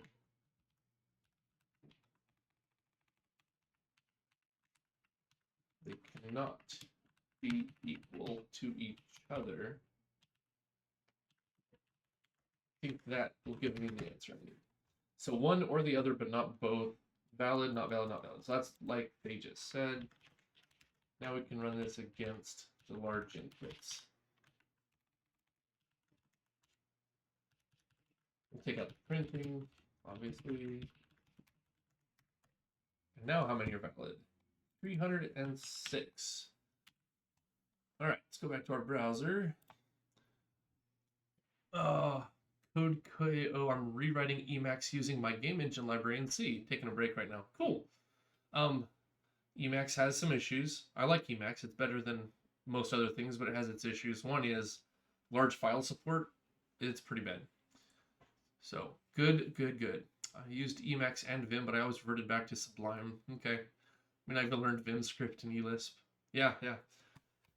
I mean, so I started Emacs way back in the day, and it's been pretty stale lately. I need to do an Emacs day where I rebuild my .emacs. Like I have my own, macros and things I've written. Like, yeah, so I've written my own eLisp and stuff. Some of them I think are pretty clever. Some of them I just stole. But yeah, paired repeating. That turned out to be kind of cool to write up these macros. So eventually I need to go do an Emacs day and gut my .emacs and start over from scratch and make it cleaned up. Emacs is powerful. I buy into their ideology. I don't know. It's the first one I learned. You either should learn Vim or Emacs. One or the other, at least. Oh, and I screwed it up. Now I've lost my mouse. Where's my mouse? KOBS and Brave. If you could stop fighting over my mouse. Where did they go? My mouse is invisible. So I have to... It's if I show OBS, if I have OBS open and it's showing the browser and I switch between my workspaces, then it loses my mouse. Nope. Okay. So now my mouse is back. 306. Submit. Hey, we got it right. Cool. Return to my advent calendar. Oops, back. Okay. We should get the second star on the first one. I did not really read it that closely last time.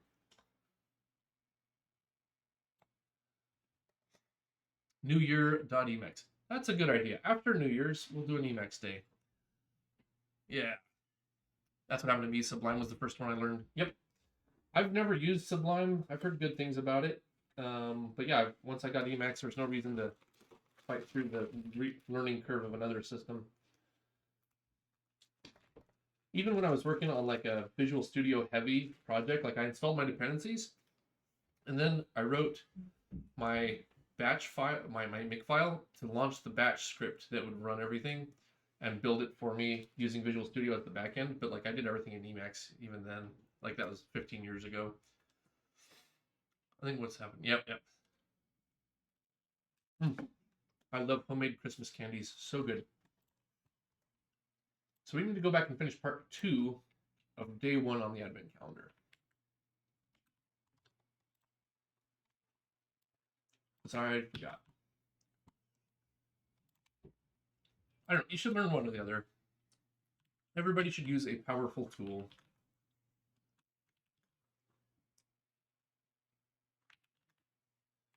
We go back to 1.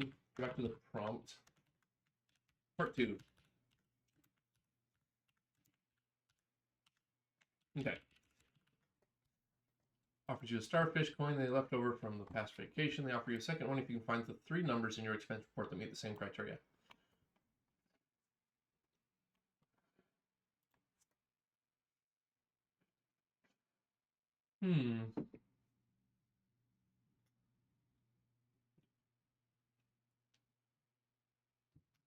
This one is slightly tougher. All right. Let's go get that source main.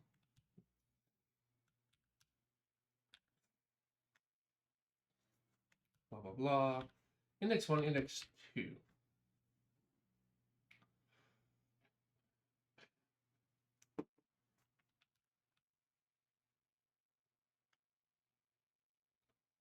So what matters here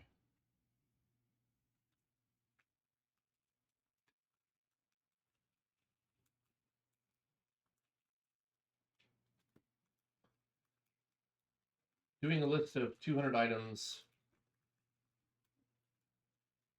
twice basically is 40,000 different checks potentially.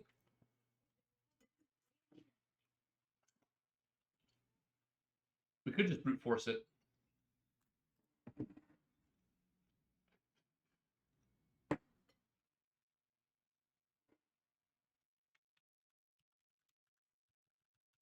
This is all part 1.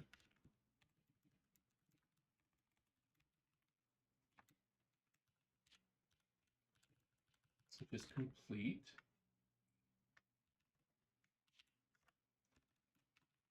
Part 2.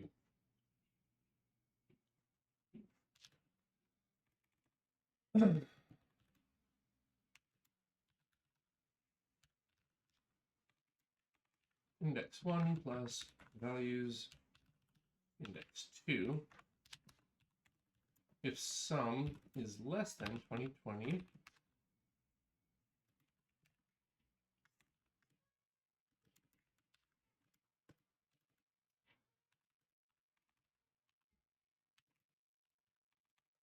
2020 minus the current sum. That tells me what value we're looking for, right? Then for var index 3, because index 3 could be before 1 and 2. So we're going to go through 1 and 2. So we'll keep iterating through. Index 3 is going to go start from 0. So while index 3 is less than count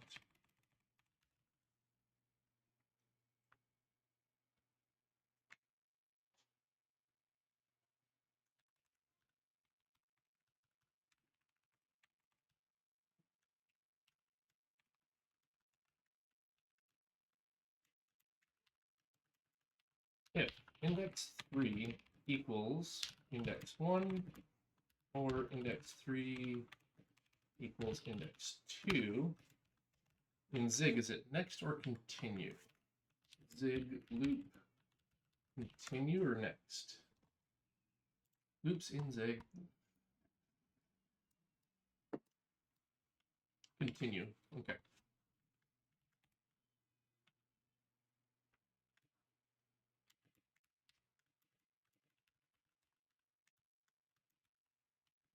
Otherwise, if index 3, let's see your values at index 3 plus the current sum is equal to 2020,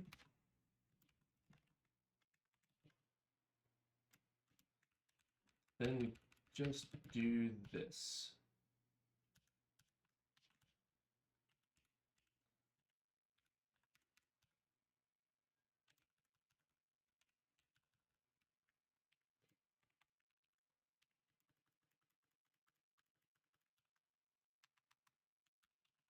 There we go. So we're looking for 3 values. Oh, equals diff.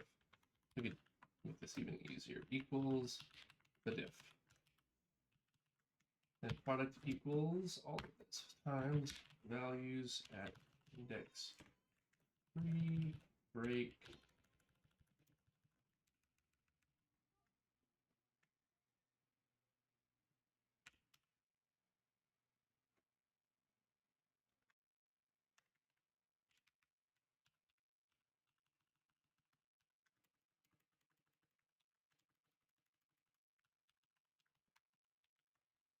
I think that'll do it.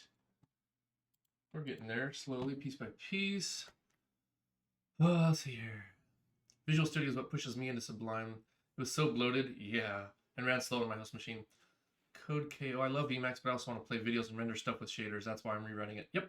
I mean, if you make a fast, high-performant, large file support for Emacs, that would be amazing.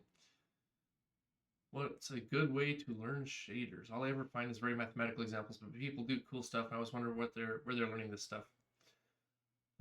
Yeah, I'm not really a shader expert myself, so hopefully Code KO has some good insights. But for me, I needed a project. I needed a something to do. So I decided to do a very simple game with no game engine, just OpenGL. So I'm using GLSL, and I limited myself to OpenGL 3.3, so I would not get crazy weird about the shaders. And then I made it so I can render quads of colors, quads with textures, and text. And that's basically where I limited myself to. So I can do that stuff. But yeah, there's so much more you can do with shaders. I really want to dive into that more for my next game. More shader stuff. More modern OpenGL. More of the later, greater, cool stuff.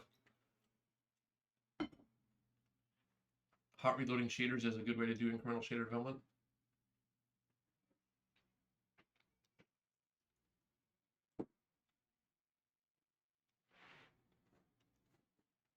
That makes sense.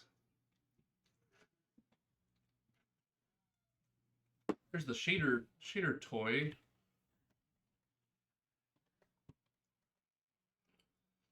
What is it called?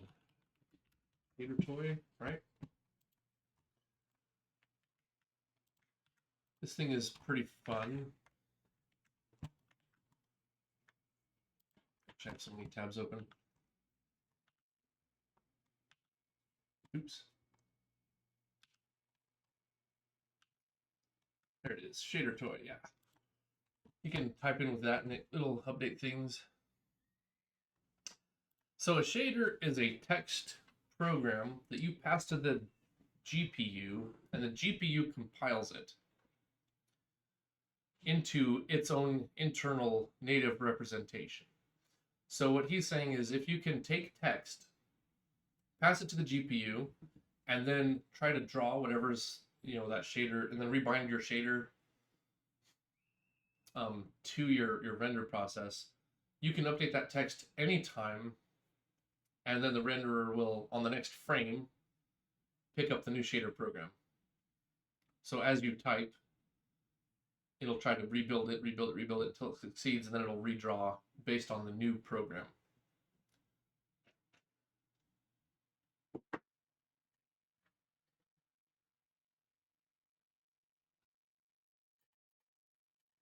I was using very fixed static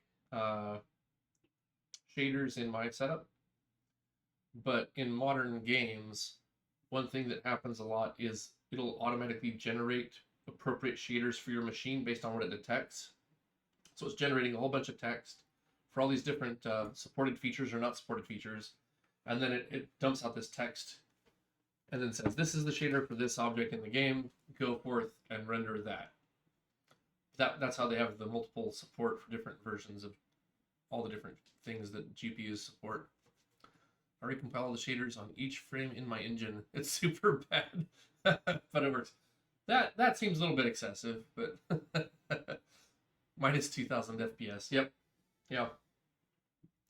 If you can detect when the text has changed or somebody clicks a resubmit shader button, they can type in a text file and then click the button and or hit a key press and it'll be like, oh yeah, I should go recompile the shaders. Might be a little bit more a little bit more performance friendly.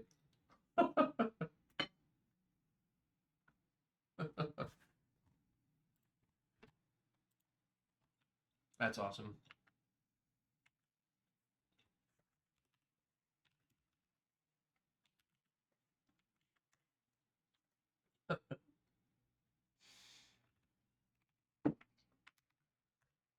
Sig build run. Oh, it.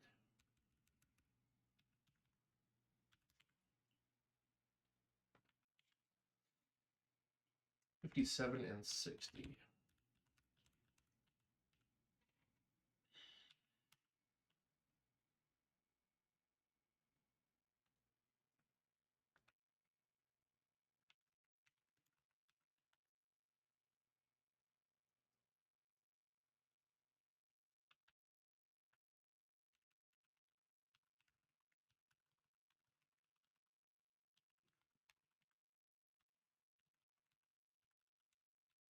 Index 3.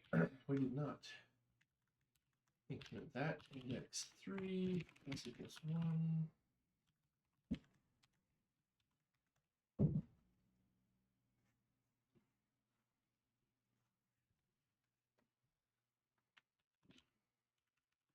Main line 60. Right here. Fine, we'll clear the type. You can't infer it.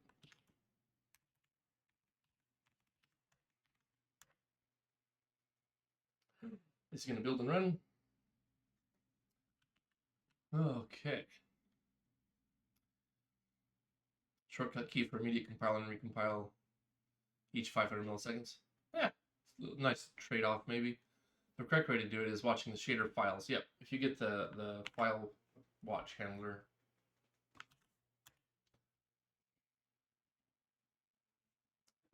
Hit ready in my 200 entries. And now it's running long old computation. So you have 200 entries, and you're iterating them all 3 times each. Each 200,000 or 200 times 200 is 40,000 iterations potentially in the original. and then that third one we add adds another 200 times that. So we went from 40,000 to 8 something, 8 million. Anyways, it's a lot of iterations. Shouldn't take this long though. Did I forget to increment something? Is this hanging forever? A little bit hard to know.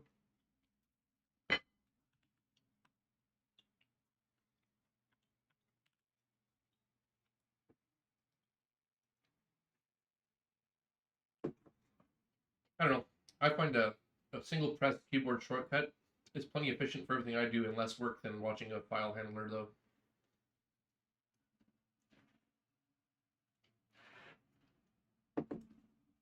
Okay. I don't think it's working. And am I incrementing things like I should? Is there a faster way?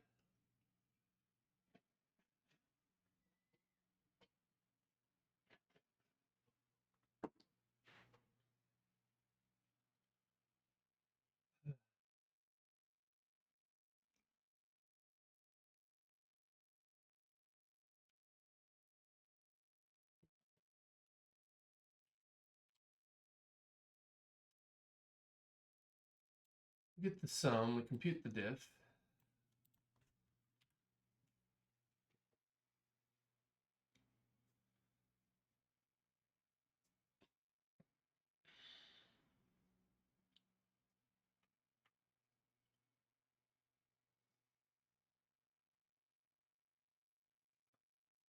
Walk through.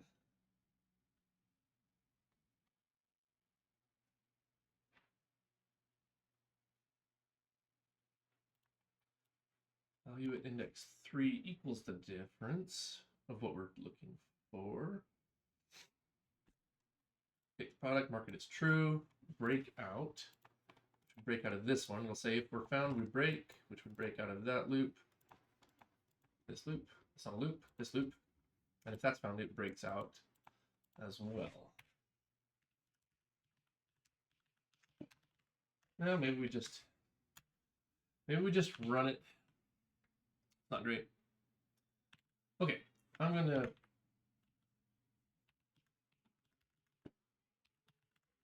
take a quick restroom break while that runs.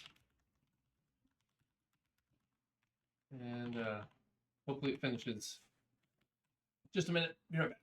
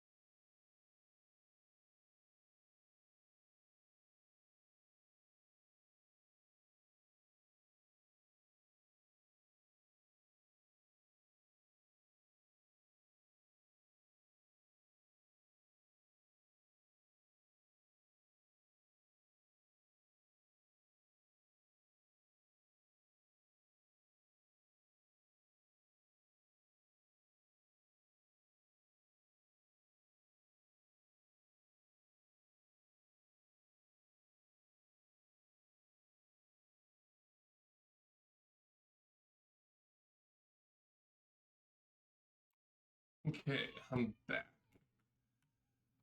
It doesn't look like it's finishing, which is a little awkward.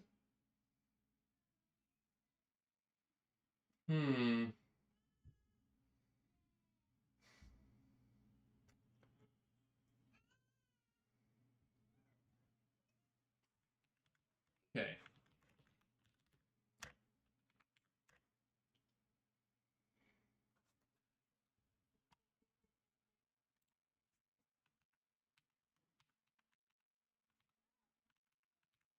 Index 3 cannot be equal to that, and index 3 not equal to that, and values at index 3 must equal to if.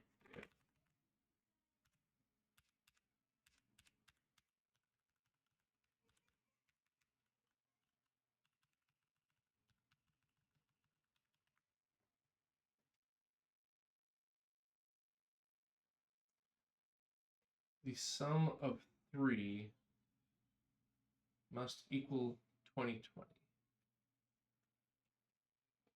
Because it's an old advent. I don't want anything recent. I don't want anything that people are going to remember the tricks to. Index 3 equals 0, while index is less than the count. We write our product. Market is found, so we break out of everything else. Debug print. No.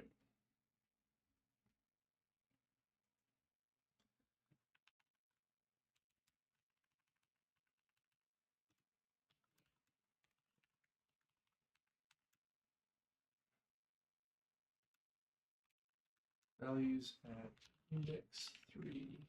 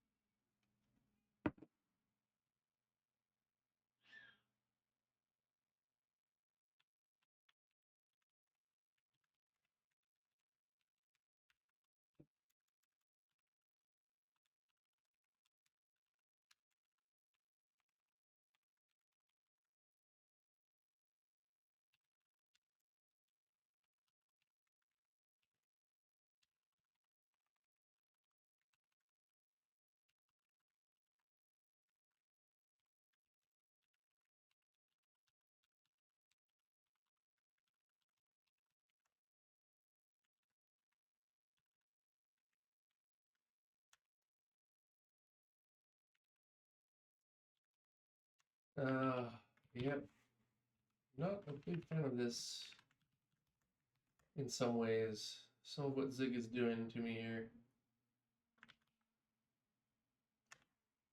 Oh. Interesting. So that is an answer. And 9 plus 8 and 3. Yeah, that looks about like it'll add up to 2020. Phew, okay. I think we've solved that puzzle. If I can get to the right tab and then show the right thing, we can put this one in and submit. Boom, we got our gold star closer. Advent calendar. We've got 2 stars on day 1 and 2 stars on day 2. And some of Zig is feeling a little bit better.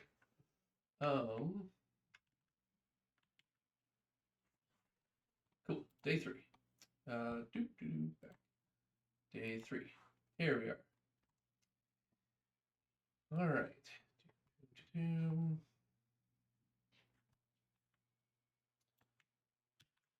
Copy that. Stop showing the browser. So one thing we want to do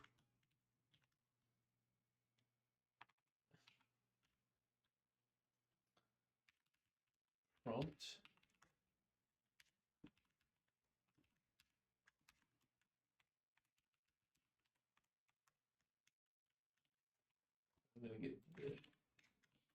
Yeah, we're doing 2020 so that nobody knows the answers and can tell me the answers or how to do it.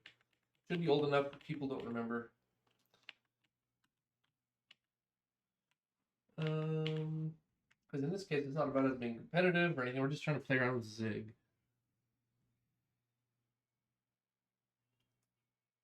Okay. We want this small input file.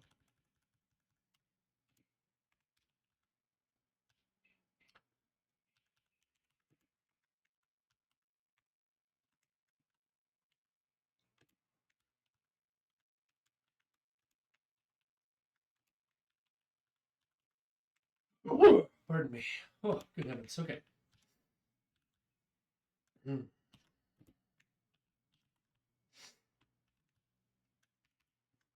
With the toboggan login problems resolved, you set off toward the airport while traveling by toboggan. Might be easy. It's certainly not safe. There's very minimal steering, and the area is covered in trees. You'll need to see which angles will take you near the fewest trees.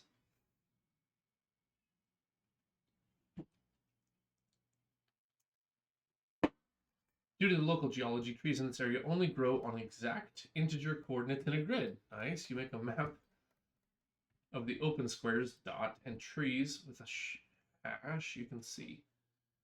Okay, these aren't the only trees, though. Due to something you read about once involving arboreal genetics and biome stability, the same pattern repeats to the right many times.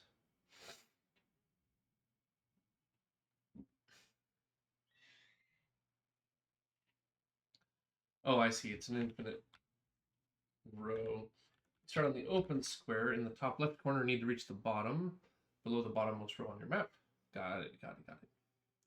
The toboggan can only follow a few specific slopes. You opted for a cheaper model that prefers rational numbers. I love this guy. This is back to the old physics. Everything is a sphere and has no friction. Perfect.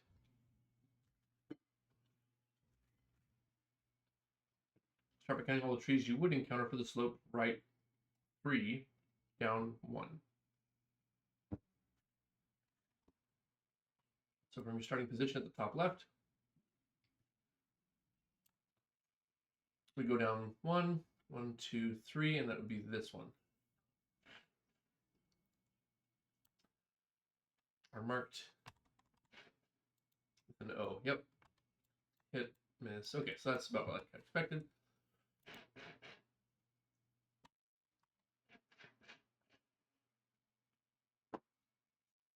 In this example, traversing the map using this slope would cause you to encounter 7 trees. Starting at the top left corner of your map, following a slope of right 3 and down 1, how many trees would you encounter? This other map is going to be different.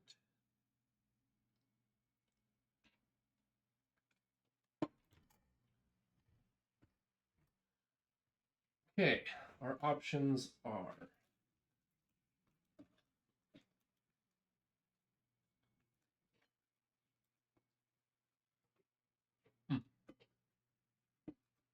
delicious.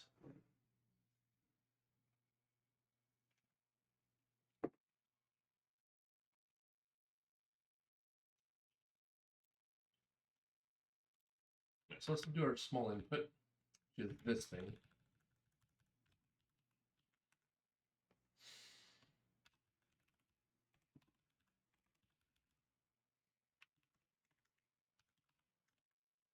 Then I'm going to go grab the big input here. Wow. Much larger.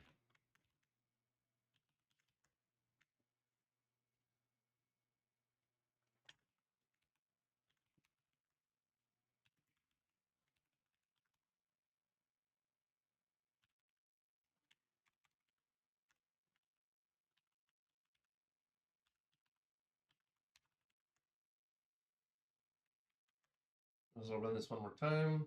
Yeah, that doesn't take very long.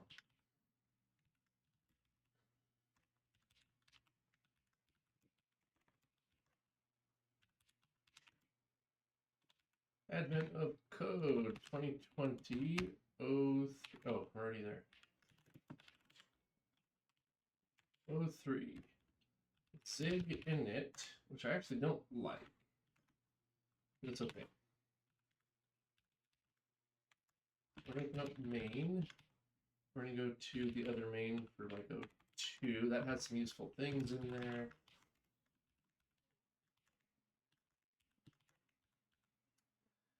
We're going to open a file.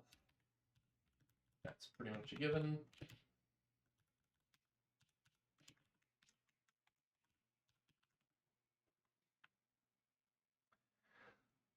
Oh, I didn't even start programming in 2020.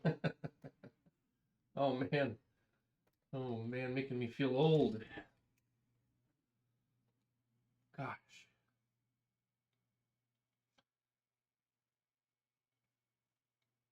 I graduated from college before most of you were programming at all. I've had a 15-year career since then.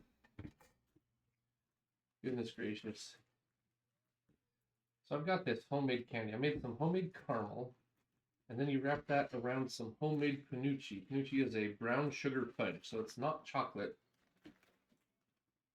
Fudge refers more to the molecular structure of the candy than anything else, right? You have your crystalline structures and that sort of thing, but a fudge, the molecules aren't aligned. It gives it a creamy texture, right? Like glass. Instead of the silicon molecules forming up crystals and making it hard to see things, all the molecules are misaligned in a glass. So it's kind of like that, but for food. So good.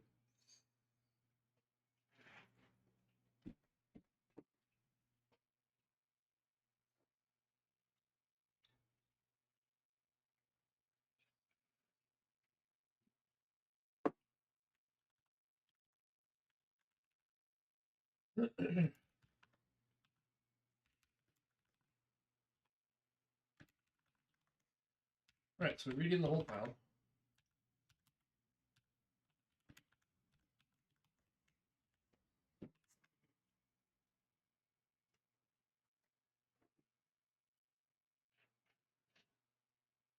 I don't think we need this.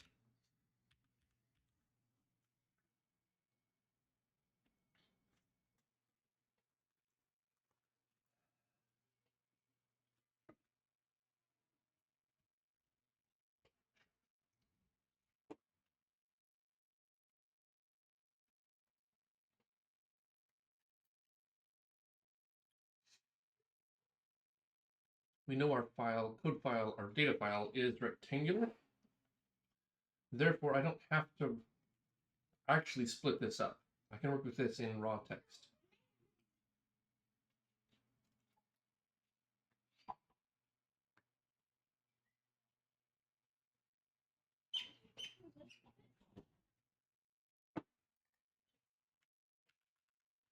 Turning up var row width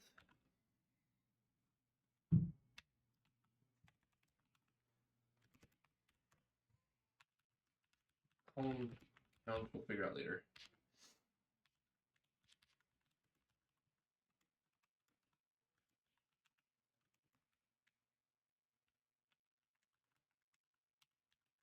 Okay, while index less than size.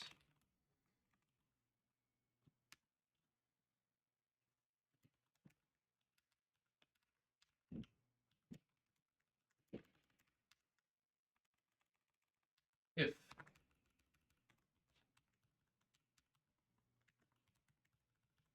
our buffer at our index is not equal to dot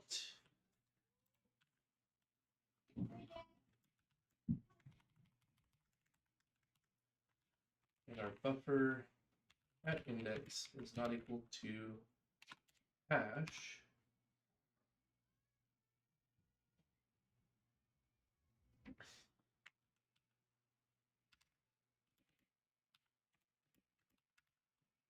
row width is equals 1.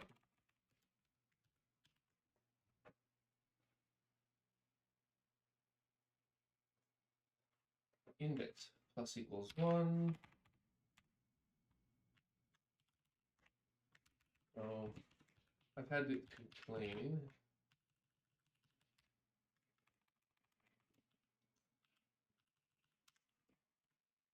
Otherwise, break.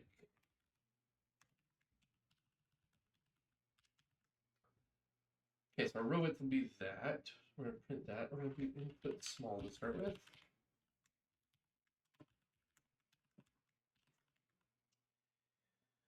Oh, I'm buying yerba mate right now. Thanks for reminding me of its existence. I've always wanted to try it. Yeah.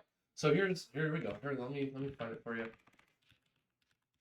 I don't know if you buy it off of Amazon or somewhere else, but my favorite. Louise.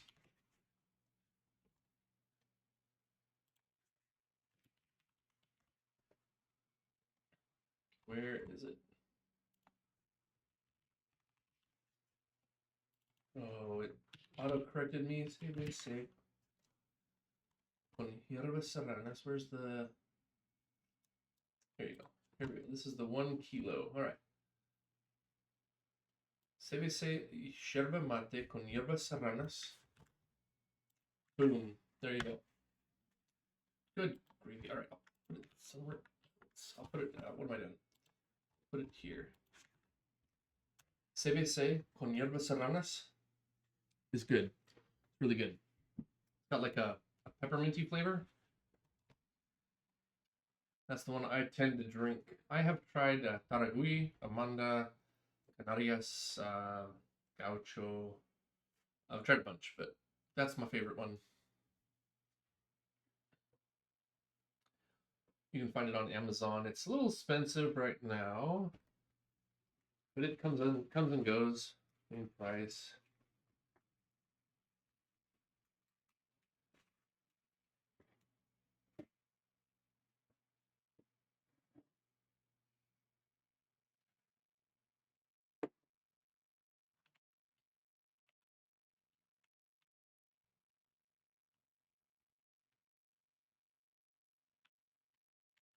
Okay.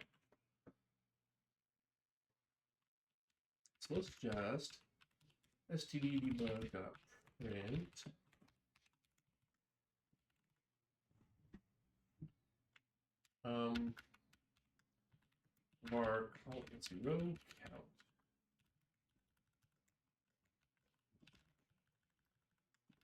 Column count equals size over row count plus 2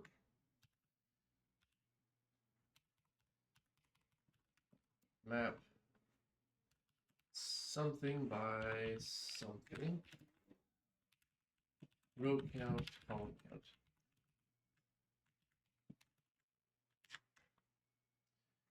All right, let's run it. See what happens.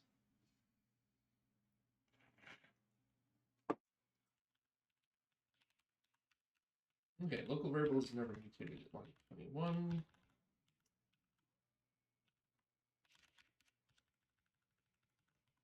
I guess it can be const. Expected 2 arguments, found 3. That's because I always forget to make this an anonymous struct. I'm trying to decide if I like anonymous structs at all. Oops. And then just like I always do in C or any other language, I forget to put my new line. I always write my own wrapper around it. 0 by 71.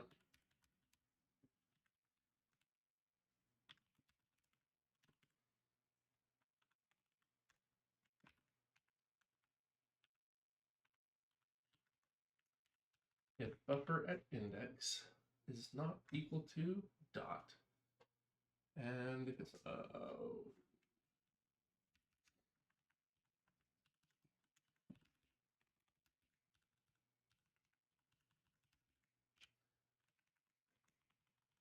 it is equal to or equal to, I've got inverted logic going on here.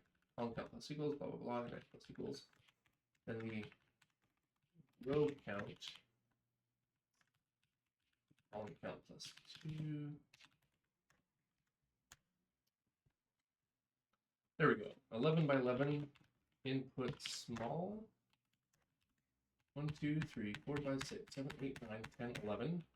1, 2, 3, 4, 5, 6, 7, 8, 9, 10, 11. So confirmed, we have the right size.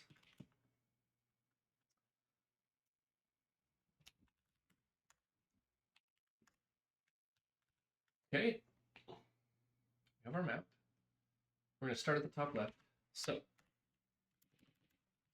var x equals 0 and y equals 0.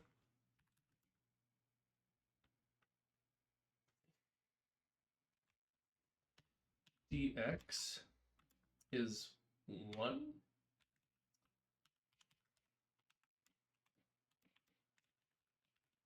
And dy is 3 in this case. Okay.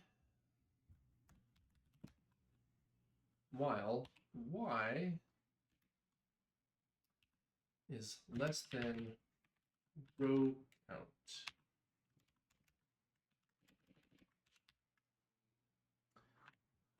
Check where we are in the map. So let's make a function. I don't think it matters. We do function char at. Let's make a function. Let's see here. Zig functions.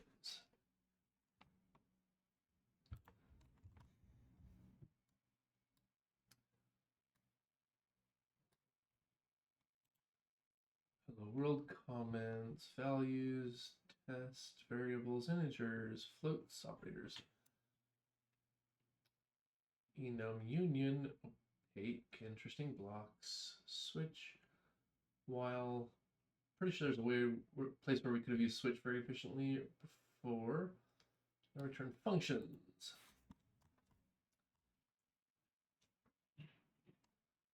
Okay. Char at returns a U8.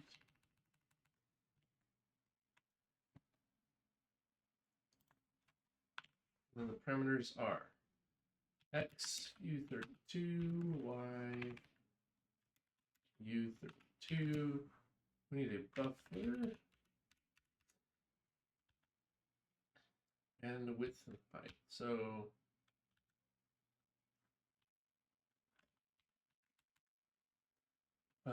we're going to call it a U8 buffer array. We need a width and a height. So basically, row count U32.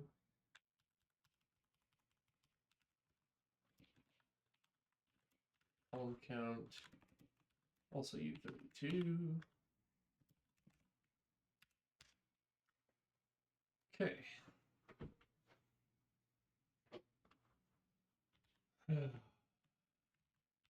Return value at the buffer where our x y times column count plus 2. Okay, so our column is the number of characters we read plus 2 for the new line character, the character return new line, CRLF. So that'll put us on the right row, plus x. I think that's basically it. So we don't actually need row count. Oh, except we kind of do, plus x modulus row count, because we were in a wrap. When he says the tree pattern is repeated over and over again, that means we can basically start back over at row 0, and it doesn't really matter. So I think modulus is going to do it for us.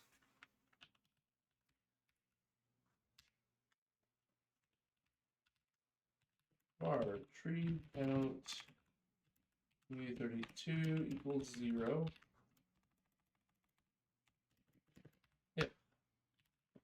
char at xy buff row count column count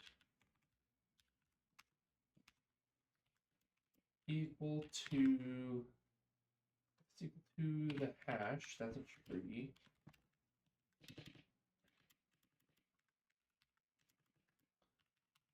Tree count plus equals 1.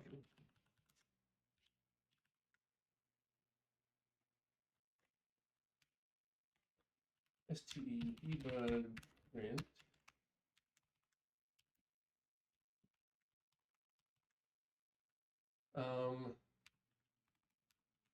pass near some number of trees.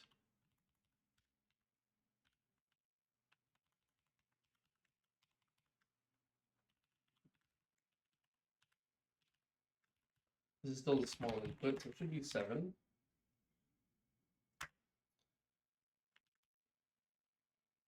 Expected an expression line 38.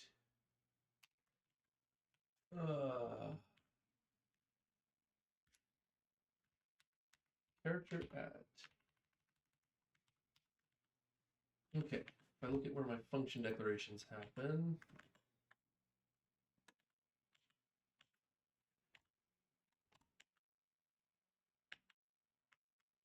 arg.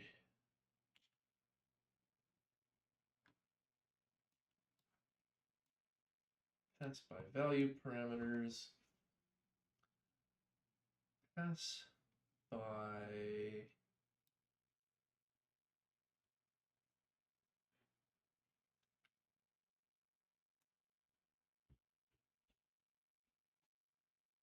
I don't need an inline function. I don't need reflection right now. Error set type.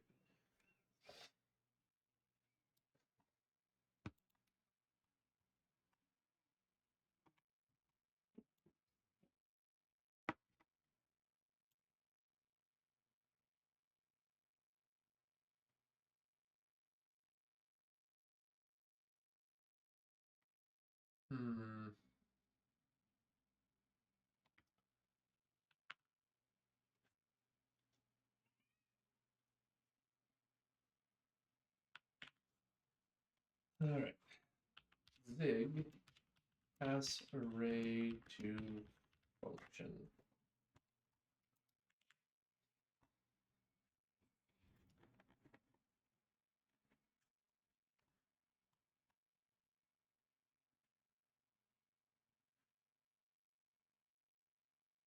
Pointer to an array is.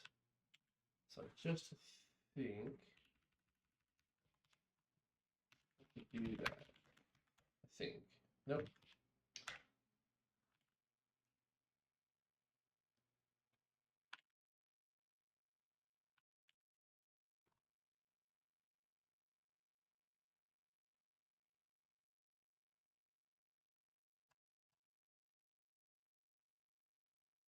What is the function input or return?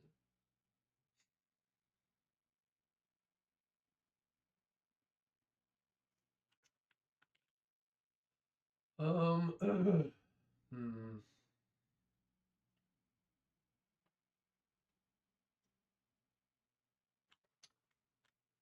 right, I guess we don't use a function.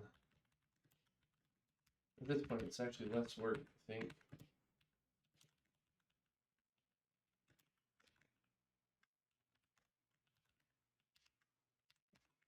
This equals hash. We just do it in place.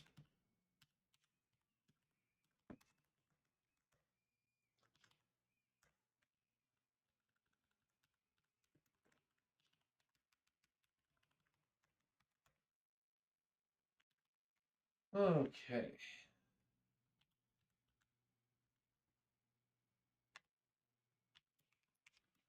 X plus equals delta x, y plus equals delta y.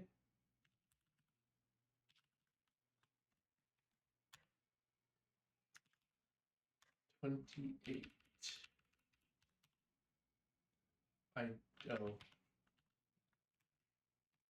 Const. U32, found U size, 921.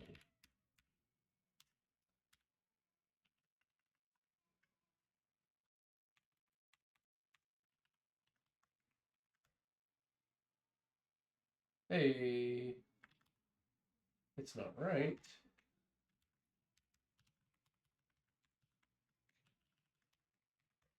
That says we passed near 0 trees, but the sample problem should have us at 7.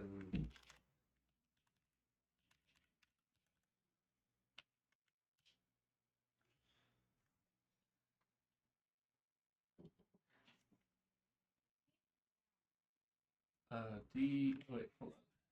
DX or DY? So go back to our prompt. Start in the top left corner and following the slope of right 3 down 1. So that's X 3 1. There we go. There's our 7 trees. Now we just change it to go against the real input.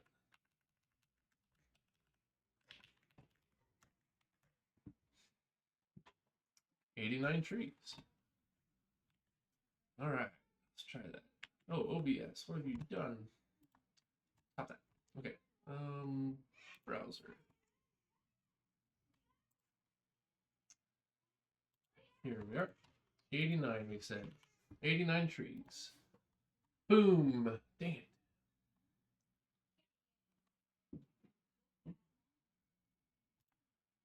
Well, we got it wrong.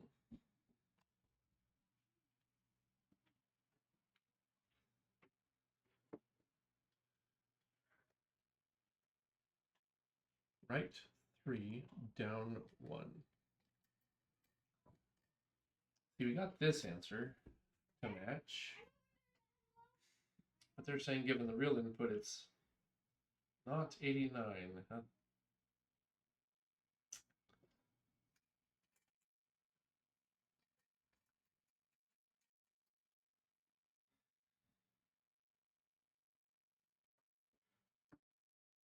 Yeah, hierbas serranas means mountain herbs.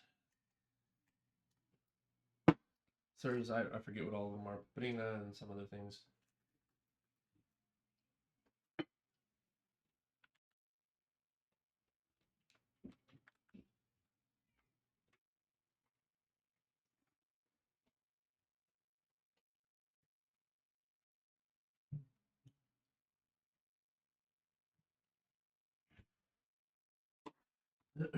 So, why?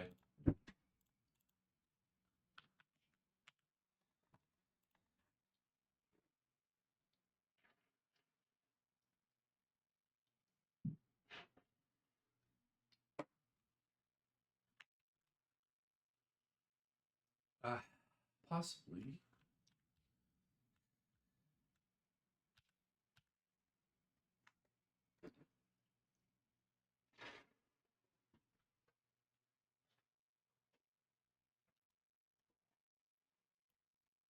It's a lot of rows, not very many columns.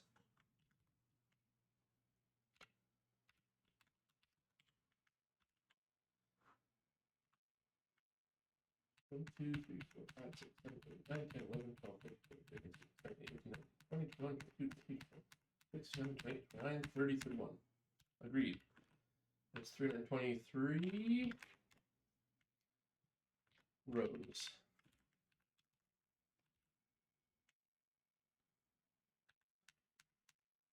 So it'll probably be a hit first off. Do you also use Linux sometimes? Yes, I have used. Okay.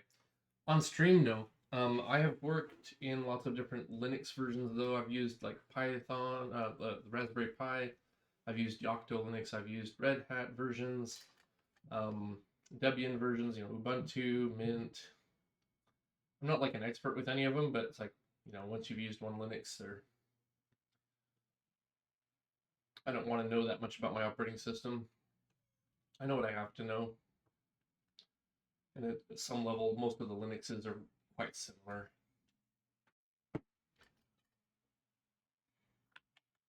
So a little of both.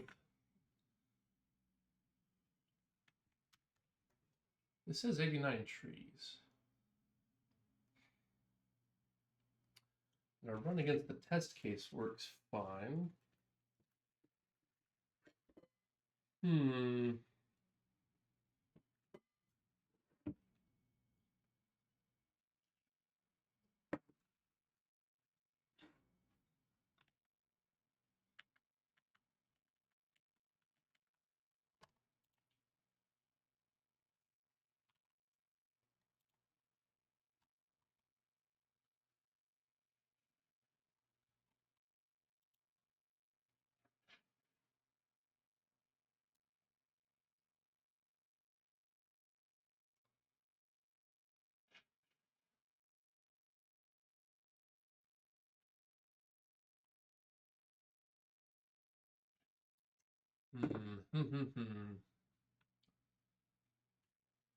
Yeah, I don't actively seek out running myself on Linux. There's too many things that want to build a game.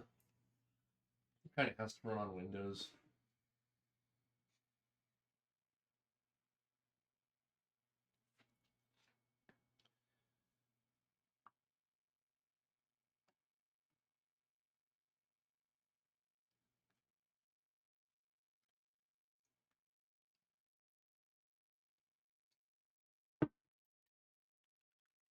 All right, let's see here.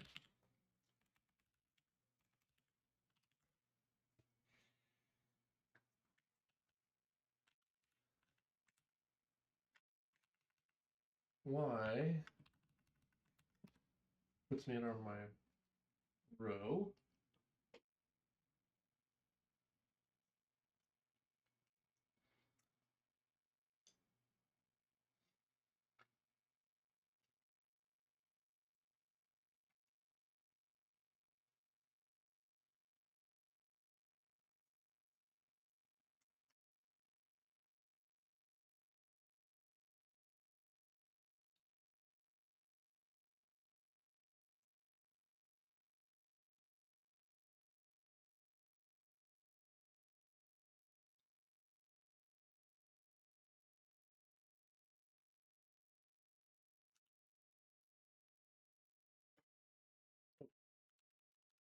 Go back to the small input.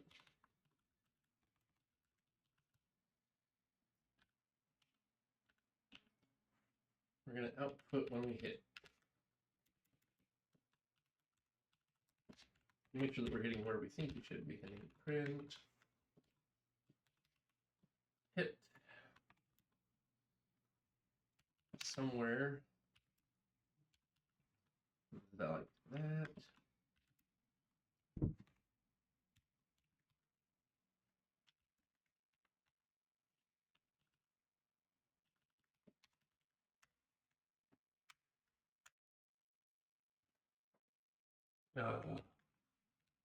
New lines. I always write my own abstractions on top, so I always forget to put new lines when I'm not taking hits build seriously. All right, so 6, 2, as compared to their sample input.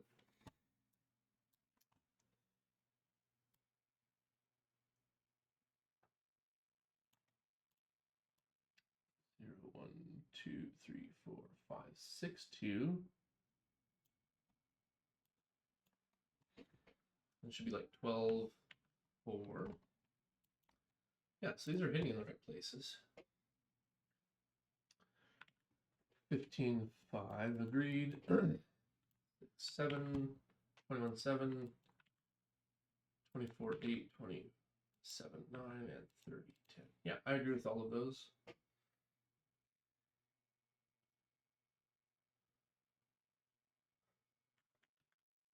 Look at our input.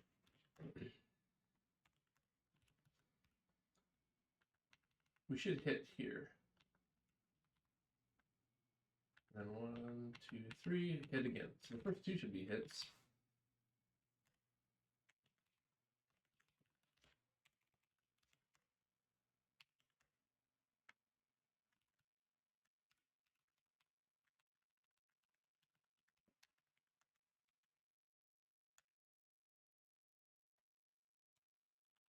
Okay, 3, 1, 6, 2.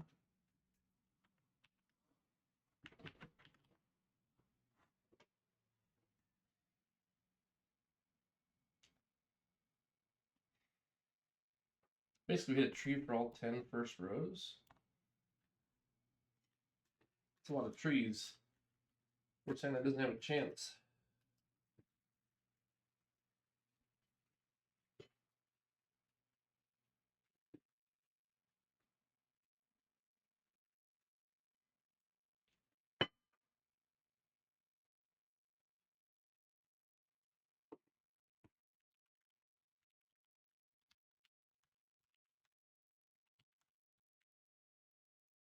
Down 1, 2, 3. Yep. Down 1, 2, 3. Yep. Down 1, 2, 3. Yep.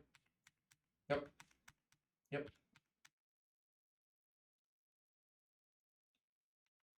Maybe not. So that's row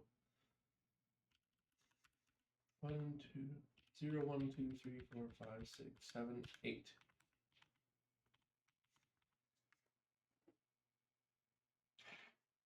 Let's wait in 24. Oh, nope, that is a hit. Down 1, 2, 3.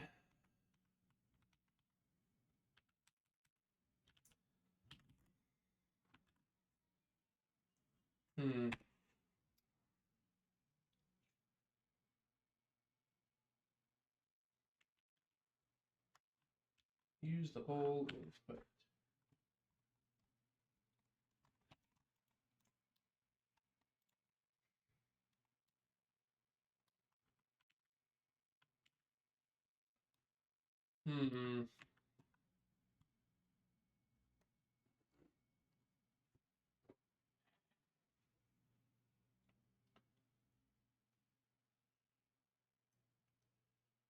Huh.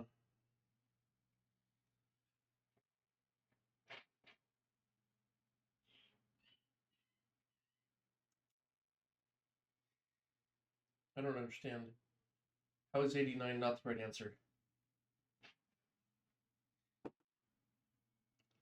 Everything else looks like it's correct.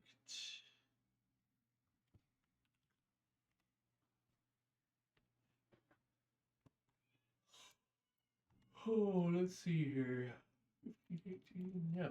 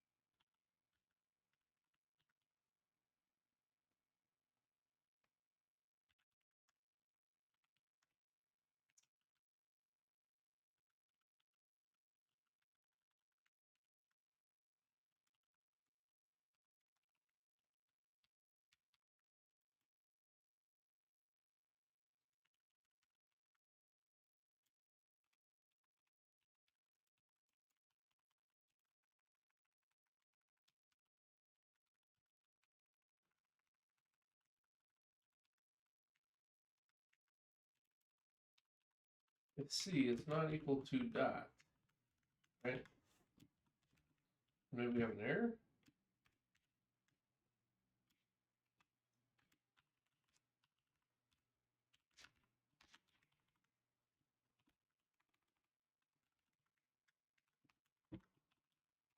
What character is this? Question mark. C.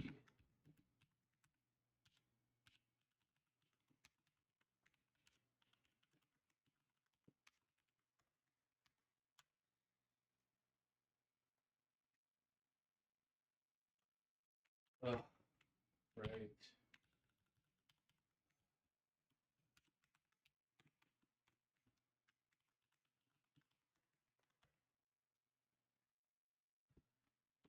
Oh.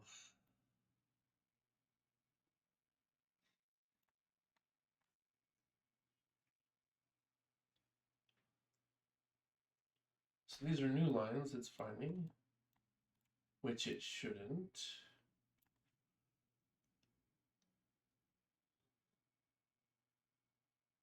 $252.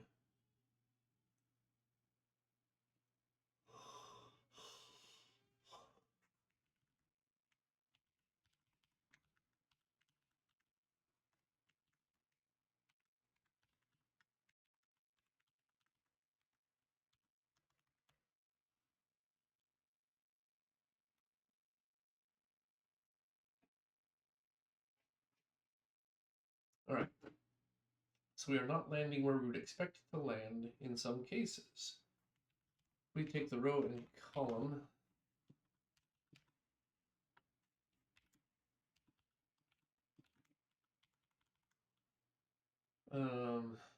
X, Y.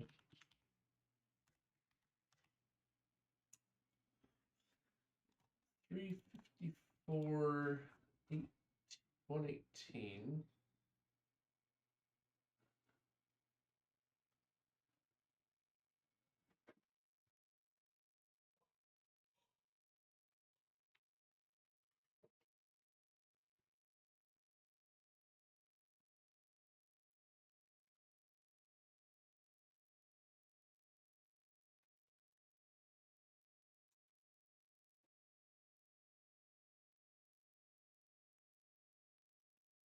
Yep, we're not skipping through this quite right.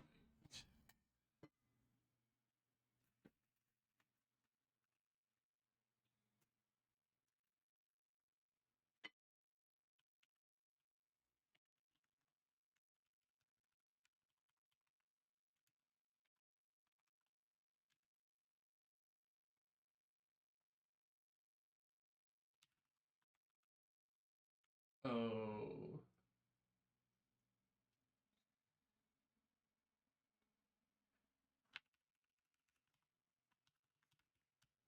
But that's the problem. Since you don't even need the row count.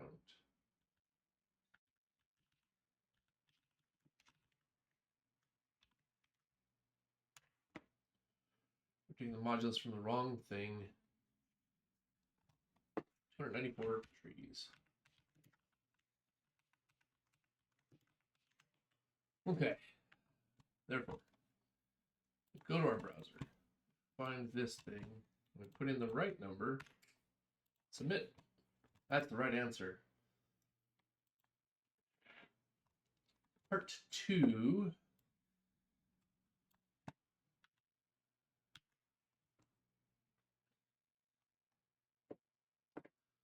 So we're going to go update our prompt.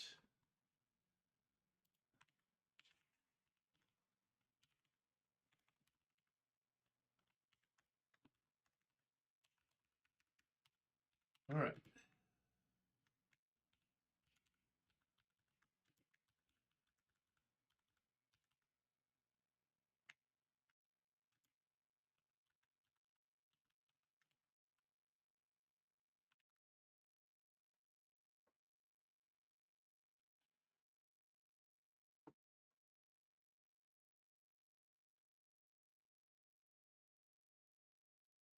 Add together. Okay.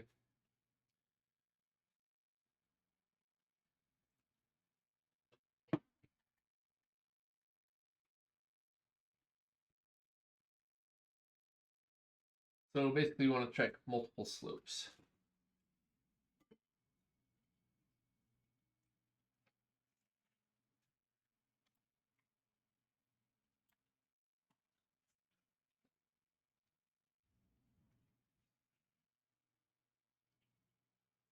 After check the rest of the slopes, you need to minimize the probability of a sudden arboreal stop. After all, determine the number of trees you would encounter if, for each of the following slopes, you start at the top left corner and traverse the map all the way to the bottom. In the above example, these slips would find some numbers. Okay, not too shabby. Let's do this. Main for 3. This will probably be the last one we solve out. So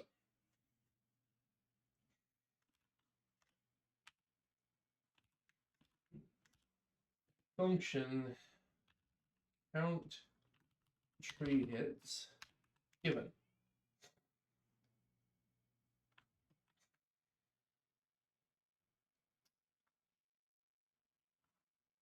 Our buffer of U8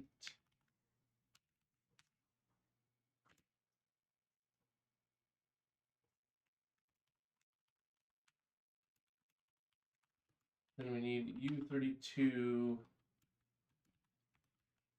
row count, U32 column count. We need a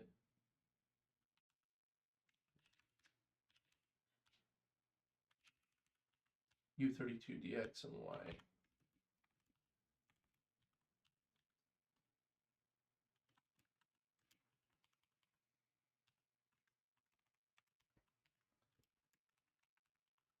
I'm not sure I like some of these syntax choices here. dy also U32.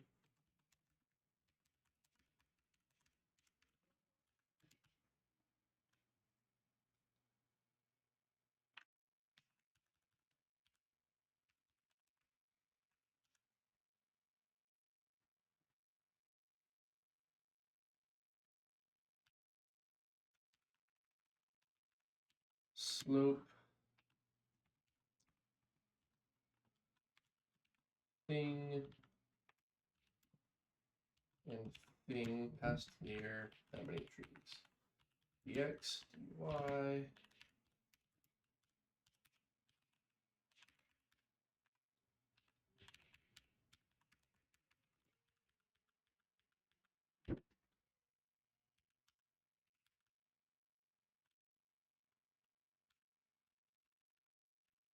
Roll this back for a second.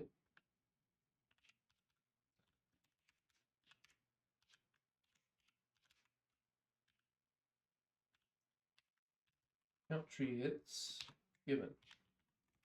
Our buffer.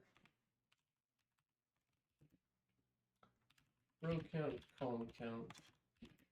Dx is 3, dy is 1.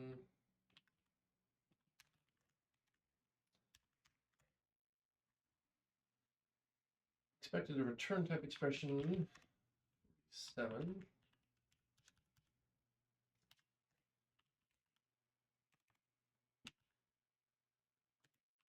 Return tree count.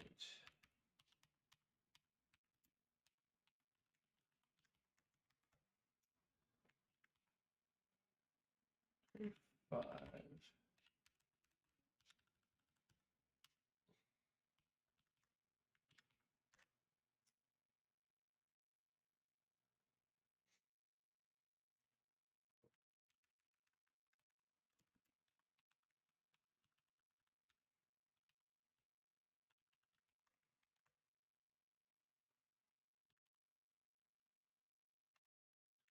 T1.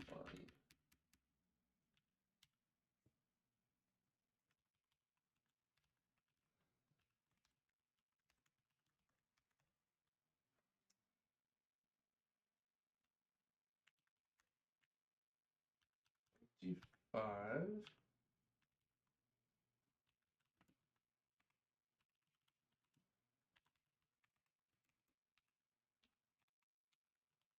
Okay.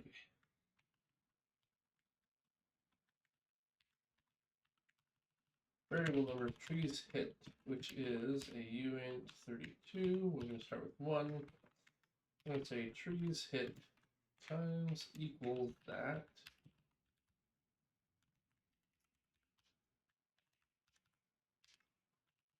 std.debug dot print total trees hit some number.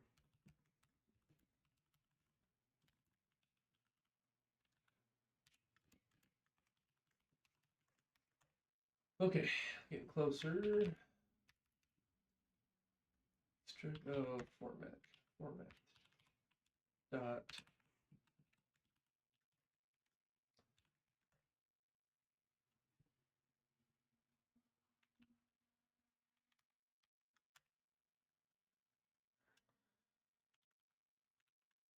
slope 3, 1 passed near a whole bunch of trees.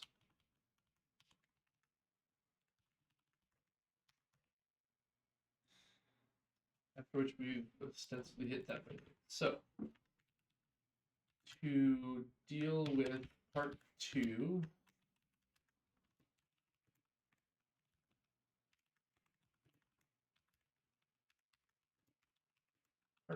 we need from our prompt 1, 1,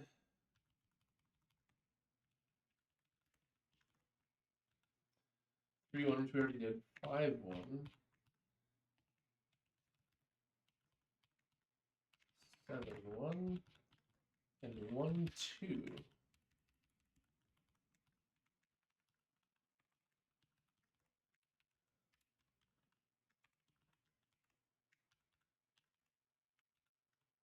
We run this for the small input.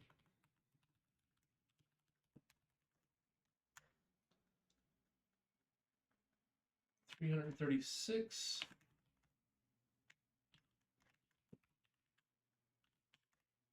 Which is the correct 2734 27342. Okay, I think we're ready then to run it for real.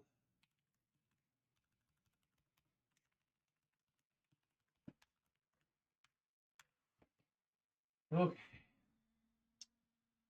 All right, integer overflow. So we just need bigger integers.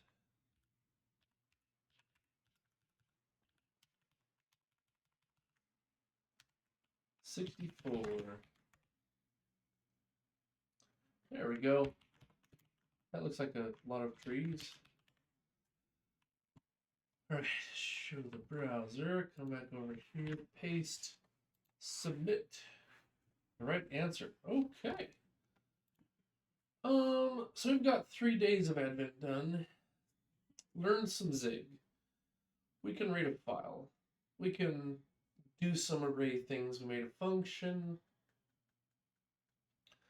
By no means do I consider myself a Zig expert or even competent.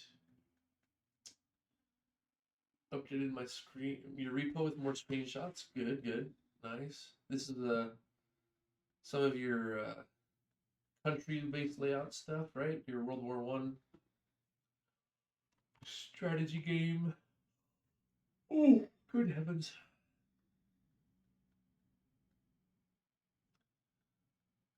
I finished saving. Nice. Yeah, saved games. You're just saving 2, right? 2 slots.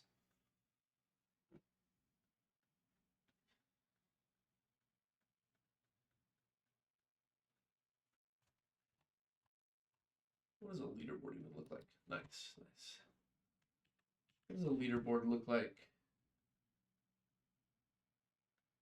Day 1, it's worth no points. 100 users with the highest total score. Getting a star first is worth 100 points. Okay. Yeah, so there's no way I can compete with that. Do you want to look at it? Sure, throw the link in the thing. Let's take a look.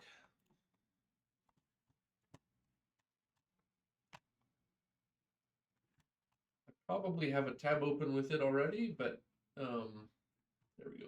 GitHub. That's not what I wanted. Copy. Paste. And then share the right thing here. There we go. All right. Screenshots, building from source. JSON, OpenAL, SFML. Structure of JSON's game window. Worlds, GUIs. Okay, cool. Ooh. Okay, screenshots are in the archive. Okay, so there's your example of a map. Yep. Okay, let's go to archives then.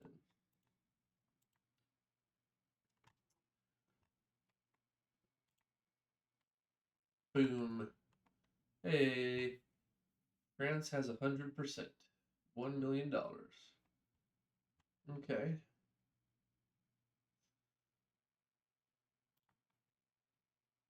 French 24 December.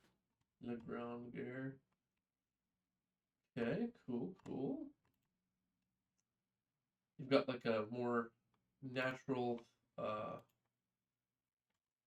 handwritten font going on there. Okay. Yes, the Great War.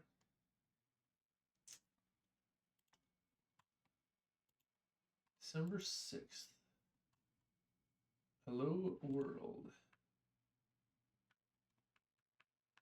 Okay. Probably one of your earlier ones. Cool. Yeah, the font was made by me. Nice. I don't have that kind of artistic skill. All right. Okay, so taking land. Cool. Oh. Nice. And you've got 2 save slots. Looks like the game's coming along very nicely. Very good. Cool. Good work. Just keep plugging along. All right. I think what we're going to do is we're going to call it there for Zig and learning with advent of code. It only works though by modifying save data. Okay. Yeah. I think we're going to call it here for today. I don't think Zig is ready for general use. Let's see here. Those are the things that all the backends I've been doing this week. Yeah, backend work. Support the front end. It's cool when the front end starts popping up, but a lot of support needed to make that work. So I think we're going to call it there. I don't think Zig is ready for prime time. There are some very strange things. The syntax feels awkward. I know that syntax will become more automated, more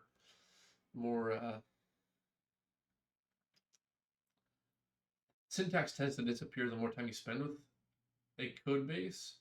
But for now, that it feels awkward in ways that I don't think matter. So I don't know if I'll be returning to Zig much. So I'm thinking maybe tomorrow we'll dig in with some Odin and see what we think of that. I think we may dive into some Odin tomorrow. Do the same thing. We'll pick a different year advent calendar, advent of code,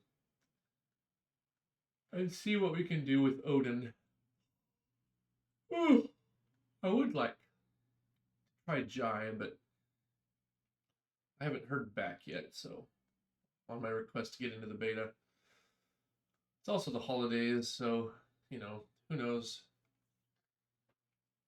Yeah, there's just a feel like, I guess when I start using a language, I'm looking for like a feel or a shape of the language or a smell of what it thinks is important. And I think Zig and I don't quite align on a few things. So, all right, we'll give Odin a try tomorrow. We'll give it a good fair shake. Otherwise, everyone, you have a wonderful evening. I will see you tomorrow. Get some rest, and we'll dive back in tomorrow. Catch you later. Bye-bye.